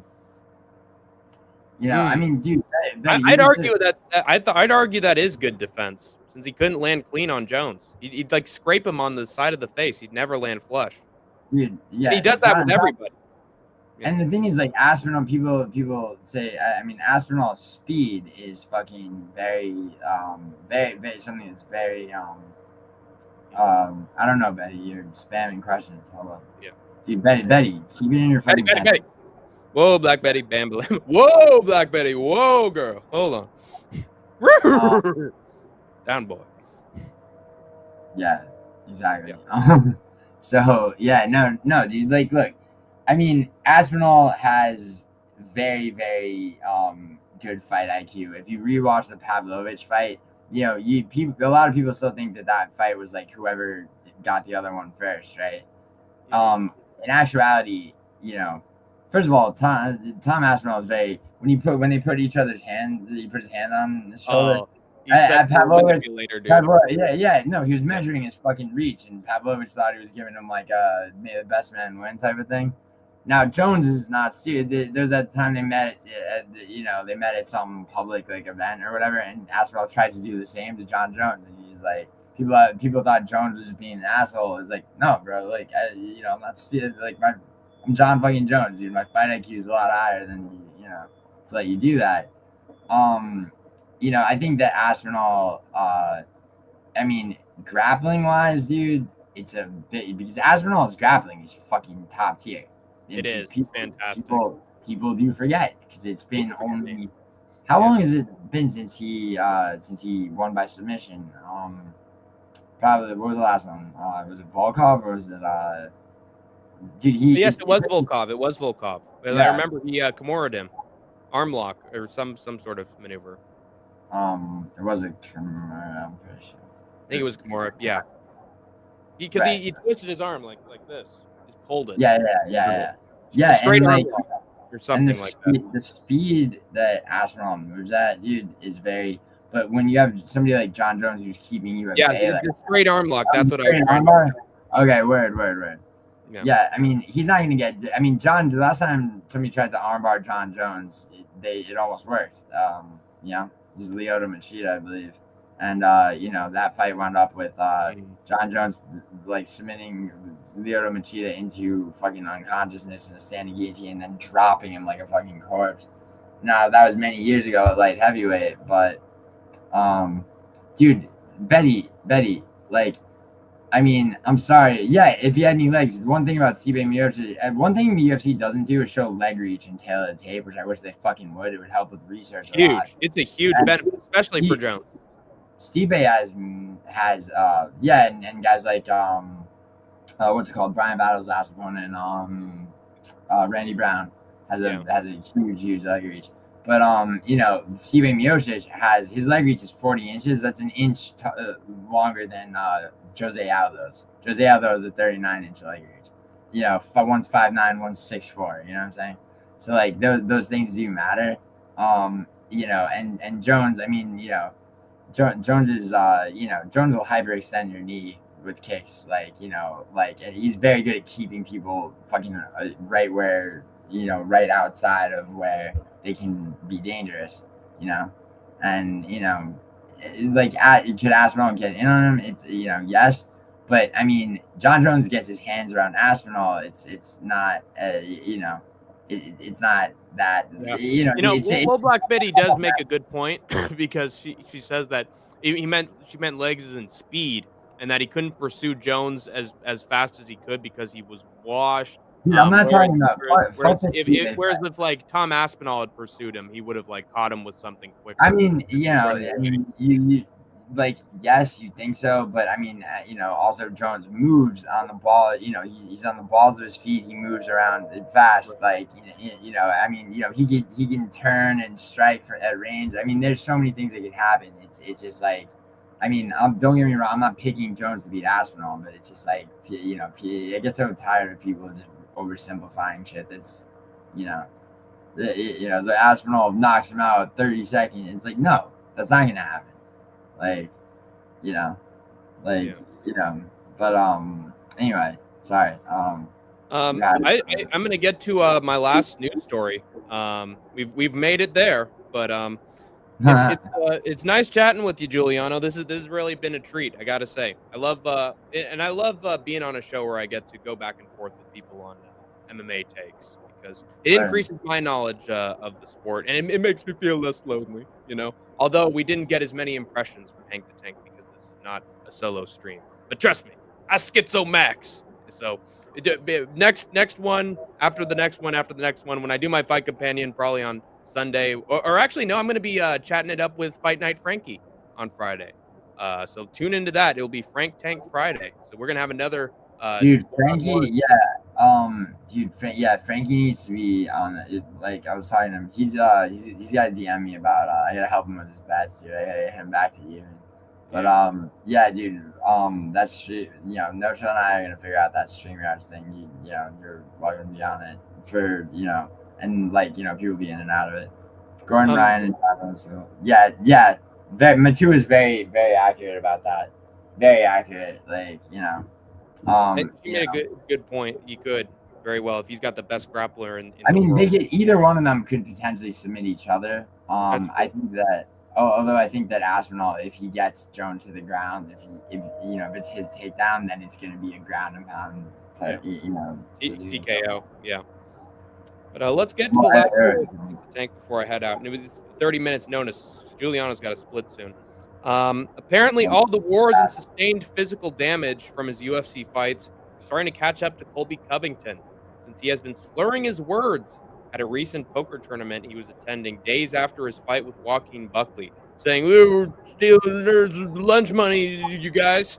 Some people are saying, "Oh, that's just a culmination of the CTE." Other people are like, "Oh man, well, this happened right after the fight, so he's slurring now, but he'll be more coherent later."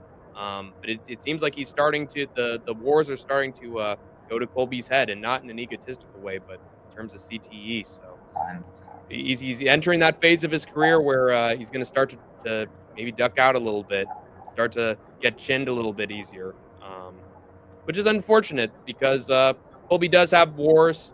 He honestly hasn't had that many good performances. Yeah, but he had some great wars with Usman, and he can be entertaining in that cage. But we're going to start to see the latter phase of Colby Covington. I don't think it's going to be pretty, man. I don't think we're going to see the same Colby. We haven't seen the same Colby in a while now, but another symptom. I mean, the same Colby as fucking when he was a once great fight. I mean, Colby Covington, along with like Paulo Costa and a few others, are the most overrated fighter. It's like, for sure. When was Colby's heyday? Oh, he beat he beat Lawler in a great fight once. Yeah, I mean, and his fights with Kamaru were fucking. I mean, he was slept in one of them for the most part. I mean, and I mean, he just had no chance against Kamaru in any of the title shots. Very undeserved fight against Leon. And he, and that was after like finally like the UFC, was like, listen, motherfucker, you're gonna fight somebody because,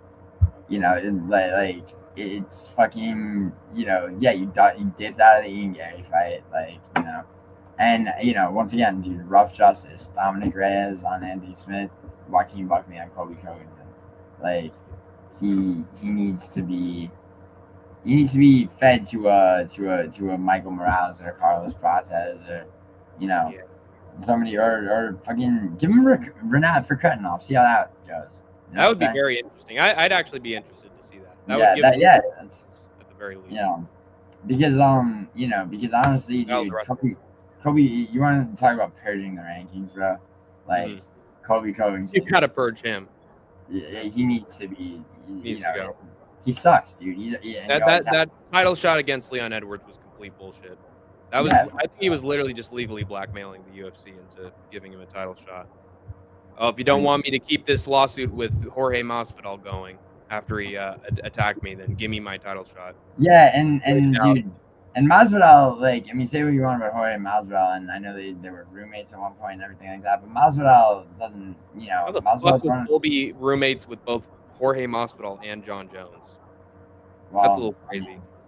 It is and it isn't, but what's not crazy is the expectation that Jorge Masvidal won't do some shit in real life if it's you know what I mean. It's like, and to be fair, Covington did talk shit behind Jorge's back. Covington talked so much. I mean, about Leon's dead father and everything. I get the heel character. Yes or no, Hank? Let me ask you a question. Sean Strickland, I am a very big fan of Sean Strickland. I like him too as a fighter. And by the way, we got in the fucking granite. Finally made his way into the skate tank army. Bobby Nizzo himself. Mass violence between Hank the Tank and Juliana Watt. Speaking of violence, yes, sir. Also on Fighting Nerdron, I think they're fucking amazing. Yeah, mass violence. That dude happened in the Colby Covington. Nizzo was cracking. Yeah. Colby traumatic and cello. Yeah, word. That's what it stands for. So here's a Oh, so you were asking about Strickland? Yeah.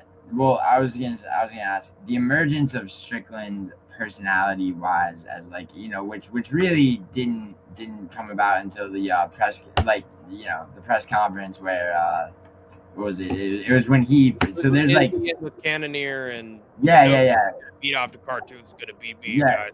Fucking thing. Oh, I made the champ mad with his little gay wash and the fucking that shit. Now that's really who he is. He's also a lot more intelligent than people. Oh, no doubt about it. And I've seen his podcast appearances. I think he's definitely his priorities are in the right place, but I think his ways of doing it are a little. Well, regardless of that, what my question. But he has great ideas regarding the state of society and how we got here. For sure. Yeah, and just in terms of like dealing with one's demons, a shitty childhood is something I relate to a lot. But regardless of all that, what I think, and I mean this is my opinion. Tell me actually, do you think that Sean Strickland's emergence as like a personality, which that being a genuine one, right? Mm-hmm. Like basically, Colby Covington, who essentially plays a character, like where Sean Strickland is like, a real version of, something like that, and that breeds relatability and shit like that, right? I think he turns it up just an ounce. But I think it's the real him at the same time. I think there's a sort of like a euphoric, like sort of, I don't know, like an adrenaline rush to being yourself, but really, just going. Yeah, and that's what Strickland is. I see no false, nothing fake about Sean Strickland. And I think because remember there was the press conference he had with Dricus where he's like, yeah, dude, his fucking coach is touching him in the balls and kissing him on the mouth every once in a while. Leave Dricus alone, dude. But then he said like, oh, I'm just trying to sell the fight a little bit, Dricus, and you're trying to. No, yeah, but when even saying he's trying to sell the fight, like, and what he said, like when Dricus was like, I'm gonna finish him. He's like, I'm gonna do you worse than your dad did. No, yeah. No, but dude, Strickland, I think it was like he's like, there's gonna be a finish when someone asked Dricus how the fight would go, and Strickland's like, oh yeah, there will be one. He's like, don't worry, your coach will finish you. Like, this is the coach grabbing his dick or whatever. But like, regardless. Full on F-bomb after that once he brought up the nerve that he hit. Yeah.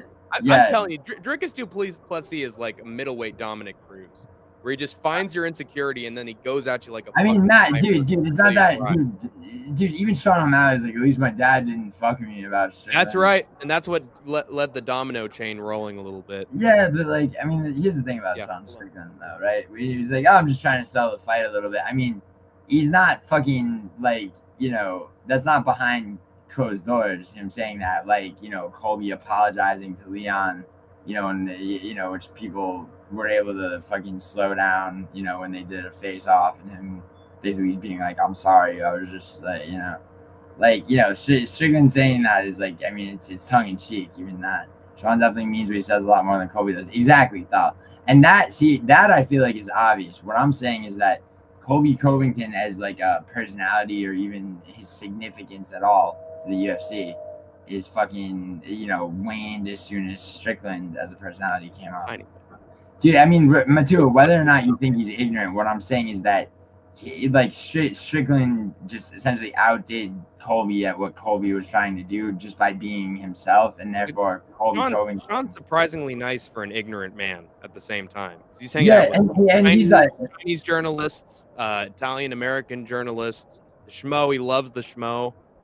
Pretty much anybody he's had an interaction with. He even like shook hands with Dricus after he even said that about his father. They still made up after. Dude, they were on good terms before they even fought. And the thing about Strickland, I mean, like you can call him ignorant, and like he's very he's very outspoken. He can be you can come across arrogant, but I wouldn't call him ignorant per se. Like when your credit card gets rejected, yeah. And Strickland's also clever and smart, which not a lot of people realize. And I will say, for my friend Nina, that you have to be clever to come up with some of the punchlines and jokes that Strickland is. Yeah, and like you can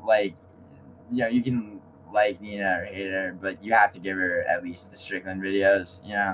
I feel like. But regardless, like my point with Colby Covington, just becoming less and less relevant and more just like kind of a pain in the ass that people, dislike and don't find even exciting or interesting is, there's something to the fact that like, I feel like, some of that has to do with like Strickland emerging as a personality. And it's just like, okay, this person's way more relatable. It's not a character. It's not some WWE-esque bullshit. And I think, and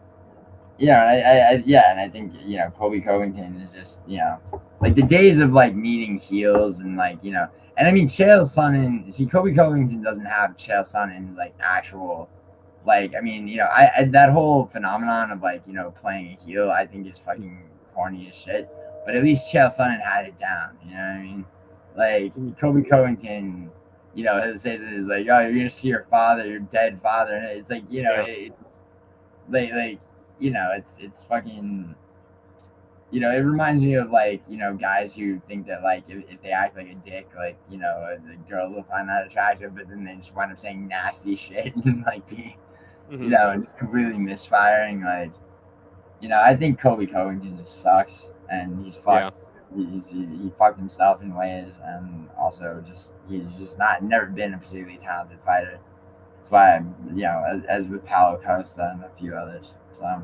By the way, what's in the Starbucks cup? What'd you order? Just a regular cappuccino, cup of Joe? Well, cappuccino by definition would be much smaller than this. This right. is this is coffee, and it's fucking. Nice. Yeah, keep yourself up, man. I'm sorry the stream went this long, but you're used to it. I don't give a shit, man. Hey. I'm fine. Yeah, I mean, I have a fucking sleep disorder. In case anyone doesn't already know that, wonders, how, I sleep like maybe every 3 to 4 days. My brain literally can't form a circadian rhythm at all. It's actually pretty rare sleep disorder. It's true, actually. Colby wasted. Dude in my chat says Colby wasted his prime trying to cherry pick all his fights, which I do agree with. Well, in the grant it says Colby is a fugaz. He's a fugaz. Whatever that means. Fuck out of here with Fugazi bullshit. Fugazi is fake. I mean, it's essentially fake. Fake. He is, because he's actually very nice to people in real life, and isn't doing his little hijinks or his insults when it's just talking to people. Chael had charm and didn't curse. I think Chael is one of my favorite trash talkers. He might be the best, like besides Dominic Cruz, in my opinion. I mean, Conor McGregor is obviously God. Yeah, it was magic in his prime, but I prefer the stylings of Chael Sonnen. I mean, dude, I think Strickland's up there too. But do you really think the lack of profanity has added to Chael's comment? Yeah. I mean, charisma for sure. I feel like Colby. I mean, when you play a character like that, bro, it just and you're a fight. It's just like you can't. It's harder to maintain that. And like I think in the lead up to the Buckley fight, like you saw just glimpses of him just kind of just being low energy about it and shit, and it's it's like what a terrible place to put yourself, where it's like you're trying to maintain this persona that's not even real. Yeah, but I think I might have to wrap it up because dude. I've been streaming a while. Yeah, my chat's getting they're getting pissed off at me. Yeah, so we're gonna end it soon. Kyle, who's a real fighter that I want to talk to. So I appreciate having you on, Giuliano, to go through this whole news cycle with me. I hope we both became more informed after this one. If you ever need to come on during a news story that breaks on the channel, let me know. I'd love to hear your takes on it. And news up, dude. And and No Chill and I are gonna figure out that Razin yes, sir. Thing, and like just hit us up about it, man. We'd love to join you. Definitely. Appreciate you for your time. Appreciate everybody for being here. Do you have any last thoughts before I sign off? UFC 311. If Nina can get me a press pass, which she's not gonna know until like January 3rd or 4th. That gives me up to I might invite like No Chill and some other, because it's like a press pass is basically not necessarily just for one person. It's like I'm here as like whatever, so it's like I can have 3 people with me as part of like what I mean. So basically so if that happens, I mean like I'm gonna probably it would be who would I take as a member of like the press to potentially interview fighters, but like probably No Chill, potentially you if that's if it happens. I might also just go to the event if not. I mean, in which case I might try to like fuck around and figure out a way to do the same thing anyway. Sounds awesome, man. Cool. Well, keep me updated on that. Let me know. Yeah, dude, for sure. That's it, man. I'm all wrapped up, and appreciate all the troopers and grinders, as well as Giuliano Argenti fans for tuning in for all this. And until we meet again, troopers and grinders, you have escaped the war zone for now. Now, you made some good points. I'll give you that point there, Giuliano. Yeah, you got me. Okay, fine. You win, but you got to understand that old Hank the Tank, he understands that the old crafty bets of big meaty hooks. Yeah. Oh, yeah. This ain't peaches and creamsville. I'm not sleeping. I'm not walking on eggshells. I'm not slipping on banana peels. Yeah.